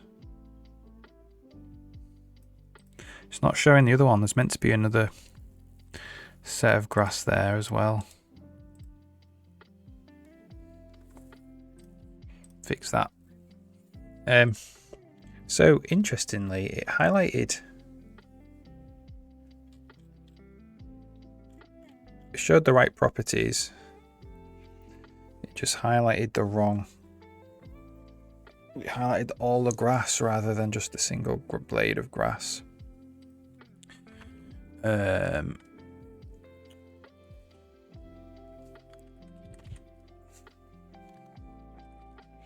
Draw focus content. This is it.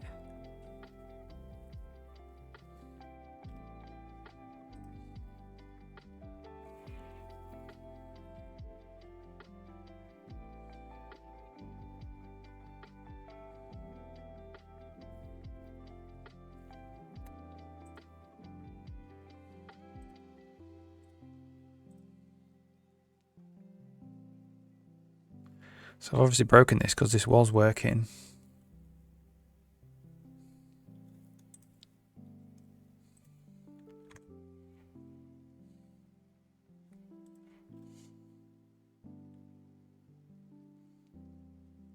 So it's because this draw focus content is not being called anymore.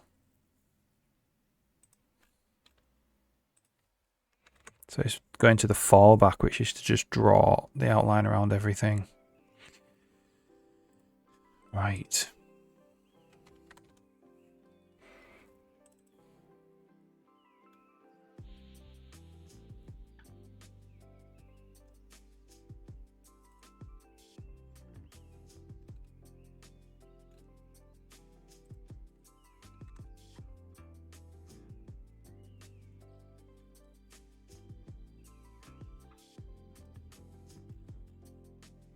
No, it's not draw focus content. It's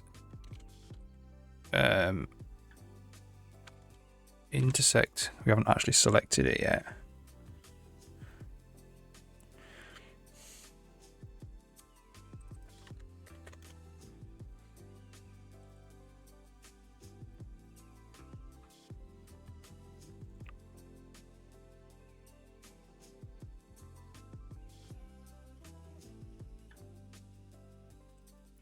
So intersect content for grass.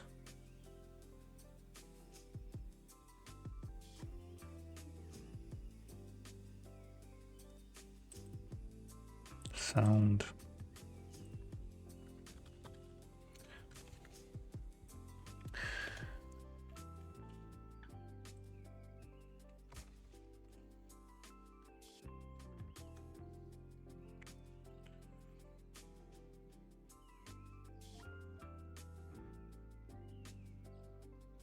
So it's here really.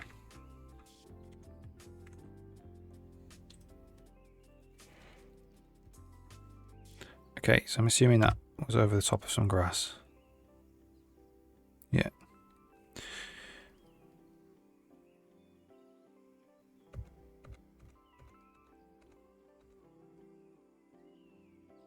So I think if that's the case, we can just break out of there. Only select one at a time.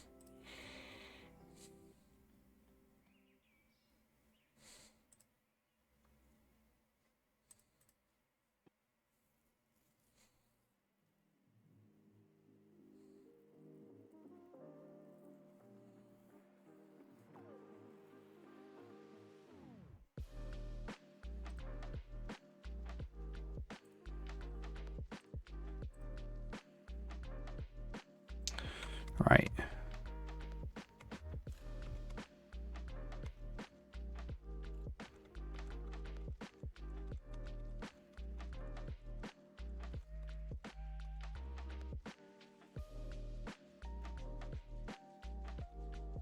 So it's not calling draw candidate. Draw intersection candidate.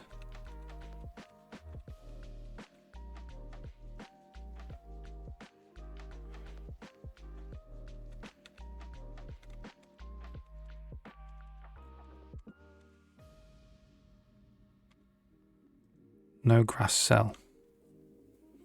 That's why. Ah. It's because it's now ID. Okay, that's awesome. That should be it. Get rid of these breakpoints.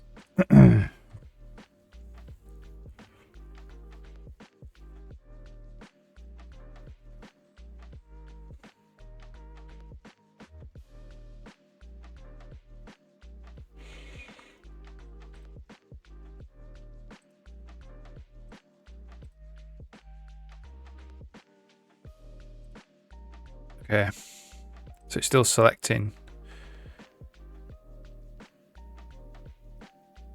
all of them. Draw focused content.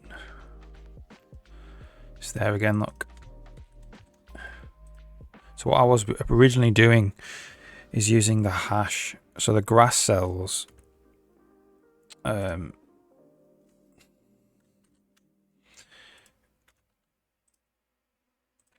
grass cells have an ID, a hash, and a position. But it didn't used to have an ID, so I was using the hash as the ID because it is unique. But the thing is, the hash is meant to represent the position. They're meant to go together. And because I'm going to allow the editor to move individual blades of grass, the hash will get updated as well. So that means the ID would change, and I don't want to do that. Once you've stamped a grass cell down, that is the ID, no matter where it is in the world. So I like swapped to make sure that they all have IDs as well. There are obviously a few places in code where it's using the hash as the ID. All right.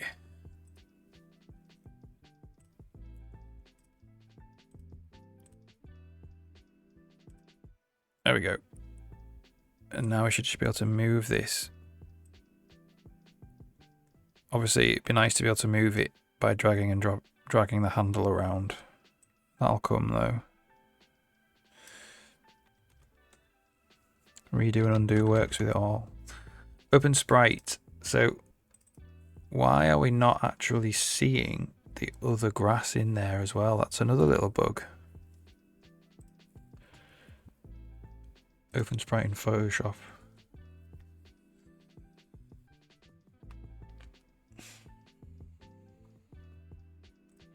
Great. So I'm quickly just going to try and sort out that other bug why we're not seeing grass in the actual sprite sheet editor. First thing, let's just load it in the, well, let's just load it. Levels, sprite sheets, grass brushes. So it's not coming up. I do actually maybe have open in Notepad. Does that work? No, it opens it in Photoshop. That's not correct. We'll change that. That's a bit less of a bug than this.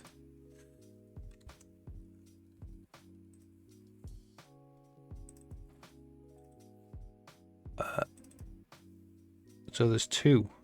The frosty face is the one that's working. Oh, look, it's because they don't have IDs, probably.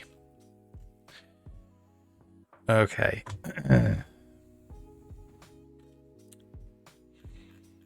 Yes, that's what it will be. So it's like basically failing. Right, we'll regenerate this then.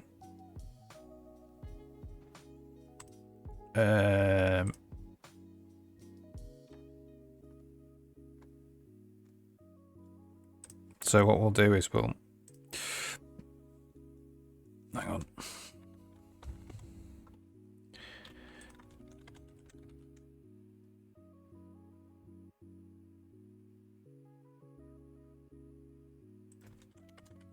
We'll see if we can do this and it works. There are obviously things in the game which are dependent on this file. See if it causes a crash. Or things that prefab is dependent on this file. Great, it just disappeared them, which is awesome. So if we just add in grass, frosty face,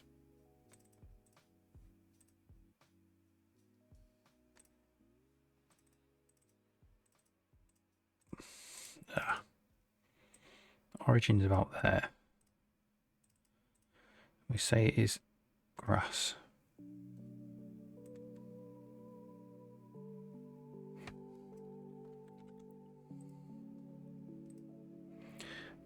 And then we'll add in another one.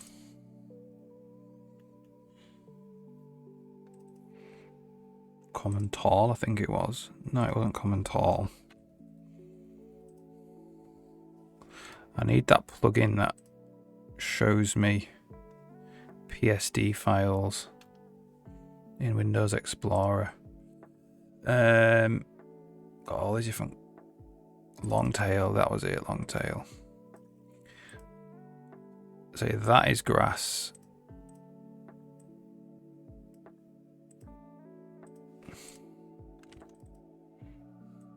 But Longtail was a lot less dense. It was like 5 or something.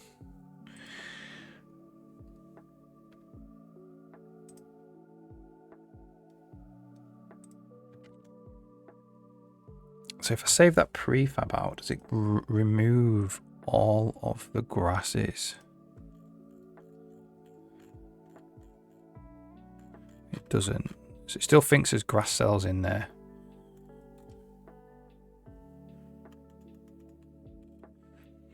Now let's see if when I load this, it puts the grass back in. It didn't crash, which is good.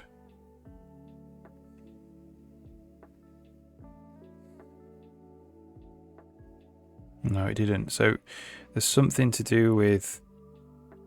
I mean, that's not something I'd ever planned to do. It's something to do with maybe the brush IDs.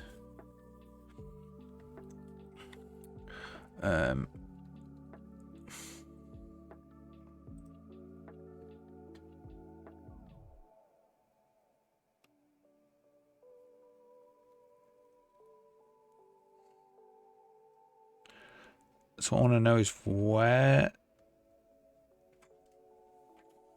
Hey, alright.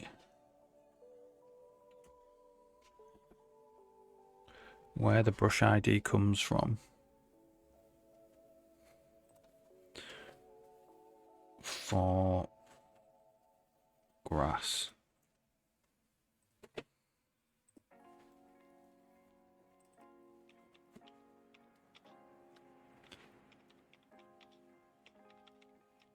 Probably need a new brush. That's probably what it is. Okay, let's get rid of this grass then.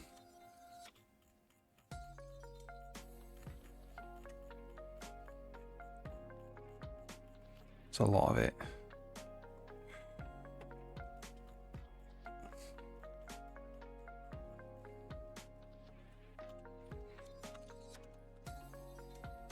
And then just say there's only 7 brushes in there now. So it does actually give me a good excuse to test the shadowing thing. Couldn't see it before because the grass doesn't display shadows.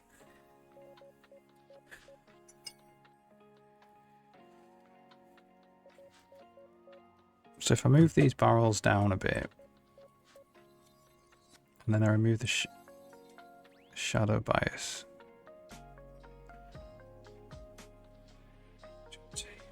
Oh yeah, that'd be awesome. Thank you. So shadowing's currently broken. There aren't any lighting effects happening there. So the lighting is currently broken. I think I know it's not broken actually. I just haven't implemented it yet. It worked in the old system, but this is a new. It doesn't work with these brush instances yet. So that's fine. I'll get that to work. So I might just save the barrels in front of the light actually anyway. Put some more grass in.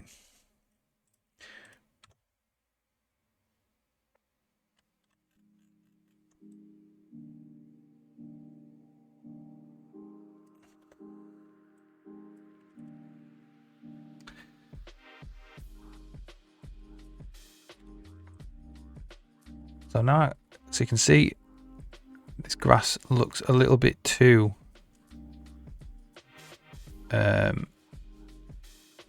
the barrels look a little bit too far forward. So I can actually bias this back. How good that is. That's awesome.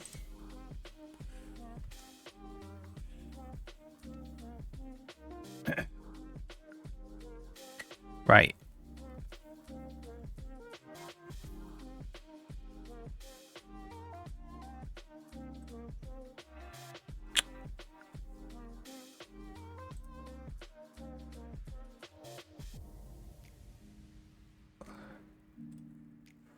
Okay, there we go.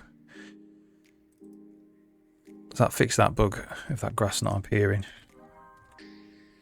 So let's check in and then we'll move on to the next one, which is sound. Should we do sound next? Yeah, we'll do sound. So this is what happens when we click on a sound in the game world.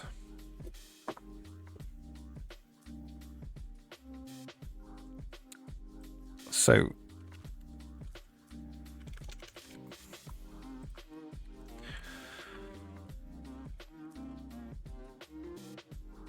like the spreadsheet editor though, game board editor.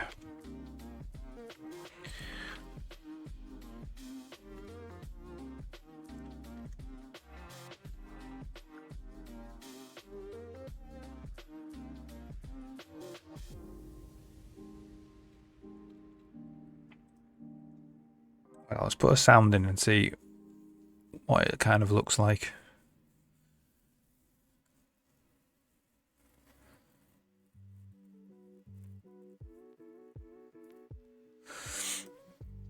So these are all sounds.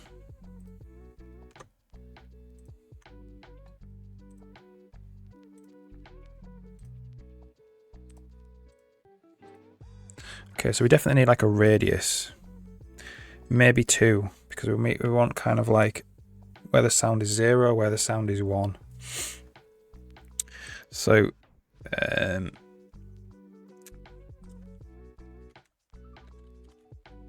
so that's in draw focus content.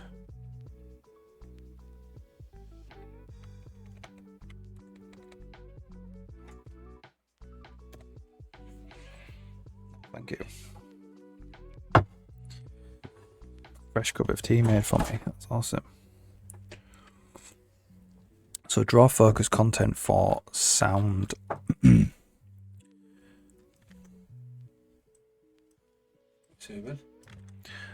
said draw focused content for sound. I said draw focused content for sound. Oh, good. Yeah. It's for sound. So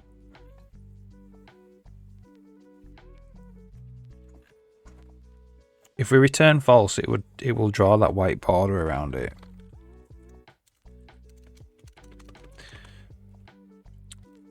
But I think, to be fair, like, well, let's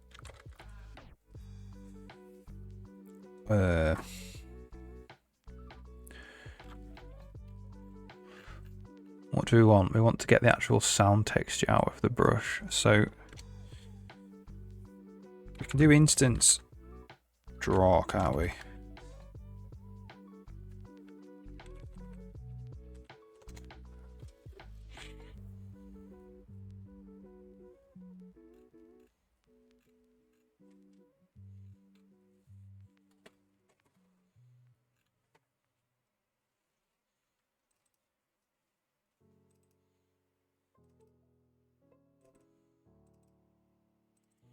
Here's the thing, this might be kind of wrong, this one. Because we need to actually include the offset and Z-bias from the focused content.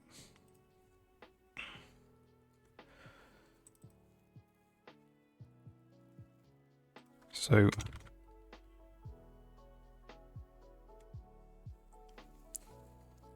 we have the candidate. It's the candidate.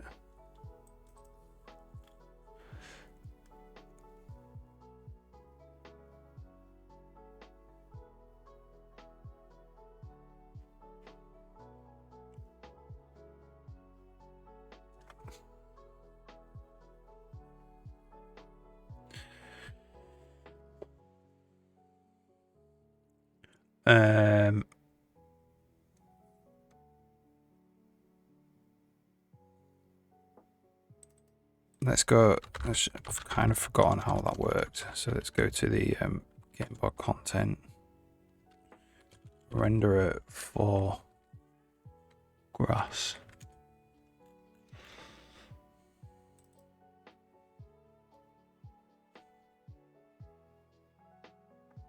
Cell position plus position. Position being the offset here.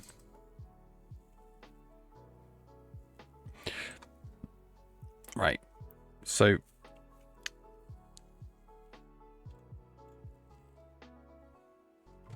cell position plus candidate dot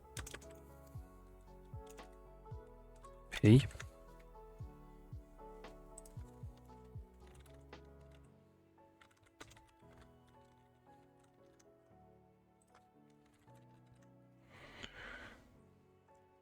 and z plus candidate dot z. I think.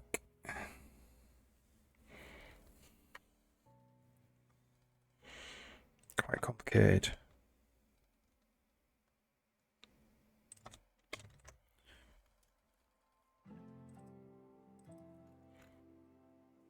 Alright, let's just check that still works and doesn't render them all over the place.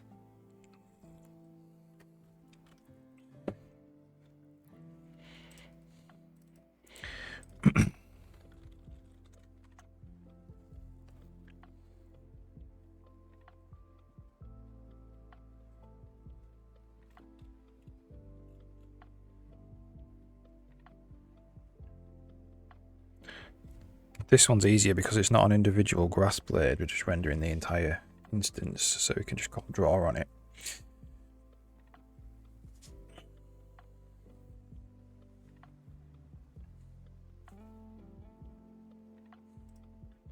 The grass looks in the right position to me.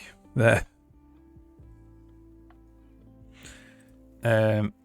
We can test it because this is a dot prefab. We open up another prefab, place test dot prefab, and then we can paint this entire thing in.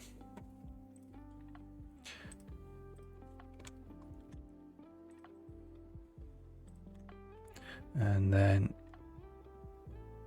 if we select the grass here and we make that independent, I can see it is rendering in the wrong place. It's rendering over here.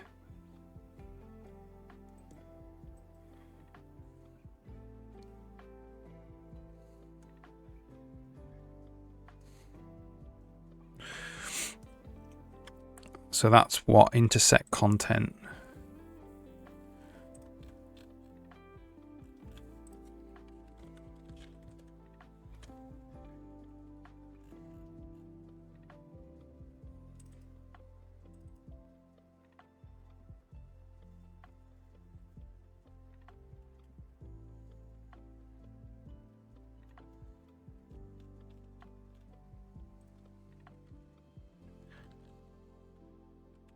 Draw intersect candidate. So this is probably wrong. Draw intersect candidate. So this is plus candidate dot p.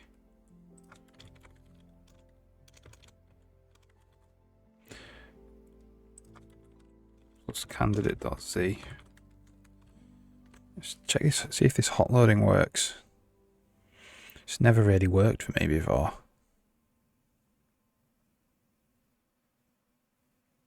New computer and all, it might be okay. But it takes a while.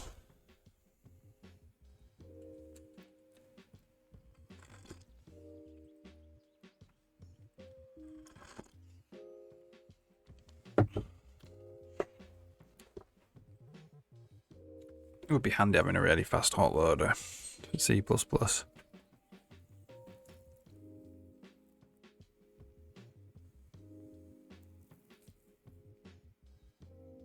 Well, it built it. Let's see if it can apply it. It's faster to just stop it and build it and start it again at the moment.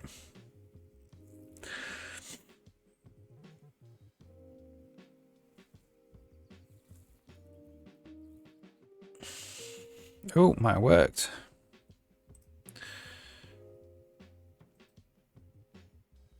So it's definitely not drawing it in the right place now. Or it might be, but it might be drawing it. No, it's not built it properly because there's loads of handles disappearing.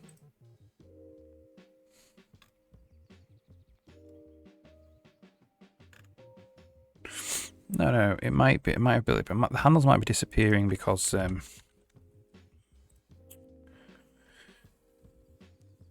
we did do that break.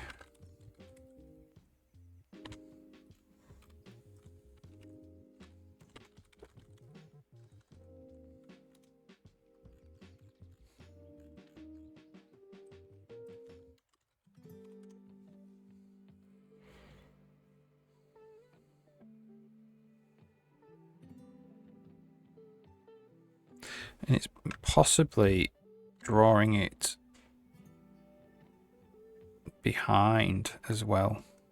Well, we're saying +1 on the Z. We should draw it in front. We should draw it in front.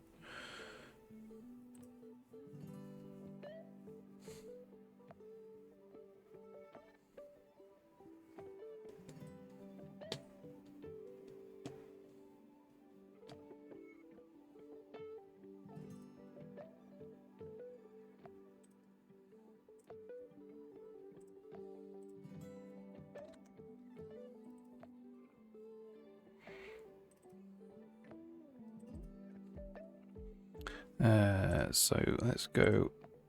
I'm just going to save this here. I'll save it there as well. So we need to draw 2 actually.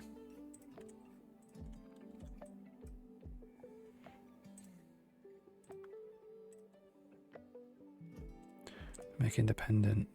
Oh, there we go. We're working now. It's just that hot load didn't work.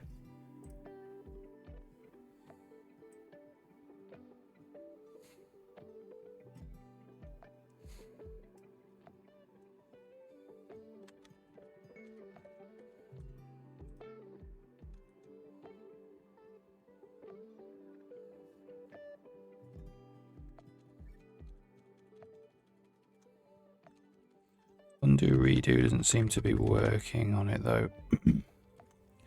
Okay.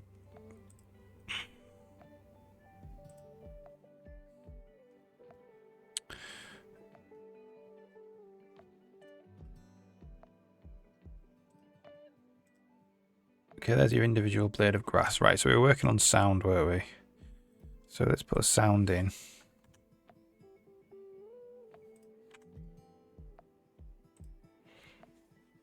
Okay.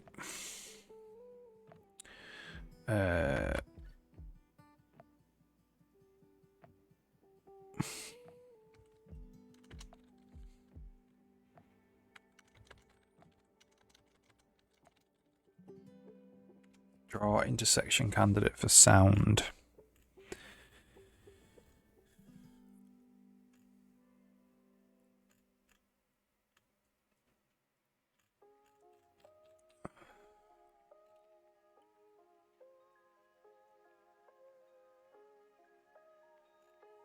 It's not draw intersection candidate, it's draw focused content for sound. There we go. Okay, cool. So if sound is selected, we come through this path. So we can actually get the sound data out.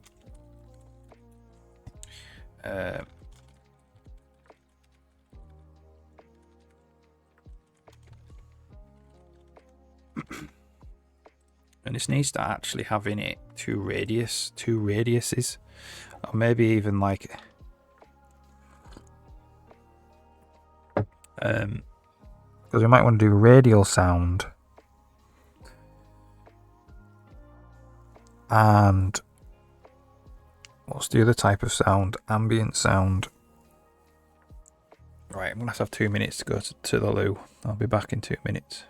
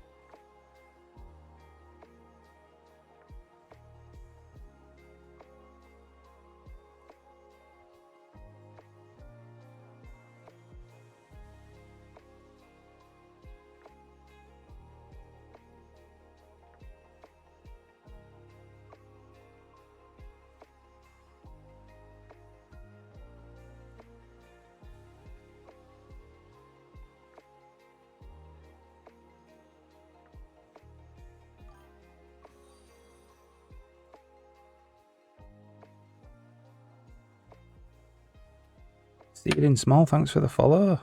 Clean Small. Or Ceiling Small. That's very kind.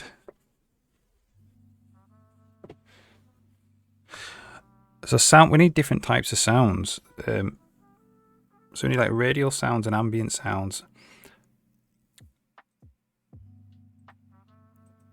And possibly, so the one that I really want to do is like paint sounds onto the level. I just haven't decided how to do that yet.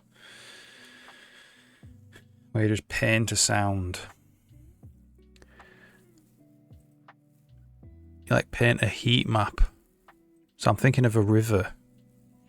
And you like want to paint the river sound all the way down the river.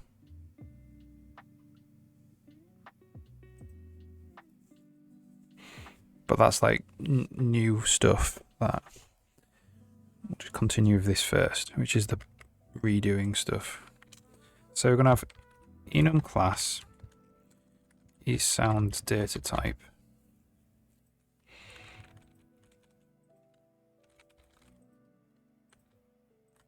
Sound content type. I don't know. Sound type. There's probably already a sound type.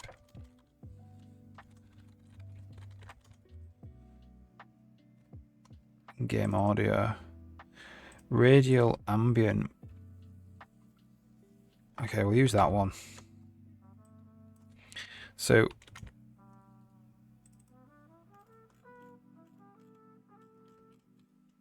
where is game audio? Same library. So we want to do struct radial sound content.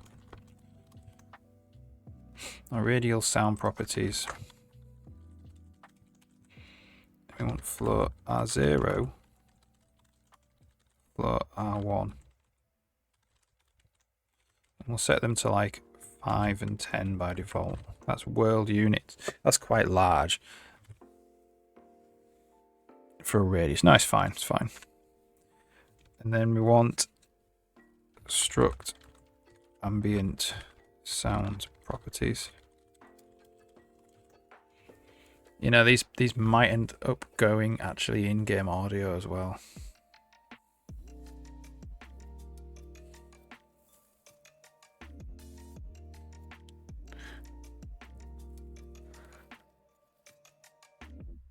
We'll put them in game audio.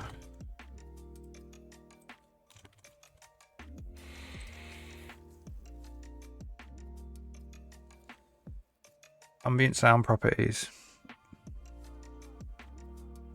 There isn't really any at the moment. Could put like volume.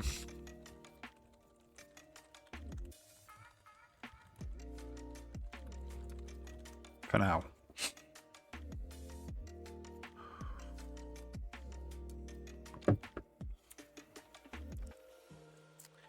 So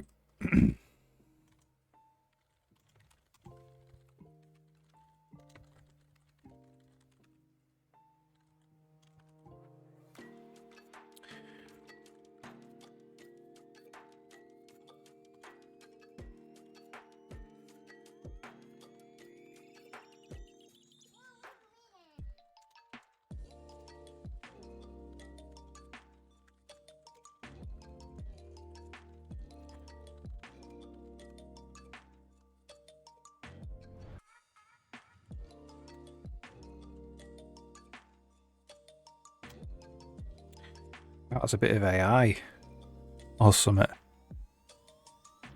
You knew that. Hang on, that must mean that was a suggestion rather than real code. That must mean I already have this. I don't. Ugh, that's quite new. Not noticed that before. It suggested to me radial sound properties.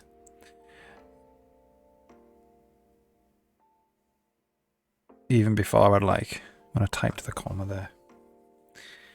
Okay, that's a bit Copilot-y. Copilot-y. Okay, so R0 is props.r0 R1 and volume.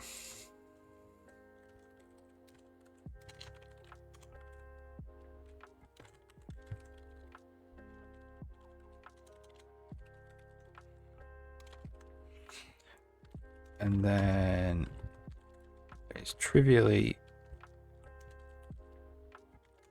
binary serializable.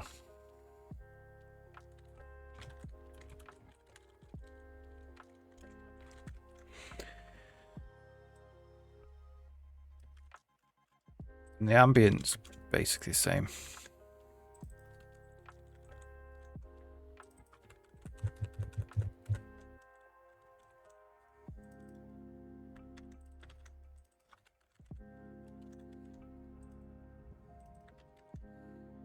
Apart from it only has the volume in it. Right, let's check that builds. Fine. So, what I'm going to do is make a tuple of pairs, which is a technique I use to just be able to basically store multiple types of data in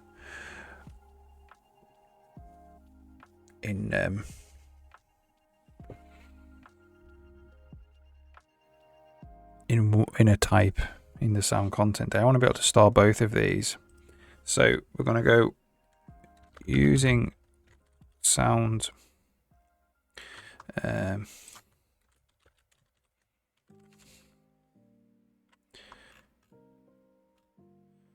sound properties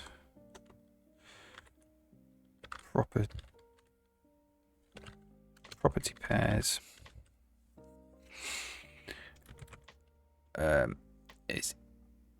Let's see where I do this. Well, it's equal to standard tuple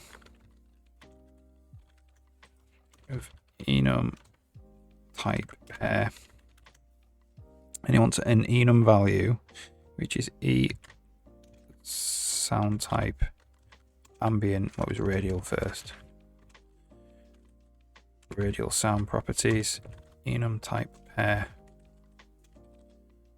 ambient radial properties, ambient sound properties, ambient sound properties. So we've got two properties there, and I have a type called enum type pair storage for these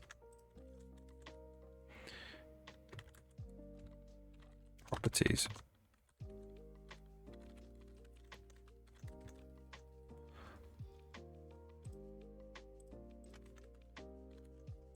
Like that builds. What that means is I can start both of these in here, and I'll link them to an enum, which basically means I can get them by enum if I want. Get these things by enum.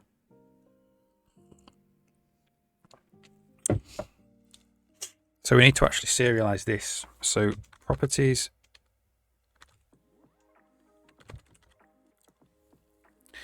data.properties,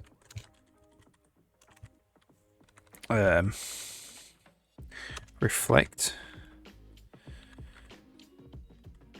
sound properties, which call it properties, didn't we? And L and data. So we need to actually say what type it is.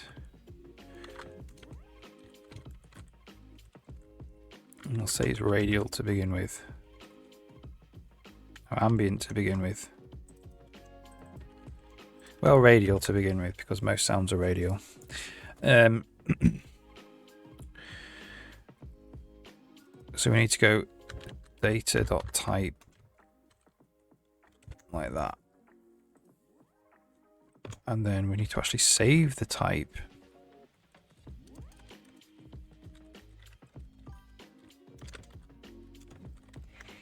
Boogie Burrow, hey, how's stream coming? It's going really well. Thanks for the raid. I've had a couple of raids today. It's been really good. Just, banging along, getting stuff done. And what are you up to? Anything good?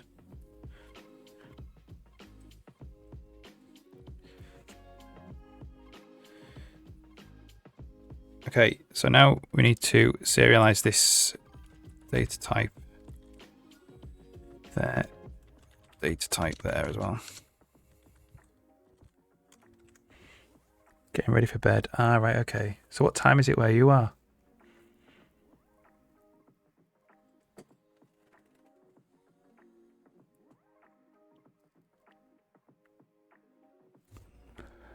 $10:30. Ah, okay. In Japan, yeah. You may have told me that, actually. You have to forgive my memory. My memory's not great. Too much code in there. Not enough real life. Yeah, it's only 2:30 in the afternoon here, so... But yeah, have a great sleep. Okay, can't remember everyone's biography. Yeah, it's true. I'll try my best, though.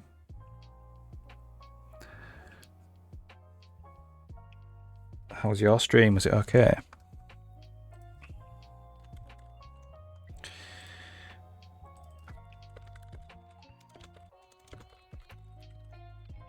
So, if the result is okay,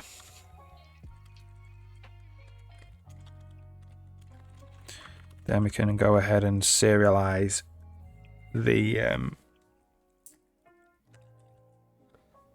properties out as well. Reader data.type like that, and that's a result. Return result. Data properties writer.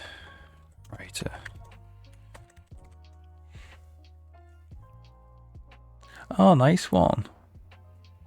Pico 8. So is that assembly? Is that like a board? Check it out. Oh, look at this. This is awesome.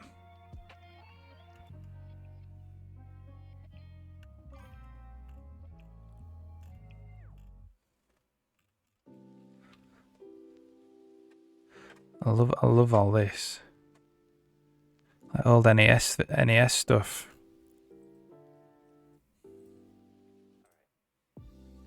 Uses Lua. Oh, right, yeah, brill.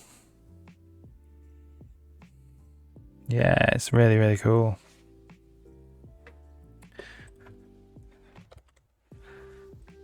So now we can store properties in the sound content. Well, we can store these properties. Radial and ambient sound in there.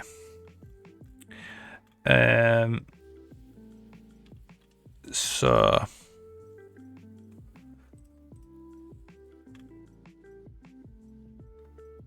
if sound.type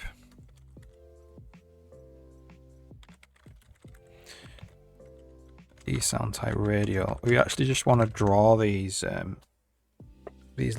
circles, these radial circles.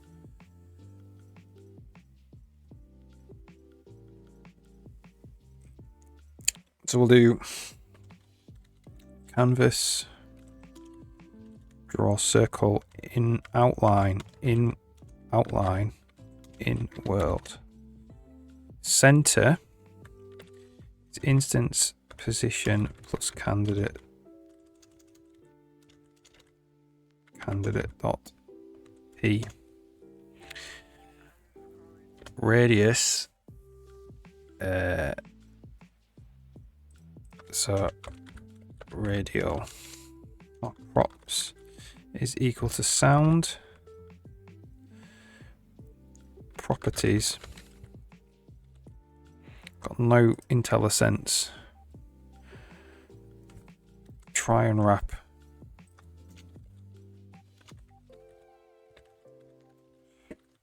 radial sound properties.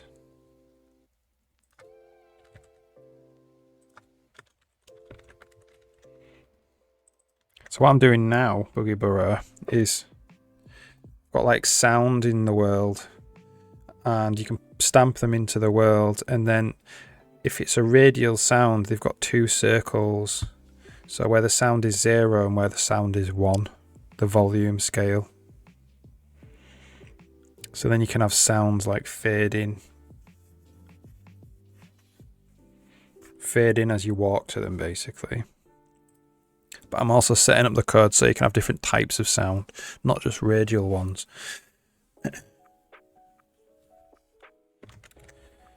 So the radius is props R0. The seg count will do 16. The colour, I don't know. We'll do red.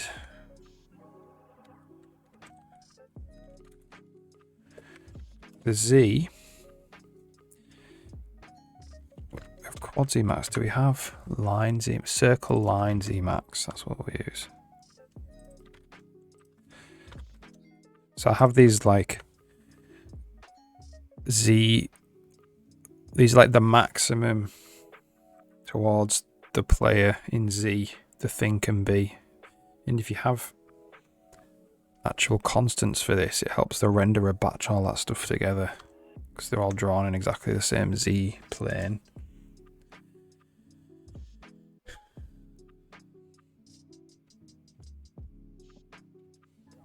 So we'll draw that one, and we'll draw that one. We'll draw this one, I don't know, that colour. Okay. Let's see if this builds. We have a build error.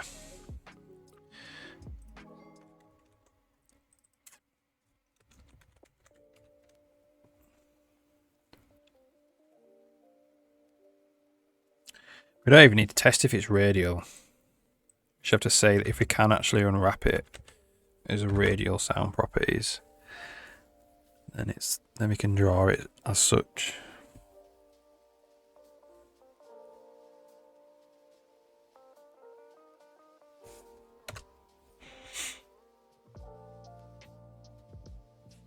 So this sound that I did stamp in earlier, if I save that, won't have these properties. So I might have to stamp in another sound. I didn't stamp it in anyway. So if I select like this sound, and I stamp it in, and then I select it, we see nothing.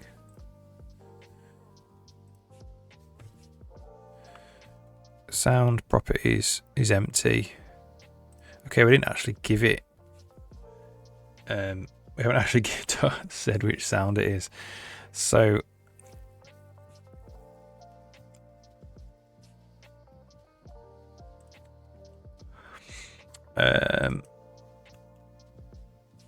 when we make sound content data, then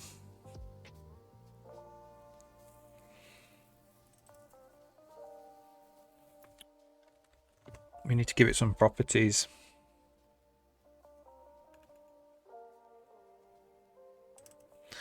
Here. Dot properties equals radial sound properties.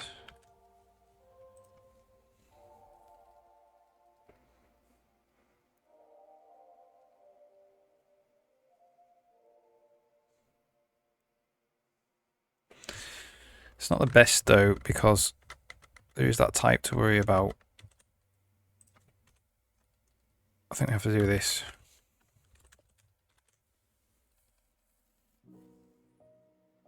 I don't want to, obviously that'll mix up the types. If I set it there to ambient, this will still be set as radial.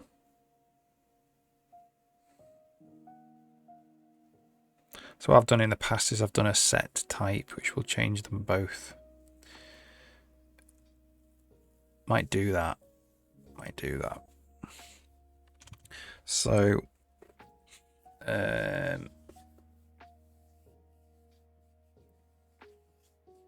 what we want is using sound properties, property types,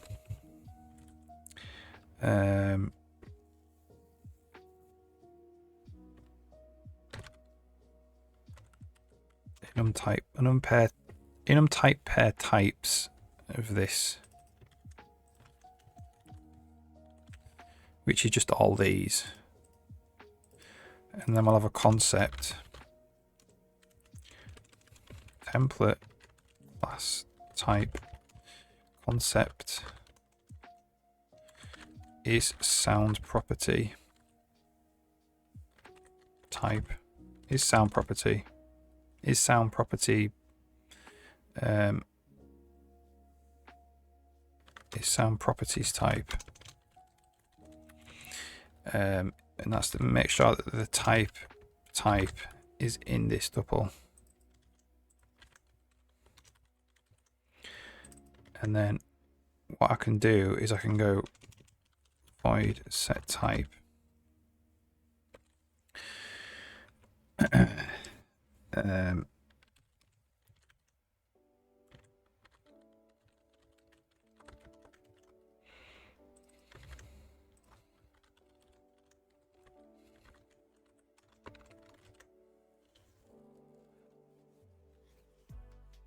like this, and then we want to go type, well, we want to go for each type in sound property pairs,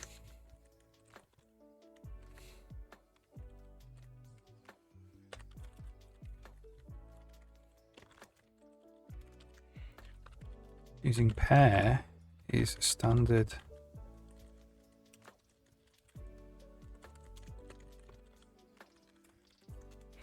and then enum value is equal to pair enum value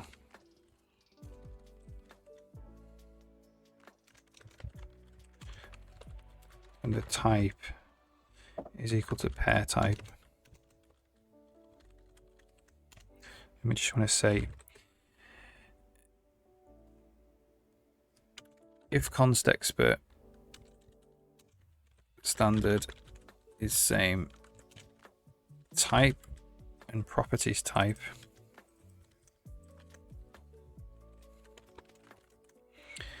then properties is equal to properties type, or just type, so they're the same type, and this type is equal to the enum value, like that.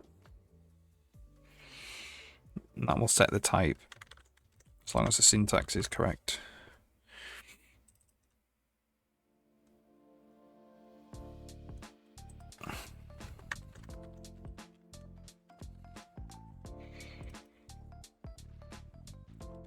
Well, missed off a few of these angle brackets.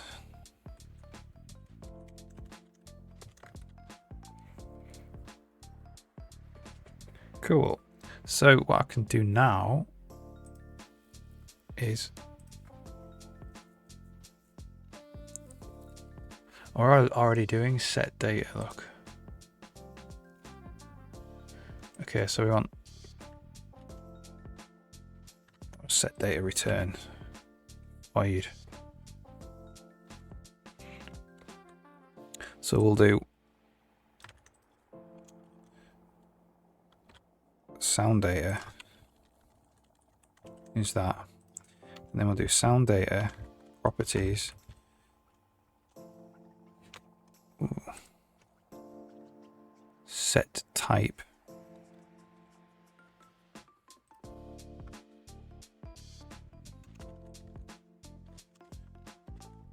radial sound properties, like this, and then we'll just set the data, we'll just move it in.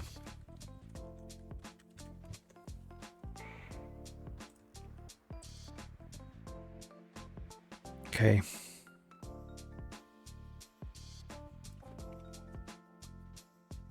Oh, it wants the new data.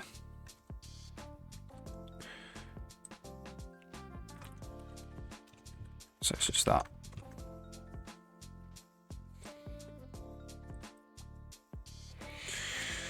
Different type. Call it new props.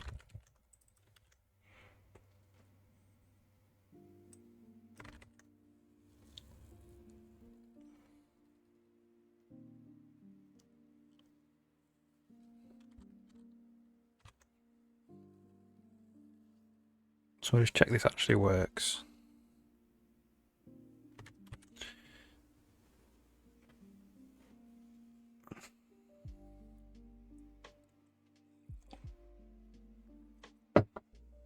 This basically just defaults it to be radial, a radial sound.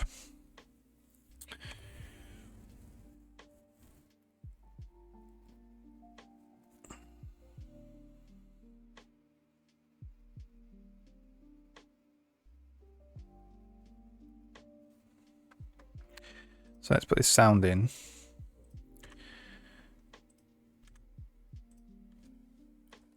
We'll do set type. And we're saying so the type is radial now. We've put these properties in. It is const.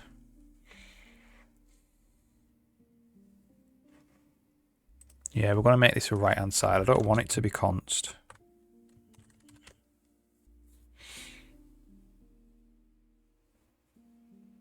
So that means can't ever change it.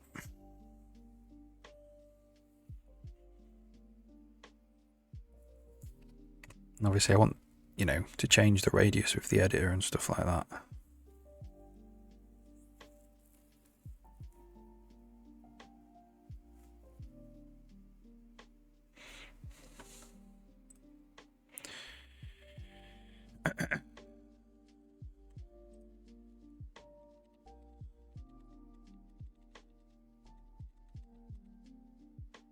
Okay, so now it's radial. It's sound properties. It's not const anymore. And they're just the default ones in the struct there. Okay, so if I click on it, there we go. We've got our radiuses. So this is like where sound would be 0 in volume. Volume scale. And then as you walk towards it, it gets louder and louder. And although this is like angular, so that's only the drawing. Like the actual real sound calculation will use a perfect circle.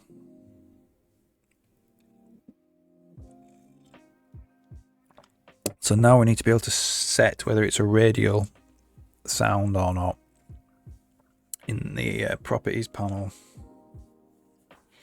And if it is a radial sound, adjust the radius of each envelope. Is that what we'd call it?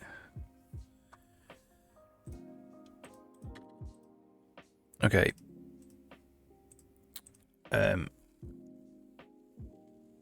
So that is in Gameboard Editor. Properties for sound data.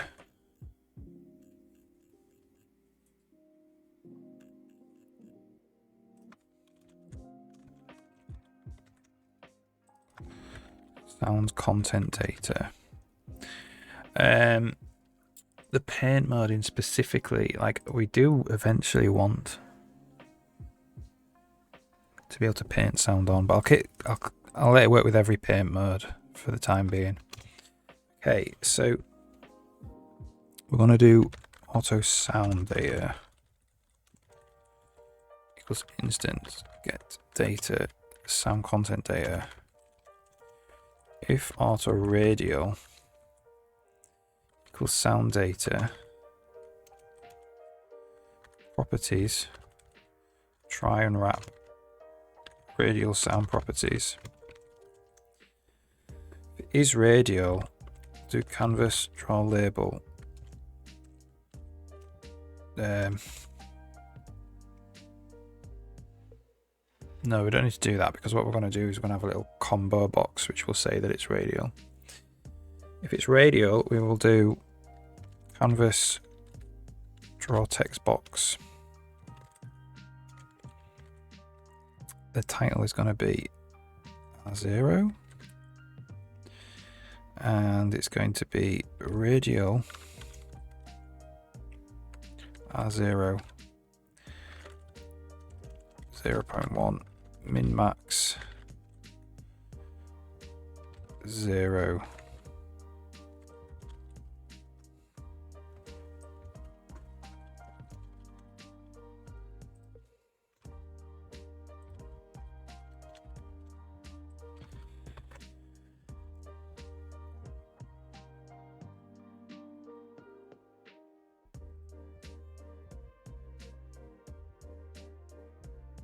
We probably want to do 0 to radial R1. Then we probably want to do radial R0 to infinity.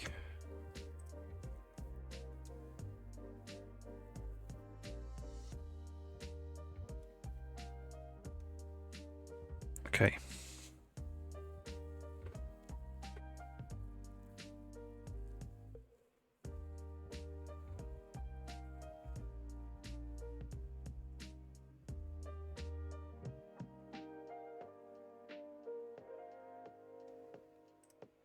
Need to save it with this with a sound in the level. All right, save it. So now we have our 2 radiuses there. Ooh, what happened there? It's like skipping.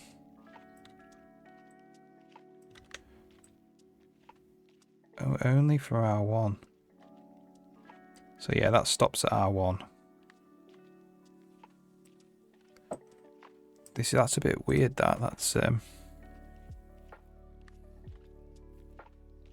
because we're min-maxing it itself.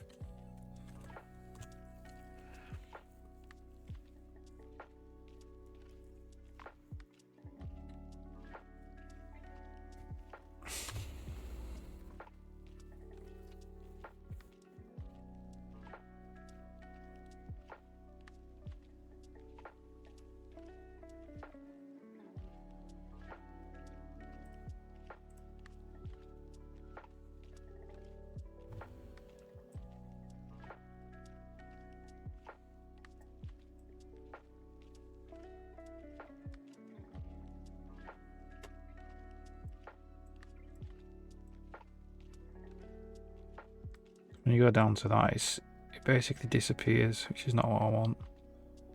So why is that not rendering anything?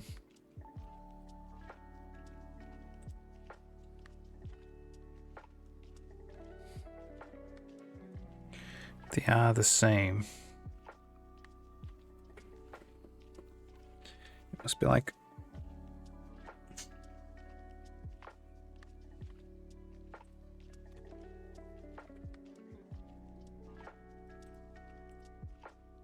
No text there.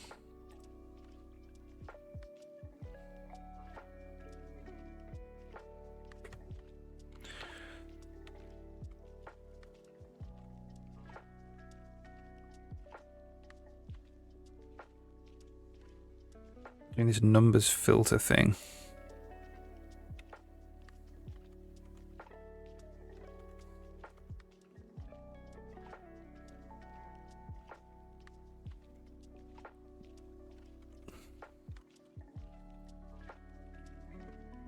Oops, keep missing it.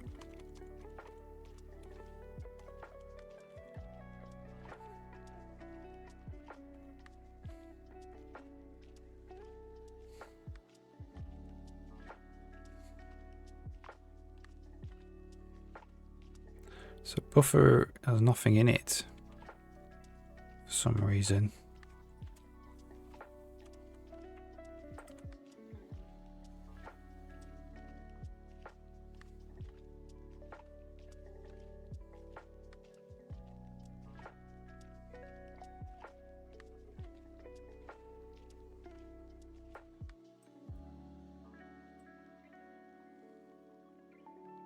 So if they're equal, that buffer the buffer gets wiped or something.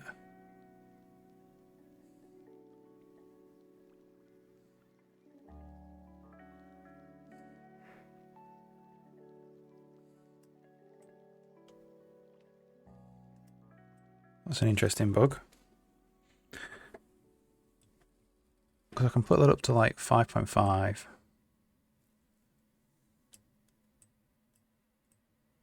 And now that one's getting wiped.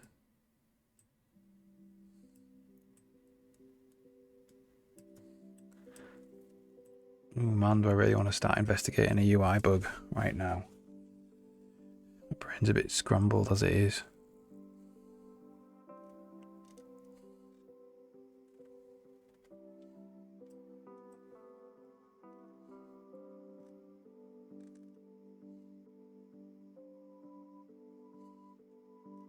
See there, like, I'm dragging R1 around and it's making R0 have nothing in it. Which is confusing.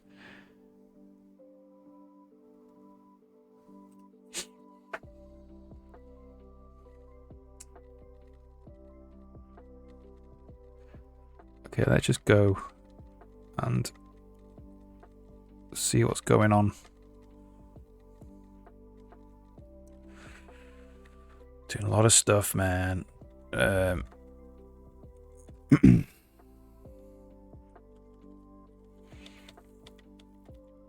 on that blooming asset system at the moment. I'm trying to load the font, that's why.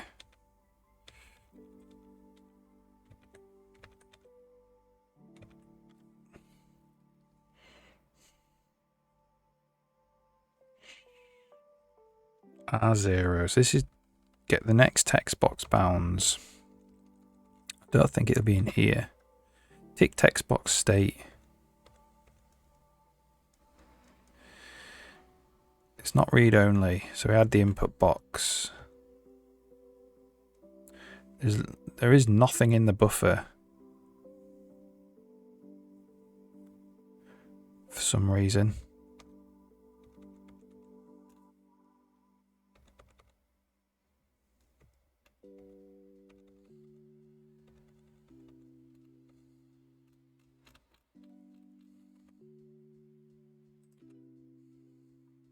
Quite hard to debug, really.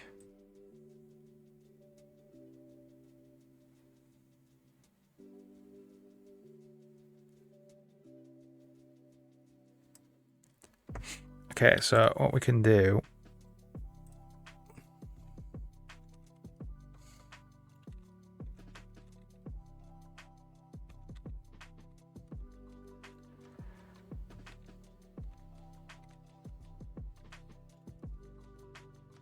so this buffer has stuff in it, does it? Yeah. So let's I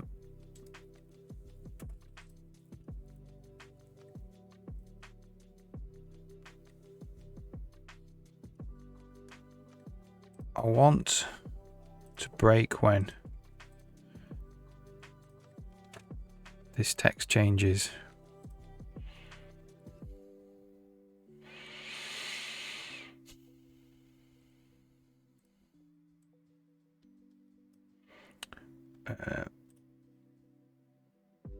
TB state buffer data, but actually,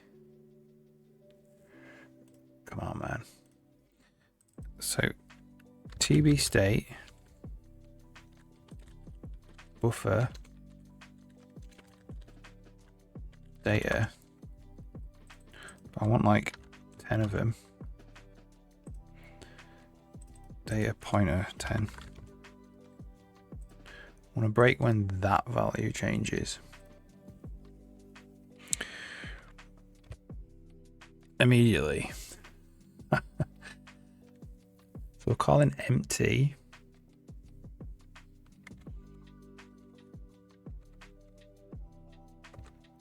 And we're appending or reappending in the same text.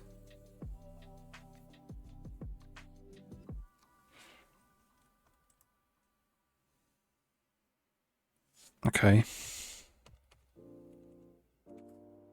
Let's remove that breakpoint. So it's not quite where I thought it was. So this is in set text box text.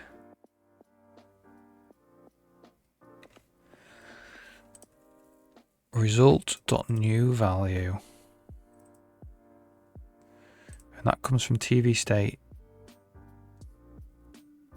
text input buffer. Ah, so let's break when that value changes. Immediately. Weird.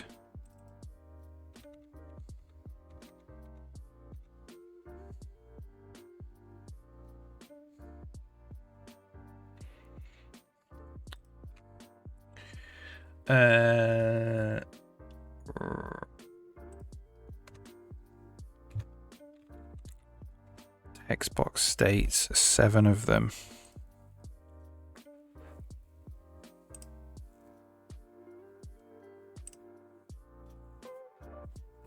DDD20 for R0, for R1.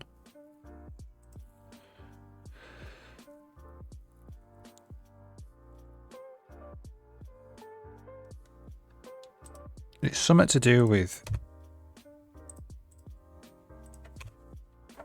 when it equals the minimum.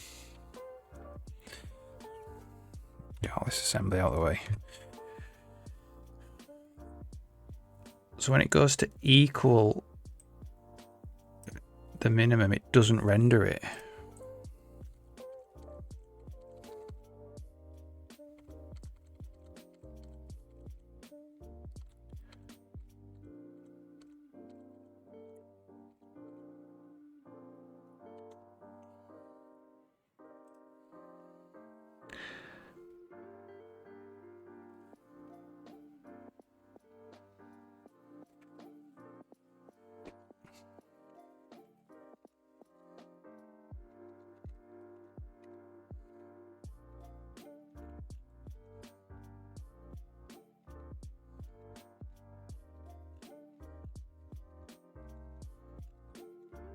Thing is, I don't really remember how well this code works. Filter, make result.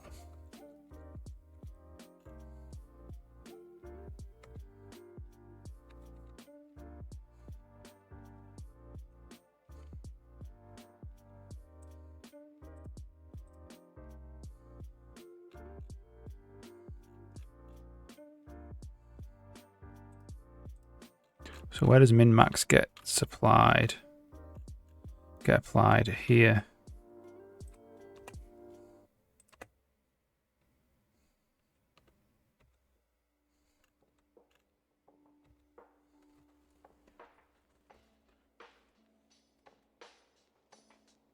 In range, true.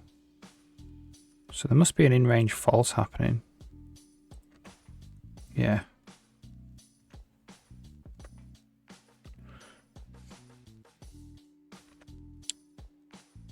So what does in range do?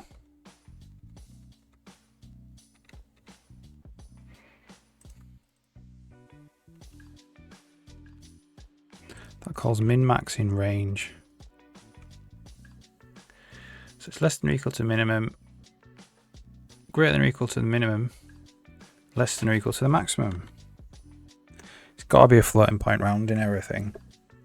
Maybe.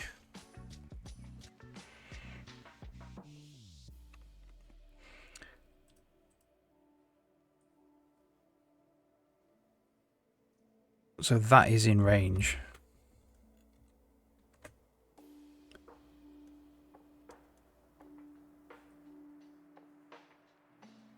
It's got to be floating point.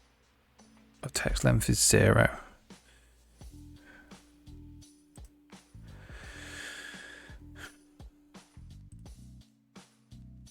So we'll leave.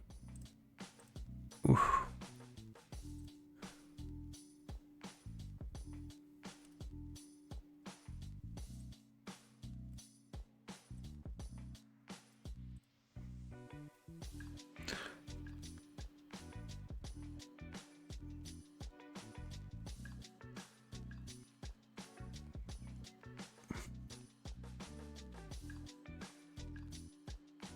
.5 min max, not 3.89. Converted is true. 5.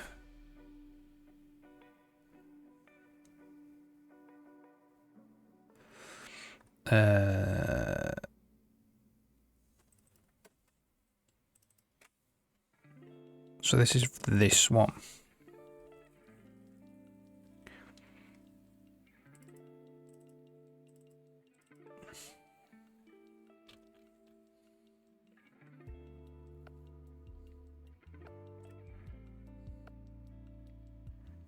So basically that text, the strutter,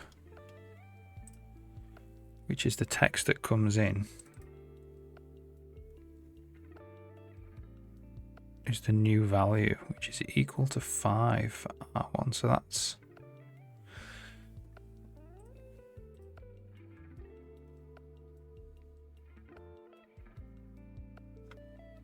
I mean it's 3.5, but the initial value was 5.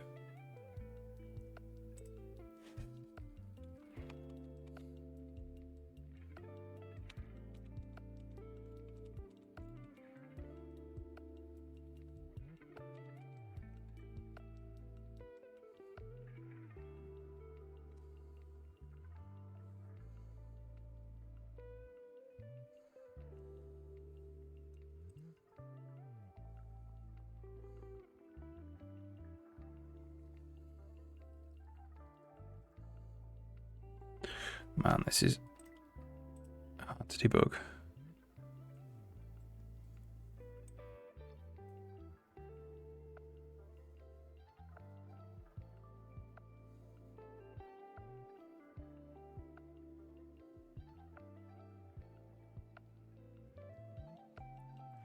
.8.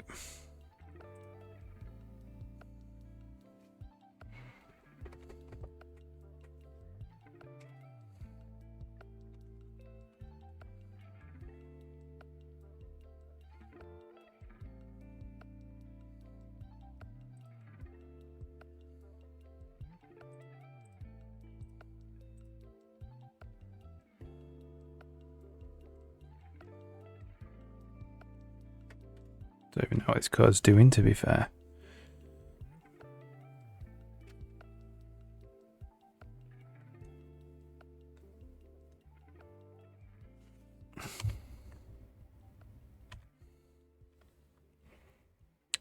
Old value, new value. 5 and 5.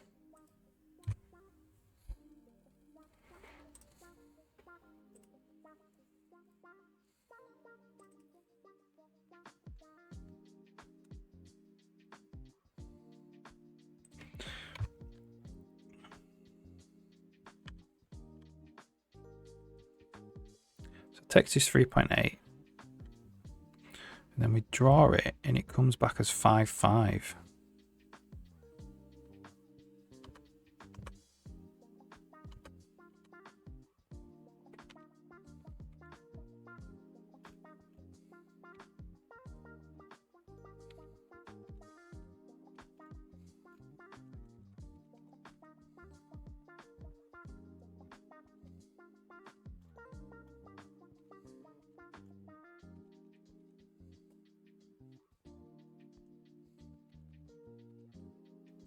TB state, so it says now the buffer is 3.8.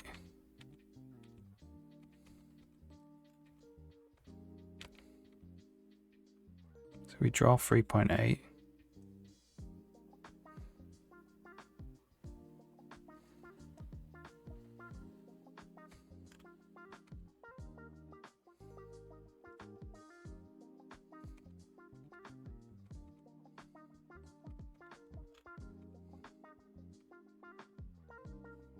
Set text box text.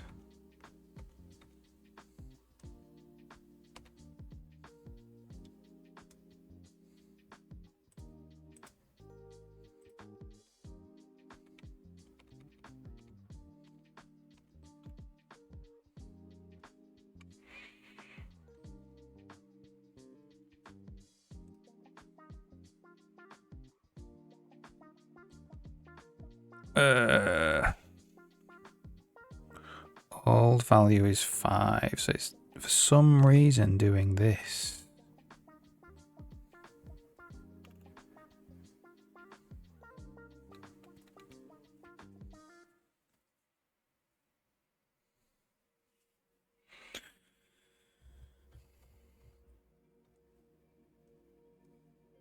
Then it's doing filter make result.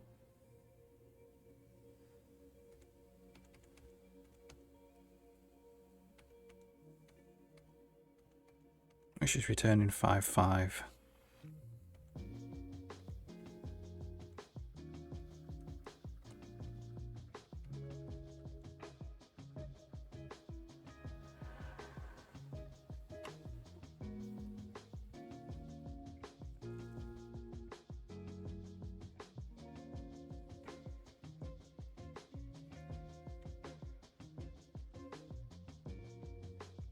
That's so confusing to me.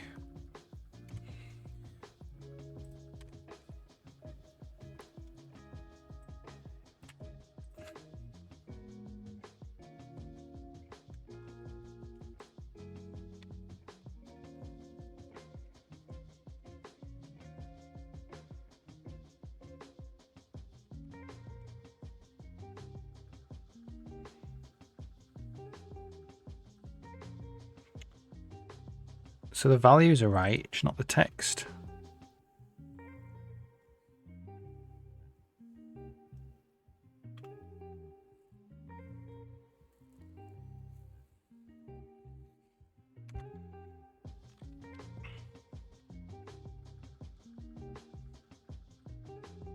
So the stir, where are we now?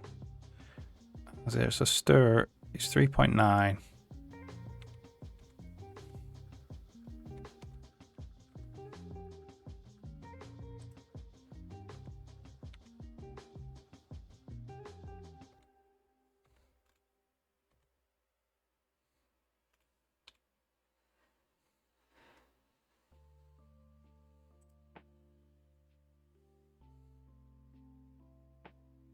We missed it. Here it is. Stir is 3.9. Initial text 3.9.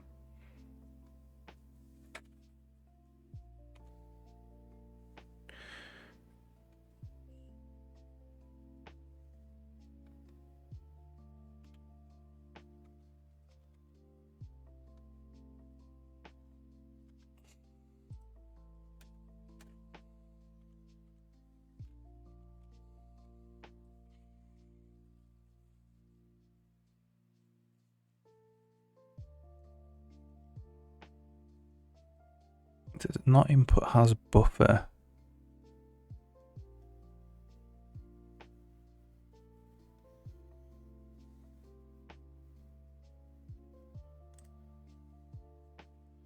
If not input has buffer, it appends it.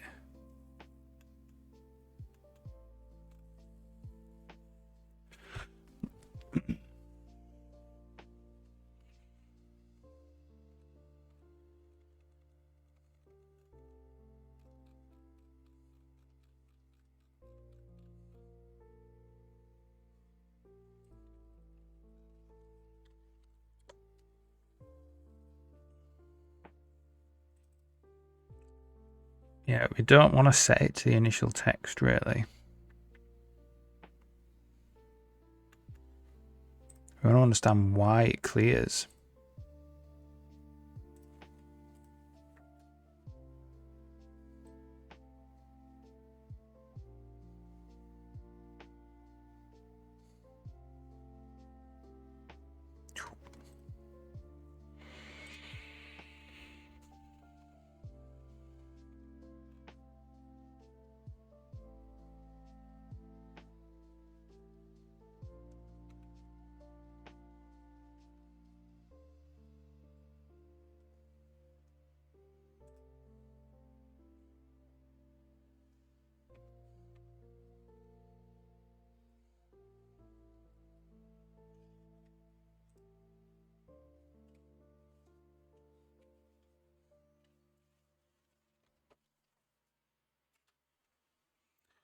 Okay, so what I'm going to do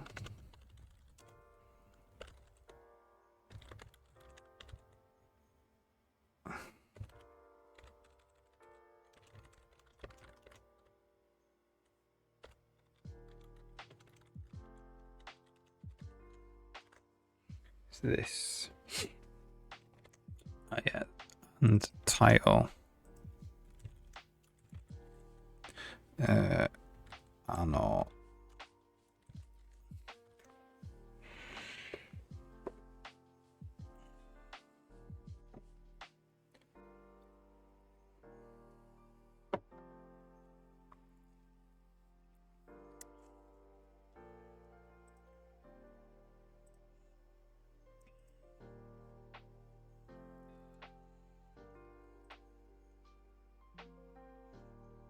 Oh, didn't build.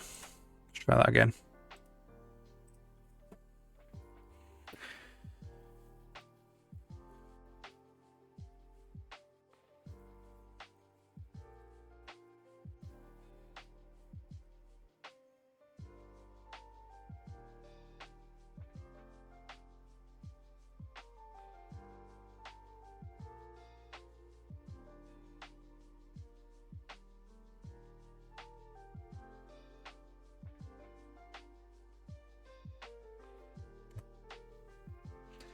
So we've got the specific situation we can set up to have a breakpoint on it.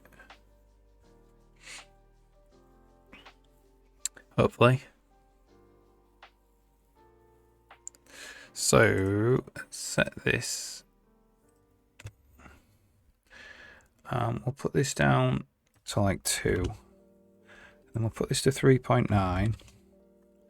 And we'll just scale this up. Okay. So apparently now the text is going to disappear.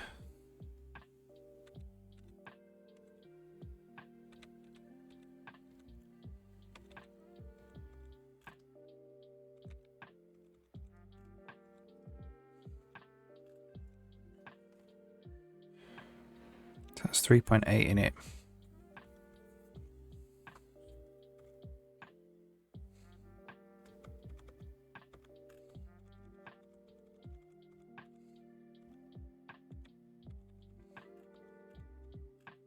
That's just drawing stuff.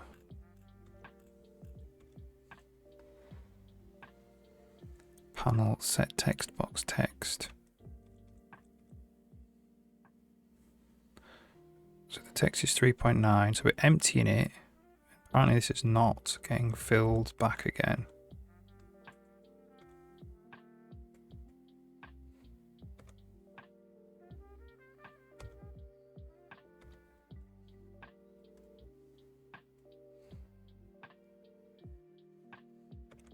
So we apply the filter.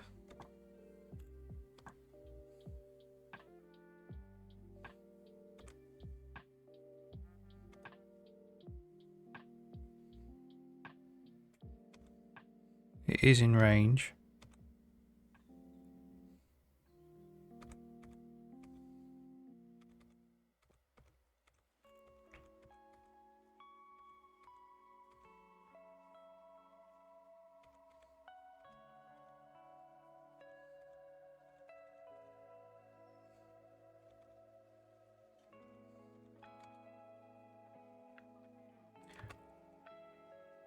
Okay, so it's still there. It's definitely to do with that filter and the rounding errors. It's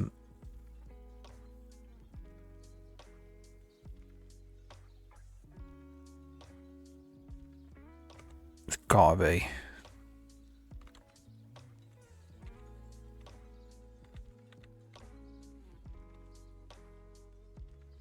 Filter make a result.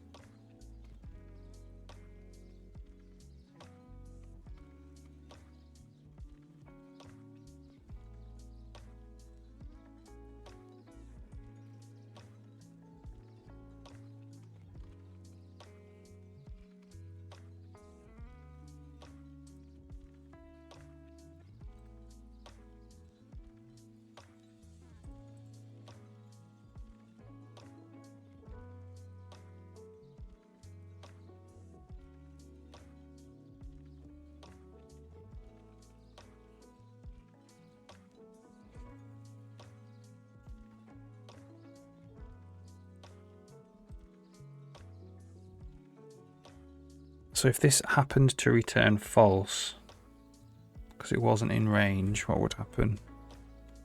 Like now.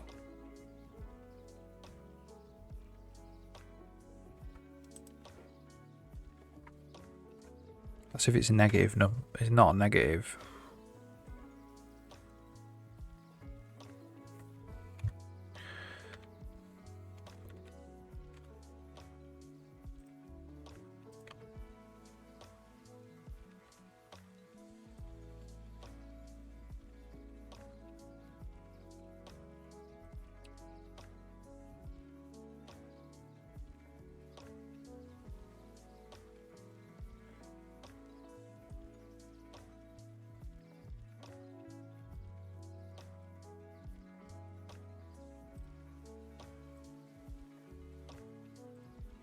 Let's try again.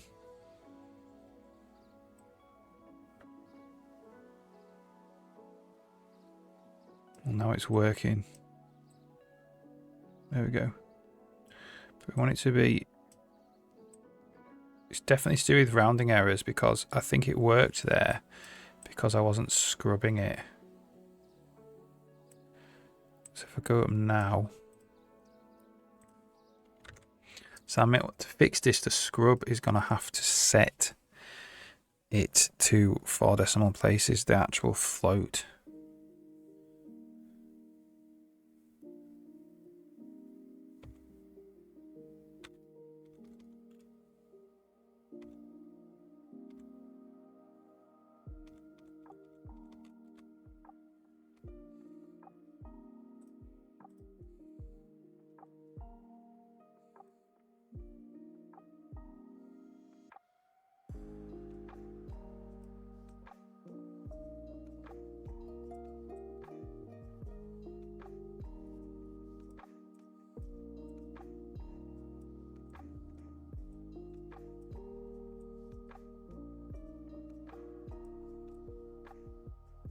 Now it's R1 that's disappearing. The problem is I've got the setup on there. On R1. On R0 even.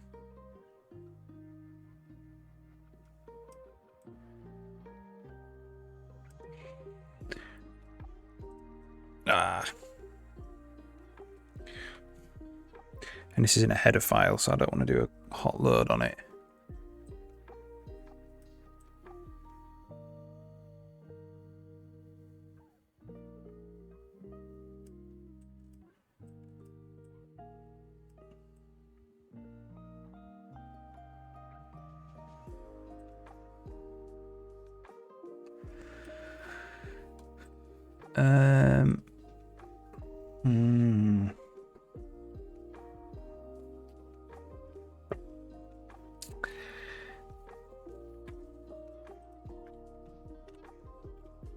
It's basically when we call this, I think.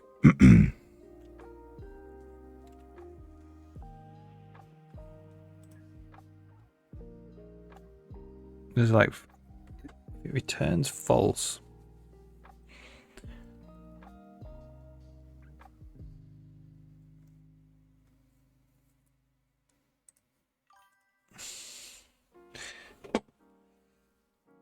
My Fu Manchu, hey. Use the and keyword. Oh, yeah. Yeah, I do it for all of them. And or not. And XOR, but I don't really use XOR, to be honest. Yeah.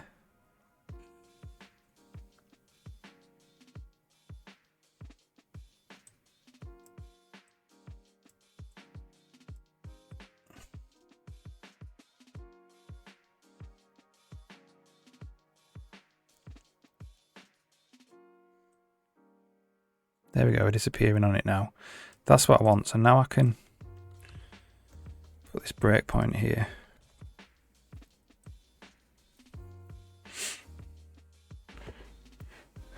Never remembered that thing exists in C++. Yeah, I don't know why I don't think I would use it if it didn't color code it blue.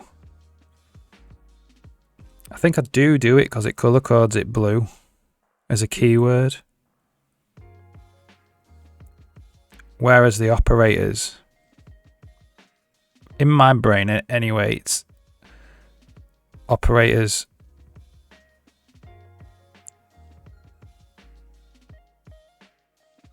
I don't know. Just makes it clear in my brain. I don't think it's that common, really.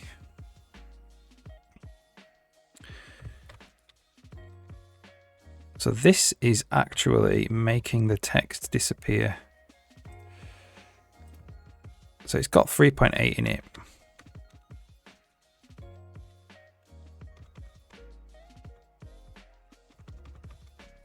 Don't really need to be in here. Tick text box state. Still got 3.8 in it.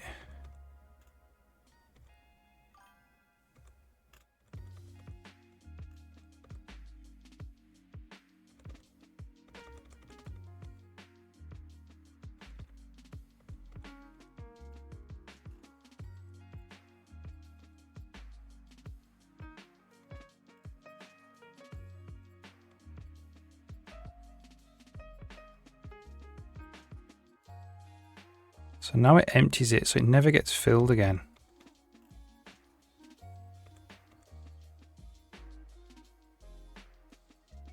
Saved cars.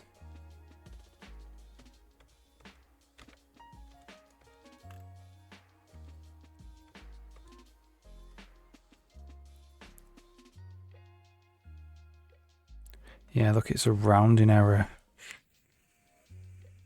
Exactly. So the min max is 3.9. So it fails the in range test. No chance of typing. No, there's not. The only problem that happens, I see, is you can get, instead of going if A and B, right? A, what is it? A is not equal to B, that's it. You can sometimes go if not A and B.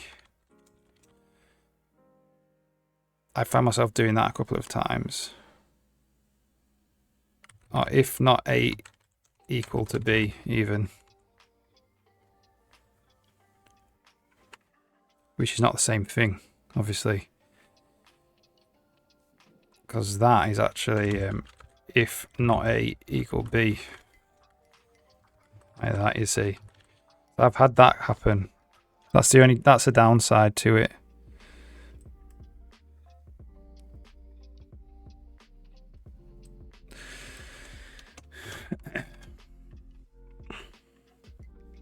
Whereas not equals is a single, at least in my font, is a single thing, single glyph, you know.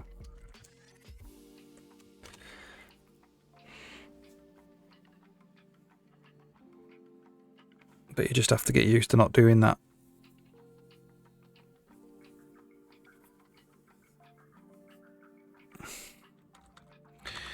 Yeah, so we need, so this is a floating point error.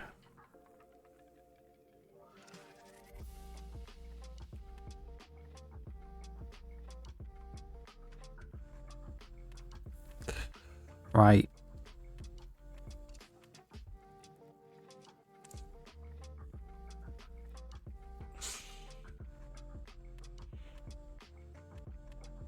How would I even fix this?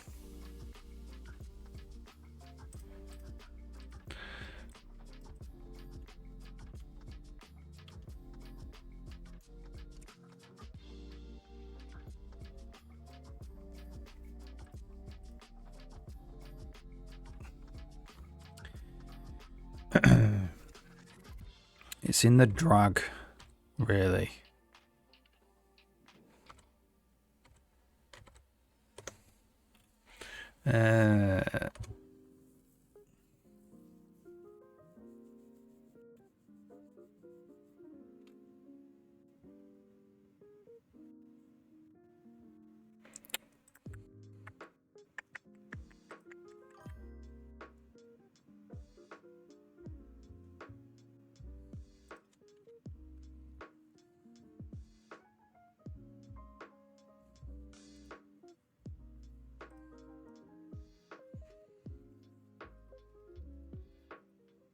Bopples, how's it going? Welcome. Hope you had a good weekend. Trying to optimize my... Yeah. It's brain melting. Doesn't matter the size of it, I don't think. It's brain melting. We need to figure out how this drag is working as well. Tick text box slider.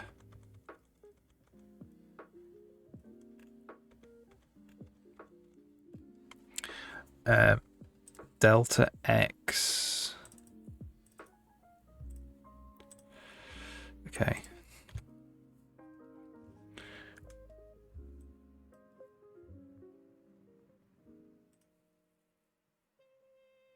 That is X delta.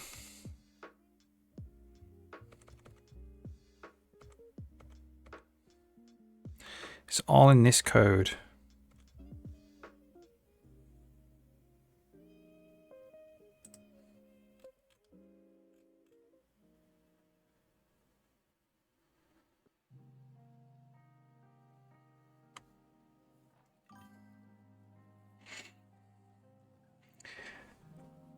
Using ChatGPT, YouTube, Twitch, Discord.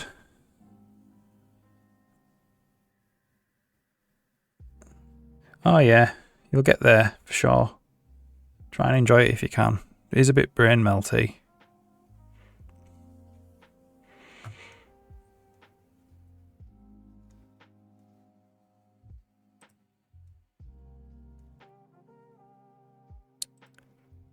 So X delta there.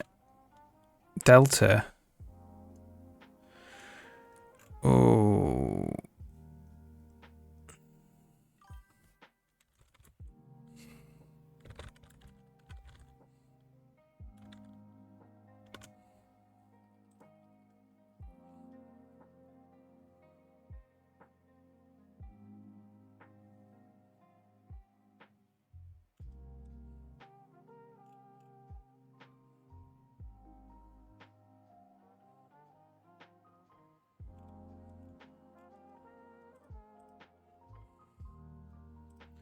I'm not sure if there is.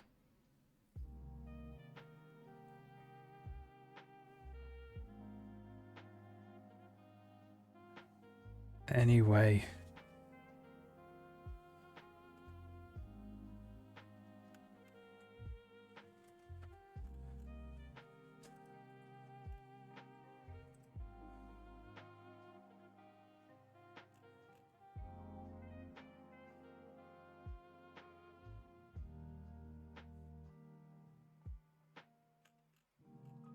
To do this reliably.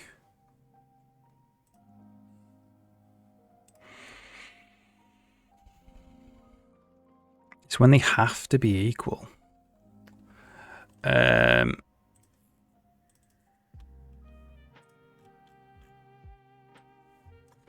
We need to basically do a little about equal thing.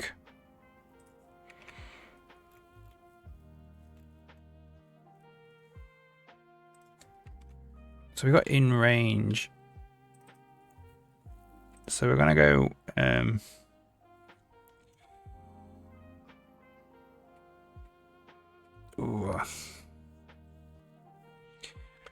if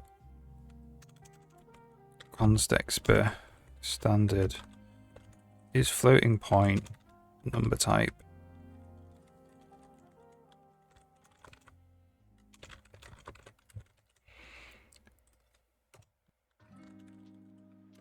you have epsilon.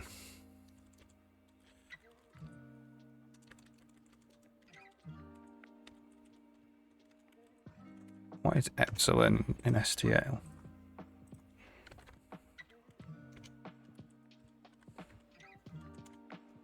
Standard numeric limits float. Whoops. Standard numeric limits number type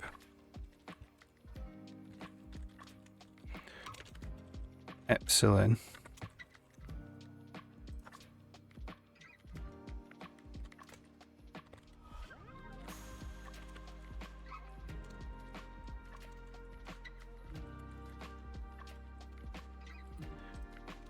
we want to just do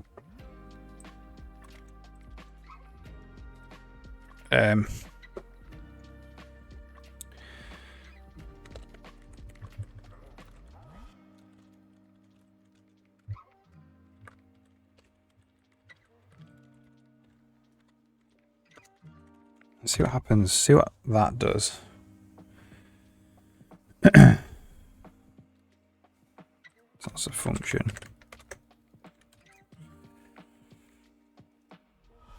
I love it here. Want it for too long and mental block hits. Yeah, that's very common. It's a kind of it's a bit of a discipline thing, I think. Whoops. Because the temptation is to keep going and going and going, but then you just never solve anything. You know what I mean? Whereas if you just take 5 minutes to go for a walk around the block, you'll think of the solution as you're walking, and then you'll come back and you just implement it.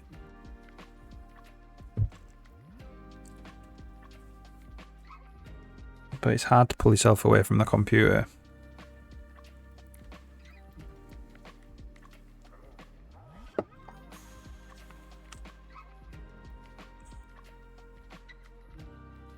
Look at more code online as a brick. Yeah, I mean, if it works, it's fine, innit? As long as it's not your stuff.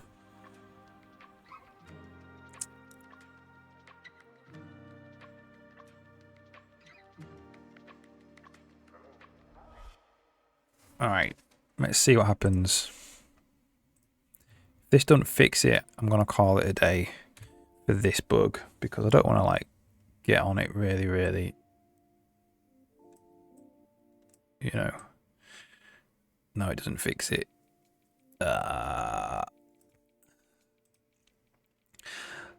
So, what is epsilon?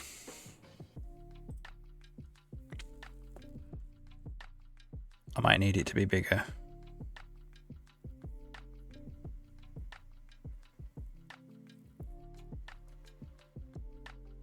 It's really tiny. I don't want it to be that small, I think. I'm going to go like 0.0001f. 0.0009f. Because I'm only doing these boxes to 4 decimal places anyway.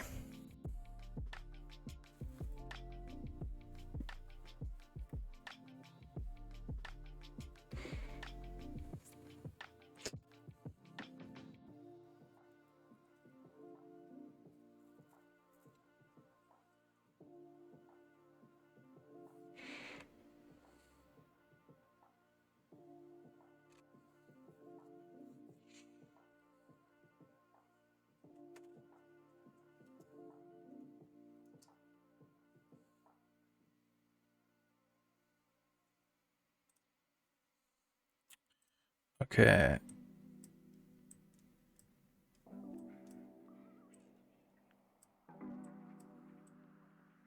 That looks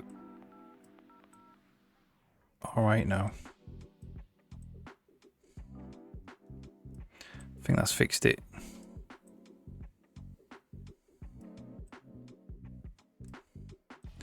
Nice detour into why I should never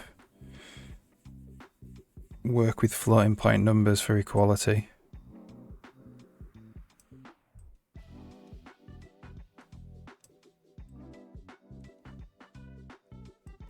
That's something, Bopples, when you start learning C. Trying to compare floating point numbers can be a bit of a nightmare sometimes. That seems to have fixed it.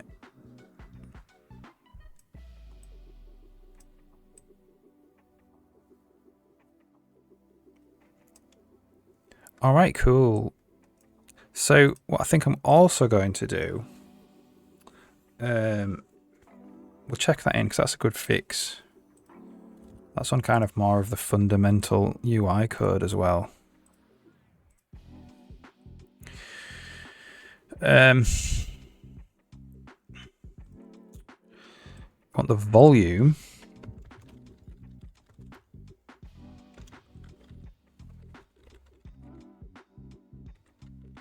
Might actually do these. There's little columns there as well. Radial volume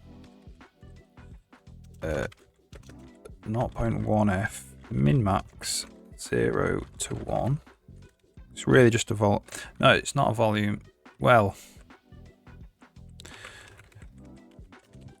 I won't say 1.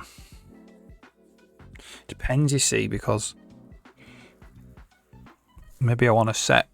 I have a mixer as well, which will mix actual volumes of each sound. Yeah, I think it's 0 to whatever.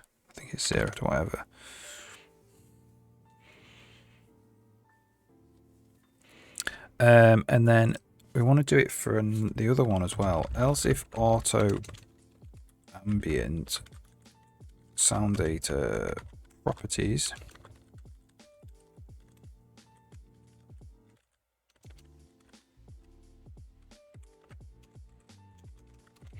Just basically the volume, only has volume in it.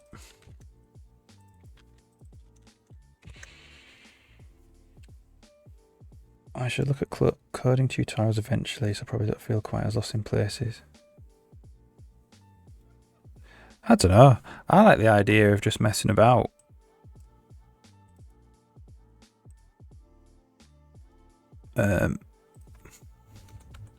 Some people like tutorials, some people don't. I'm not a tutorial person. If I want to learn something, I usually find an example in code, and then I'll like have my code and their code side by side, and I'll rewrite it. That's tend to be what I do.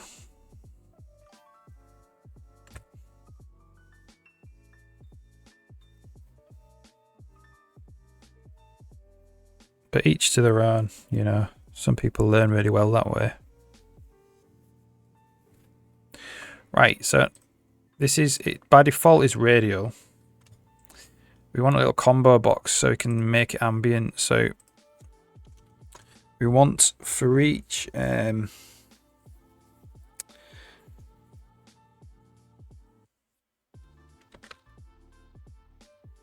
so for each type in this sound property pairs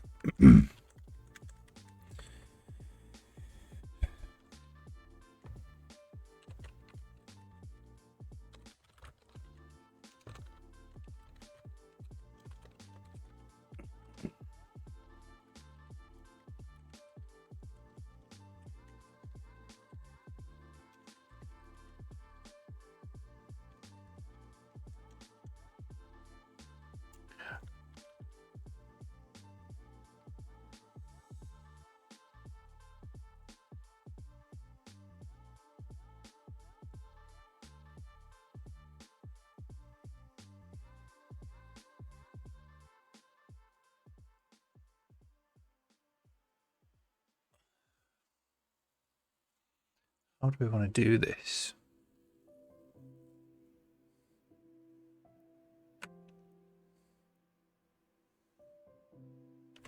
So we'll go canvas, draw combo box, type, and then we just want sound data type, I think.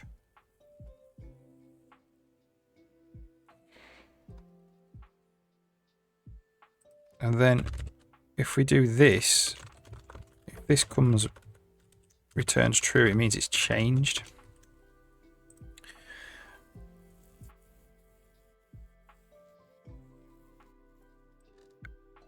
So we probably want sound data set type where we actually just pass in the enum value.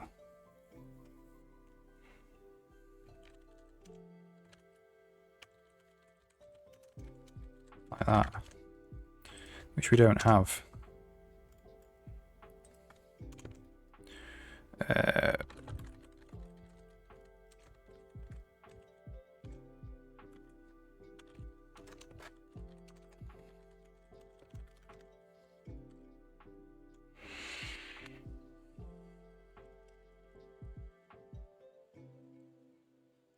Math and logic. Yeah. I think it's the best way to learn personally. One big thing I noticed is I sometimes repeat the same functions but written differently. I'll write something to behave one way and later down the code I'll use the same thing which becomes unnecessary. Right, yeah, so reusing code. Yeah. I have a little rule where if I write it more than 2 times, I'll look at trying to refactor it into a single function. So I'll allow copy paste 2 times essentially, and the 3rd time I'll have a look at it. Sometimes I'll decide not to rewrite it and I'll do it a 3rd time. Another I'm currently learning is I can def many things as groups and call them later, versus writing all of it later in the game loop. Gone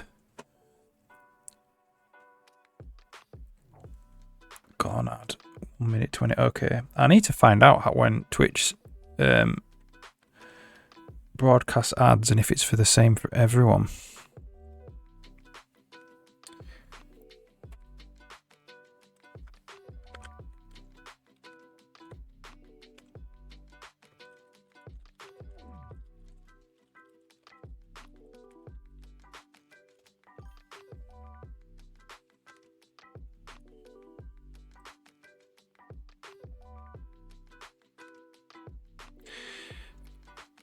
So set type.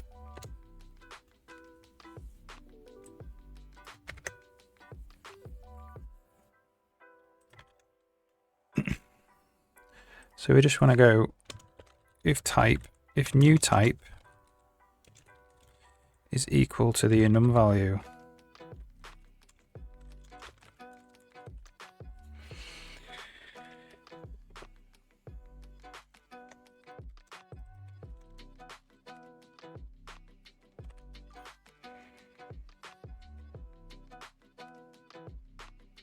Oh, yeah, I'll do links. Yeah.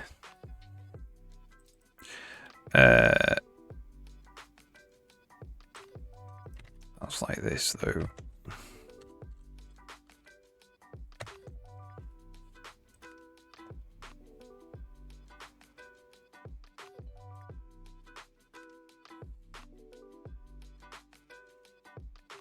No, I don't think it worked. I don't know about. I don't do WeTransfer, unfortunately.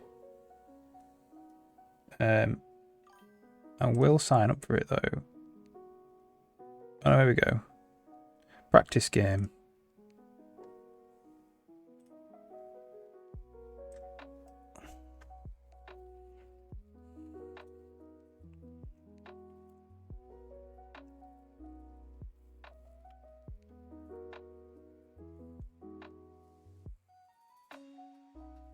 I'm in anyway.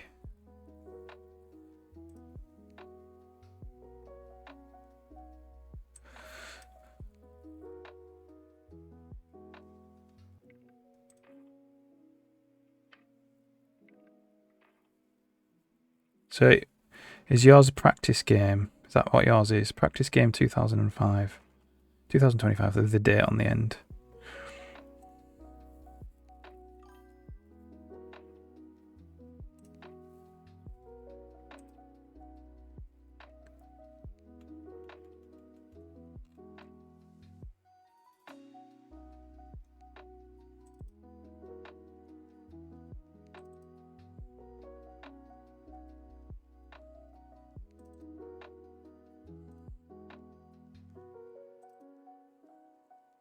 Is this it?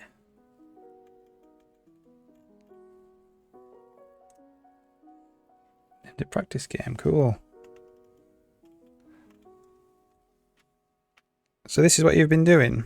This is awesome.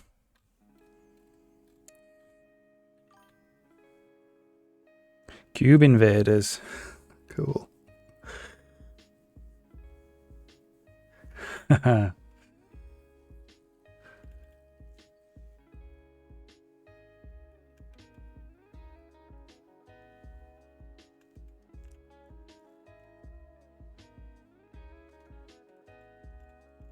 I won't run the exe.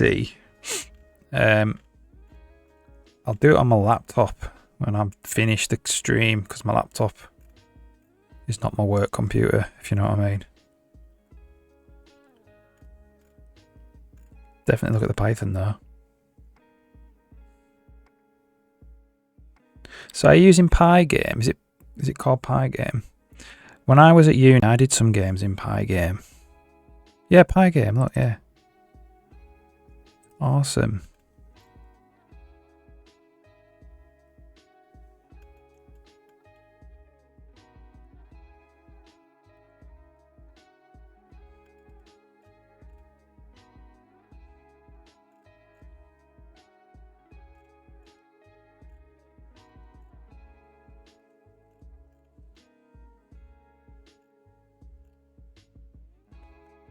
That's awesome. Yeah, that's decent size, isn't it? For say you got 2 weeks. That's really good. 2D engine, yeah.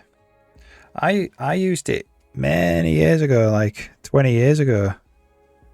When I was at university, because we did a games course there, and it wasn't really programming. It was more like the theory of games. And we did a little game in Pygame. I remember that. It's really cool.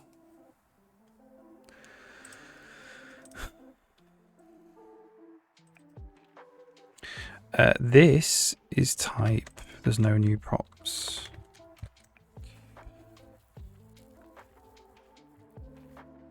do it's the internet.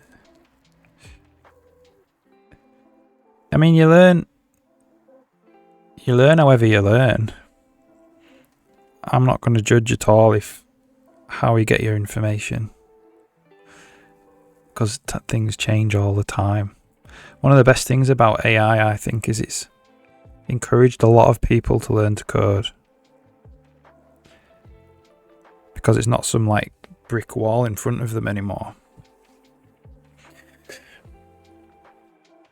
I think like there's one thing beginning your coding journey and having the AI help you, but eventually take the stabilizers off and try and do it yourself fully. But that could be a year away for you. Don't know. Yeah, you just, like the thing is, like, you just want to get into the habit of doing it every day. If you do a little bit every day and you get the bug, you'll have a great time for years, because it's kind of like learning to paint, I think. And once you've got it down, you can create loads and loads of different things, anything you want really, as long as it obviously involves a computer. It's like so creative.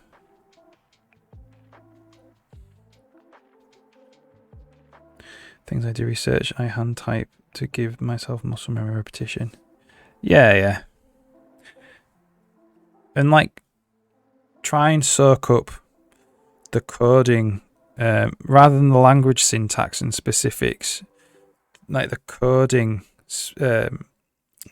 what's the right way to say it? There's general coding terms. Like, this is a function, this is a class, this is the difference. Because that applies to like loads of different programming languages. And once you have like the jargon, the coding jargon, you can pick up a new language and learn twice as fast because you already know all the jargon, rather than get bogged down in like syntax of, Python syntaxes specifically. Yeah.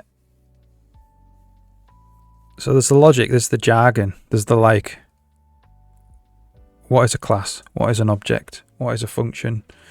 What is a type? What is an operator? All these things. That's if I was a new programmer, that's what I'd be concentrating on. I'd be like trying to get up to scratch with programming terminology in general.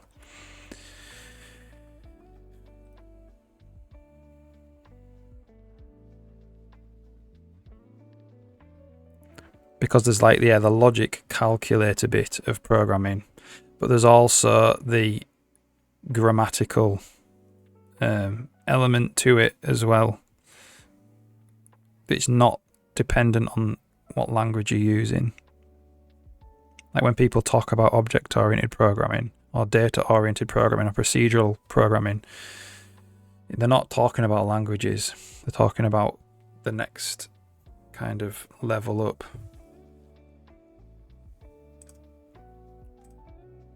Okay, so now we can set it to be ambient, and it just has the volume and radial. Awesome.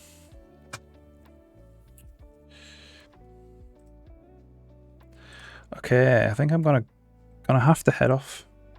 Gotta pick up my kid at 4. But we could raid someone. There's quite a lot of people watching, which is awesome.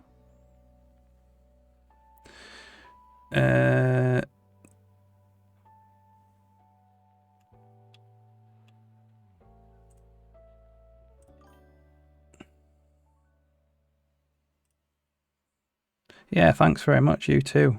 Happy coding.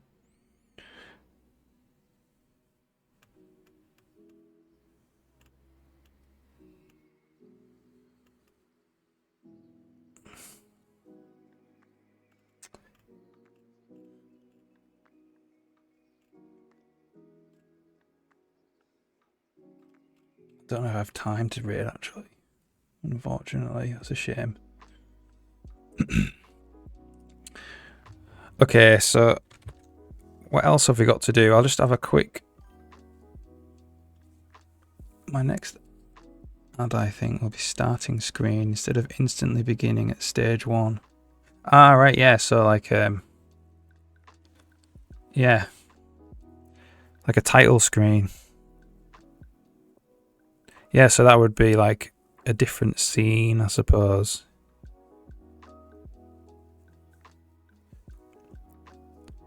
Yeah, that'd be awesome. It has a death scene. Ah, death screen scoreboard. Yeah, cool. Cool. So we did normal sprites. We need to do the lighting. So we've not done the lighting. Framed animation. No, we've not done that. We've done all this way. You can set up the animation tracks. Sounds. You can change what... Oh, I probably do also want to be able to change the WAV file in here as well. If I want to. So that'd be basically changing the instance of the brush. But we can do that tomorrow. Right, okay, I'm gonna have to go. That was an awesome stream though. I'll be back on Wednesday actually. I'm not back tomorrow. Wednesday at about 9:30 GMT. GMT +1. But yeah, that was awesome. So I'll see you guys later.